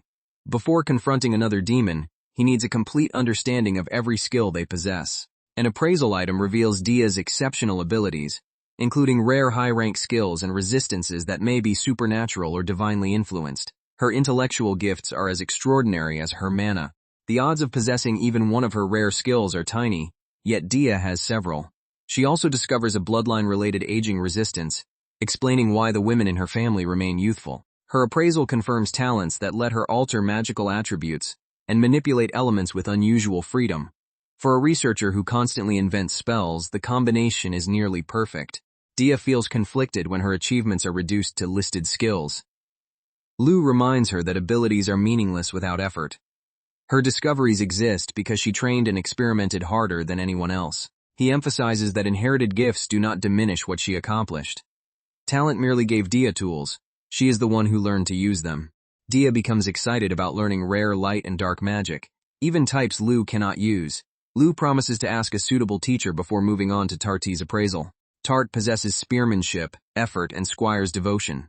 The first two perfectly explain her tireless training and martial growth, but the final skill carries a disturbing sacrificial condition. Squire's devotion can link Tart's growth to her master and produce an enormous one-time effect. Its power is extraordinary precisely because the activation requirements are so severe. The skill can even resurrect or restore her master by exchanging Tart's own life. Lou immediately orders her never to use that part of the ability. Tart refuses to promise, because the skill was born from her desire to give everything for Lou. He refuses to form the contract if its foundation remains her willingness to die. Lou tells her plainly that she is no longer merely a servant or weapon. She is family, and his reincarnated life has taught him that following emotion and protecting loved ones matter more than blind efficiency. Dia points out the contradiction. Lou rejects Tarte's sacrifice while constantly risking his own life. He promises he has no intention of dying and will use every possible means to survive. Tart's resolve does not waver, and her eyes convince Lou that refusing the bond entirely would only deny what they both feel. The skill requires close physical contact, leading to an awkward kiss. Dia suppresses her jealousy by promising herself that she can demand affection from Louv later. Lou asks Tarte to close her eyes and begins the contract carefully. As the ritual succeeds, Tarte's mana and consciousness connect directly with Louv through Squire's devotion. The new bond allows them to coordinate beyond ordinary speech, giving his most loyal spearwoman an even greater role in the battles ahead. The bond answers Tarte's declaration that she will remain his servant and never run from those feelings. Lou accepts the devotion without accepting her death. For a moment their souls seem to fuse, forming a link deeper than ordinary magical enhancement. Lou can feel Tarte's strength, reflexes, perception, calculations, and magic flowing into him. Every ability she possesses becomes intelligible through the connection. The bond also carries emotion and surface thought. Lou realizes he can sense Tarte's feelings directly, while she can hear the thoughts passing through his mind. The unexpected intimacy leaves both of them overwhelmed as the link settles into place. Dia is startled when their thoughts appear to cross without speech. The skill functions like telepathy whenever the bond is active. Lug's assassin training lets him separate surface thoughts from deeper memories, so his most sensitive knowledge remains protected. Even so, the ability offers an enormous tactical advantage if Tarte learns to manage it. Tarte is embarrassed that her first kiss also exposed her thoughts, while Dia teases her relentlessly. Lou concludes that my loyal knights and squire's devotion may unlock even greater hidden potential with further training. He ends the session before exhaustion causes mistakes and rewards both girls with Orna's newest sweets sent by Maha. For one day, preparation gives way to rest. Far west of the capital, in the ruins of the city once called Roalna, Lou battles unusually durable monsters while investigating another source of danger. A massive creature charges through the ruins, forcing the group to scatter and reassess its strength. Lou counters the attack and challenges the monster's confidence, refusing to let its size dictate the battle. Epona and Nevin have accompanied the expedition despite 8 warnings about the risk. The Alum Carla admits she could not remain safely behind while the others confronted the threat. To Epona, the monster is insignificant, but the Alum Carla's presence transforms the encounter into something far more important than routine extermination. A strange black growth erupts amid the ruins, radiating power that resembles neither an ordinary monster nor the demons Lou has fought before. The group watches the phenomenon carefully as the creature's remains and surrounding mana react in an unnatural pattern. Afterward, practical matters return to the foreground. A talented plant specialist introduced through Lou has been hired to develop crops for barren land, while teasing talk of protection and a ring hints that personal relationships are advancing alongside national recovery. Maha presents her latest report, but Louv notices she is holding something back. She plans to reduce her work as Ilig Balor's direct subordinate because officially becoming Orna's representative would make her daily authority far more practical. Louv tells her that Orna can become whatever she wants it to be, yet Maha hears the change as abandonment. She clings to him and insists she does not want to lose their bond. Maha states the truth without business language. She wants to remain Lou's person, not merely the manager of one of his companies. Lou reminds her of the dreams she once shared, saving friends from the orphanage and reclaiming the merchant company stolen from her father. The rival trading house is powerful enough to challenge Balor, so fulfilling those goals will require her full independence. He is not pushing her away. He wants to lessen her burden so she can pursue those dreams without sacrificing herself for his missions. Maha reveals that the rising employees at Orna are old friends from the orphanage. Hiring them was partly affection, but their resilience has made them genuine assets in the gradual campaign against the company that wronged her. She refuses to choose between her dream and Louv. Maha vows to accomplish everything while continuing to support him from his side. At first, she followed him out of gratitude for being saved and empowered. Over time, that debt became something entirely different. Maha finally says it plainly. She loves Lou, and the feeling has grown stronger rather than fading with independence. Lou answers that he loves her too. The confession makes the normally composed merchant's heart race. Their kiss carries a meaning unlike the affectionate gestures of childhood. Just as the moment deepens, Lou admits there is still something important he must tell her. Elsewhere, Countess Granfelt excitedly recalls the founding festival, praising its parades, stalls, crowds, and human energy. Her enthusiasm sounds almost sincere. She marvels that weak, flawed humans can create such delightful culture, then confronts Lou over the death of Prince Rikla, one of her favorite toys. The demon claims she is careful with possessions she values, and therefore knows someone else deliberately broke him. Her confidence makes clear that she has already traced the assassination back to Lug. Granfelt threatens to retaliate against the people Louvre treasures, listing the brilliant mage, the spear-wielding beauty, and the gifted merchant around him. Louvre's popularity has given her a map of his vulnerabilities. The meeting ends in a cold standoff. Louvre refuses to be intimidated, but the demon's dark power makes one fact undeniable. Their temporary alliance can turn into war at any moment. Countess Granfelt surprisingly lets Rikla's death pass, saying Lou is far more entertaining alive than any disposable favorite. She moves to the real subject and offers extensive intelligence on the next demon. The target is Leogel, the Beast Demon King, one of the strongest demons still active. Granfelt warns that at Lug's current level, a direct confrontation would tear him apart. Before leaving, she asks about Nauizi, who has apparently disappeared despite Lug's order that he avoid her. Lug can only hope the young knight's absence has nothing to do with the demon countess. Lug then visits Romalung Castle with Dia and Tart. He has formally asked Nevin, the so-called Princess of Light, to teach Dia light magic, though he expects a difficult price in return. The castle is covered with advanced magical detection devices, each comparable to a powerful barrier. Dia realizes House Romalung possessed the means to seize the kingdom long before any of them were born. Hundreds of mana users train within the estate, equipped with metal and magical technology far beyond normal Alvan standards. Lug compares their material quality to steel from his previous world. Even the soldiers without mana carry highly developed bows and mechanisms.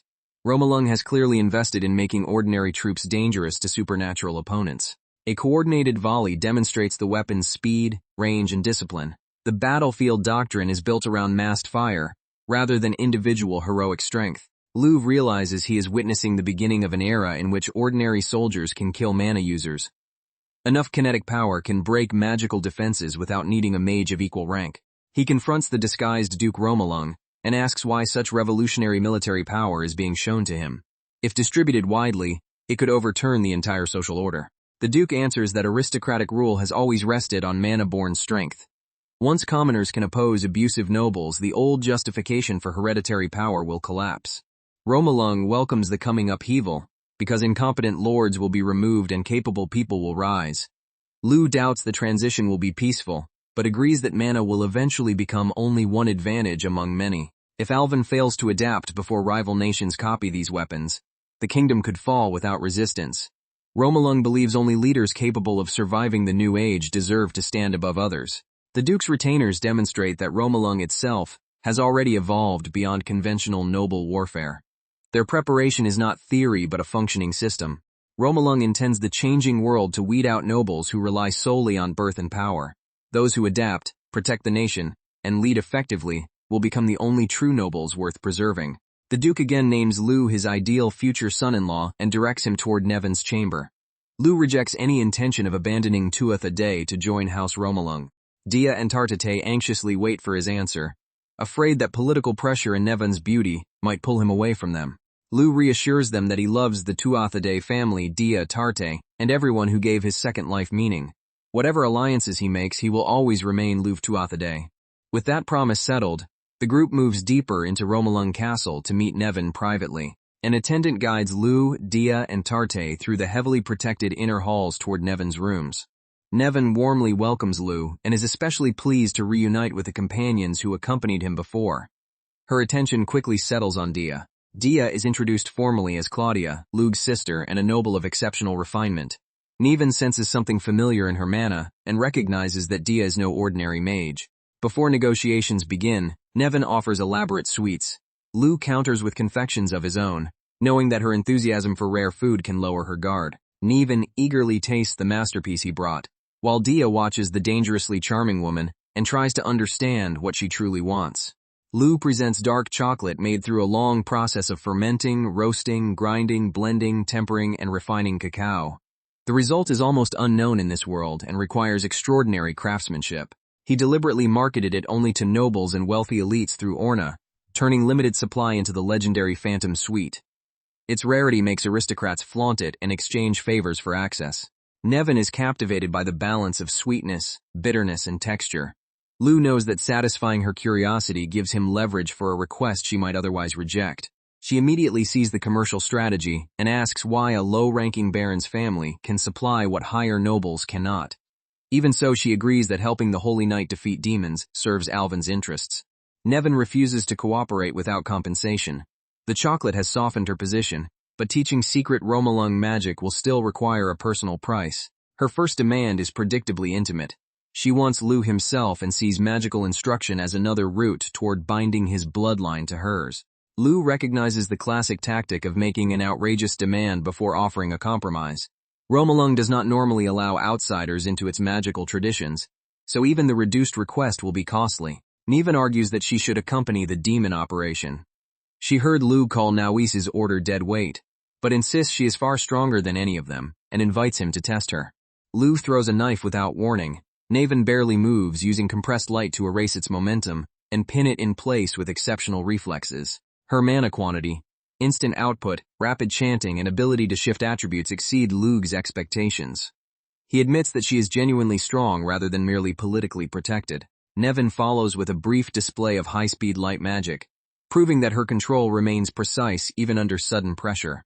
The test ends with Lu accepting that she could contribute in a demon battle, though strength alone is not enough to earn his trust. Niven dismisses Naoise as an adorable but useless puppy by her standards. She insists that someone of her caliber can accept responsibility for joining the operation. Her deeper reason is Lu himself. Reports cannot satisfy her curiosity about how he kills demons, and she wants to witness his hidden methods with her own eyes. Lu realizes refusing would only cause Romalung to send secret observers. Keeping Nevin nearby is safer, though she bluntly announces that the family also wants his bloodline. Nevin declares she will make him fall for her honestly through shared battles, secrets, and victory. Her confidence is so overwhelming that Lu can barely tell romance from military strategy. She then ruins the claim of honesty by threatening to take what Romalung wants by force if persuasion fails. Lu concludes that something is fundamentally wrong with the family's idea of courtship. He allows her to join only under strict conditions. The demon operation remains confidential. His orders are absolute, and she receives no special treatment because of rank. Nevin accepts with alarming enthusiasm, promising to attack, defend, or obey any command he gives. She then hands over the formula for Romalung's light magic. To her disappointment, Lu explains that the formula is not for him but for Dia. Dia's talent makes her the one best suited to master it. Intrigued rather than offended, Niven offers an additional form of magic so secret that even most of House Romalung does not know it. While Dia and Tardy enjoy fresh fruit elsewhere, Naven resumes her campaign and urges Lu to become physically closer to her. Lu explains why he takes Dia and Tarde into danger despite their lower strength. They are not tools but family. Demons make him hesitate precisely because he cannot treat their lives as expendable. He relies on them not only because they are useful, but because trust and mutual understanding are essential in battles where no single person can control every variable. Nevin promises to earn that same trust. Lu remains unsure how serious her affection is, yet accepts that he has gained a strange new companion. Reflecting on his teams in both lives, Lu realizes he once selected allies only for strength, roles, and mission success. Dia, Tarte, and Maha have taught him to choose people for another reason. That reason is family, something the assassin desired deeply but never possessed until reincarnating in this world. He wonders how attachment will change someone trained to live as a weapon. The answer may determine whether love becomes his greatest weakness or his greatest strength. In the next threatened region, ordinary people argue and struggle through daily life, unaware that a demon's army is advancing toward them. The scene shifts from private reflection to the approaching crisis, as scattered reports begin forming a clear route of destruction. Intelligence shows the demons consuming village after village, but those small populations cannot produce a fruit of life. Their true target is Johnbull, a large city and important trading partner of Tuatha Day. The information combines Granfeld's secret reports with messages from the Alam Karla. Nivan is impressed that Luv possesses intelligence even Romalung cannot obtain, and understands that he will not reveal the source. The enemy is Leogel, whose lion-like strength, speed, flexibility, and hunting concentration make him a terrifying close-range predator. That same tunnel vision may create exploitable blind spots. Leogel travels with a pride of female beasts that surround and support him like a harem. Nevin enthusiastically compares the arrangement to Lug's relationships with Dia, Tarte, and Maha. She offers to arrange replacements if any of Lu's companions ever become unsuitable, provoking immediate outrage. To come exceptional partners are resources to be optimized rather than bonds to be respected. Niven calls Tart an ordinary girl who merely works hard. Lu objects, while Tart herself cannot entirely deny that she lacks the effortless genius of Dia or Nevan. Lu explains that Tart's honesty, discipline, and ability to absorb every lesson are precisely what make her extraordinary. Effort repeated without compromise is a talent in its own right. The female beasts are not demons, but Leokel's bond can resurrect them through physical contact. Unless killed within Demon Slayer's range, they can return endlessly and continue attacking. The plan is to separate Leogel from the Pride, launch the male several kilometers away, kill and incinerate as many females as possible, then repeat before he can revive them. Nevan asks why Lu does not simply erase the entire Pride with the same wide area spell that destroyed the Orc army. Such power could solve the battle instantly. Lu refuses because John Bull's walls and civilians would be destroyed along with the enemy. Nevan argues that sacrificing 1,000 people may be rational if it protects the Holy Knight who must save the world. Lu does not deny the arithmetic. He rejects the premise that those lives must be sacrificed. Dia and Tart support his plan because they believe he can protect the city and still win. Nevan is fascinated by their mutual trust and realizes Lu's strategy already depends on her capabilities. His willingness to rely on her makes her affection even more intense. Her excitement becomes so extreme that she starts undressing and declaring them destined partners. Lu stops her while privately admitting she correctly understood that civilian casualties cannot be reduced to zero. Evacuating John Bull too early would reveal the trap, delay preparations, and may cause the demons to choose another unknown city. Lu therefore minimizes losses through positioning and timing rather than pretending all risk can vanish. With only days remaining and the Snake Demon's schedule possibly inaccurate, the team surveys John Bull, maps escape routes, and selects advantageous positions for every contingency.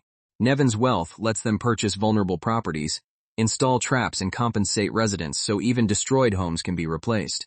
After exhaustive preparation, everyone waits for the demons to appear. A scheduled report from the Western Observation Point fails to arrive.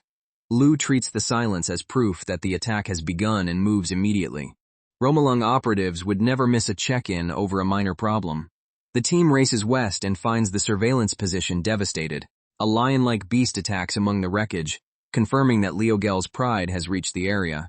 Ordinary gunfire fails because the creature's oily fur combines flexibility with hardness beyond steel, deflecting bullets and resisting both slashing and blunt force. The beast's explosive muscles reach top speed from the first step, allowing it to cross 40 meters in half a second. Lu has no time for a normal incantation. He responds with a preloaded tool and fires at the instant the creature enters range. The beast twists through the first line of attack, but Lu has already anticipated the evasive path. A second shot follows before its paws can touch the ground, forcing it into a fatal angle. Lu uses the quick-draw technique he practiced tens of thousands of times in his former life. Two concealed shots strike the creature's vulnerable eyes, the one place its armor cannot protect. The dying beast's cry draws the rest of the Pride. Their coordinated response reveals training and a powerful instinct to avenge fallen packmates. There are too many to fight in the open. Lu orders a retreat, turning the encounter into a deliberate life-or-death chase toward the prepared trap. The team reinforces their bodies with mana and runs while the Pride closes at incredible speed. Their objective is not escape but guiding every beast into the designated kill zone. Luv and Tart weave through the terrain, staying just ahead of claws that tear apart everything behind them. The first hidden mechanisms activate, knocking several beasts off balance and compressing the pack into a narrower formation. Dia releases Flame Torrent across the trap zone. The Pride has already shown that fire is its weakness, and at this range there is no room to escape. Nevan praises the strength of Lu's companions, finally understanding why he refuses to call them disposable. Lu answers that talent matters, but trust and proven teamwork matter more. The burned corpses become bait. Their blood, flesh, and the Pride's collective instinct should draw every remaining female toward one location and force Leogel to reveal himself. The plan succeeds as Leogel, the Beast Demon King, finally appears to answer the slaughter of his pack. Yet the supposedly dead females begin moving again. Leogel's presence has reactivated the bond that restores his pride. Luv orders everyone onto beastified Tart's back, so they can escape before the resurrected pack surrounds them. Tart races across the battlefield under the weight of the group, while Leogel and the revived beasts pursue with thunderous steps. Dia begins a newly invented spell called Stun Flare. Nevan is astonished that Dia casually creates magic no one in this world has ever conceived. The incantation completes, gathering an immense concentration of light above the advancing Pride. Stun Flare erupts in a blinding burst, striking the beast's eyes and stopping their coordinated charge. Because Nevin's light attribute powers the spell, it is far more than a flash. The intense burst sears retinas and strips sight away, while the team protects itself with prepared masks. A second anti-biological bomb detonates with a deafening blast and an unbearable stench. Without custom protection, the sensory overload would rupture hearing, destroy balance, and overwhelm the nervous system. The Pride collapses amid the combined shock, light, and chemical assault, turning the center of the battlefield into chaos. Lu retrieves pre-constructed tools from spatial storage bags, eliminating the need for long incantations. A massive prepared bomb is deployed in an instant. The grand explosive engulfs the trapped beasts before they can recover or regroup. Leogel survives and recognizes the preparation behind the attack. The Beast Demon King is impressed that humans have turned his own pack into waste. Lu answers with Divine Spear Gungnir, the largest and most destructive weapon in his arsenal. Rather than merely bombarding the target, Gungnir launches Leogel high into the stratosphere, and then drives him back toward the surface. No ordinary living creature could survive the impact. The team burns every remaining monster to ash so Leogel cannot resurrect them. Nevin finally understands why Lu is called an assassin. The killing blow matters less than the meticulous work that removes every escape. Lu calculates that Leogel will crash roughly 30 kilometers to the northeast in about 2 minutes. He carries the others into the air and races toward the impact point. Wind roars around the group as Lu maintains high-speed flight and conserves enough mana for the battle that may follow. Although the Pride has been eliminated, Granfelt warned that Leogel's main body is exceptionally powerful even among demons. A careless direct fight could still tear Lu apart. The Snake Demon provided an emergency item and told him to use it if death became imminent. Lu dislikes both the unknown power and the suggestive way she presented it. He keeps the artifact only as a final resort, refusing to indulge Granfelt's games unless the alternative is certain death. Whatever the item contains appears connected to demonic or demon king power. Lu cannot fully evaluate it, making reliance on it even more dangerous. The team reaches Leogel's projected impact point and spreads into the positions assigned before the mission. Dia takes charge of the long-range killing spell, while Tardy and Lu prepare to hold the front. They must destroy Leogel's core before regeneration restores him. Stun Flare strikes first, attempting to steal the demon's sight and create an opening for Demon Slayer.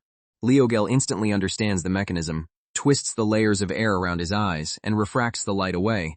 His adaptability is far beyond that of the Pride. The demon launches a counterattack so fast that sound and warning vanish beneath the force of its talons. Leogel identifies Lu as the one responsible for destroying his pack. Rage replaces the detached confidence he showed before. A storm of slashes tears across the battlefield as Lu narrowly avoids attacks capable of cutting through stone. Lu survives only by deflecting the trajectory of a lethal strike with a precisely timed bullet. Leogel promises to tear off his limbs and torment the women he loves before killing him last. As the power once distributed among the Pride returns, Leogel assumes his true form and grows dramatically stronger. Lu realizes Granfelt deliberately concealed this crucial part of the demon's ability. With ordinary limits no longer sufficient, Lu activates Dian Checked and releases his mana limiters for a decisive exchange. The enhanced assassin meets the Beast Demon King head-on, matching supernatural claws with accelerated thought, magic, and weapon skill. Their attacks collide with enough force to split the ground. Leogel mocks Lu as a mere human and calls himself a lion before an insignificant cat. Tart answers from the battlefield with fearless confidence. A lion may be a magnificent cat, but cats are still natural prey for foxes. With that bold declaration, she launches herself back into the confrontation as Lu's group continues its desperate battle against Leogel.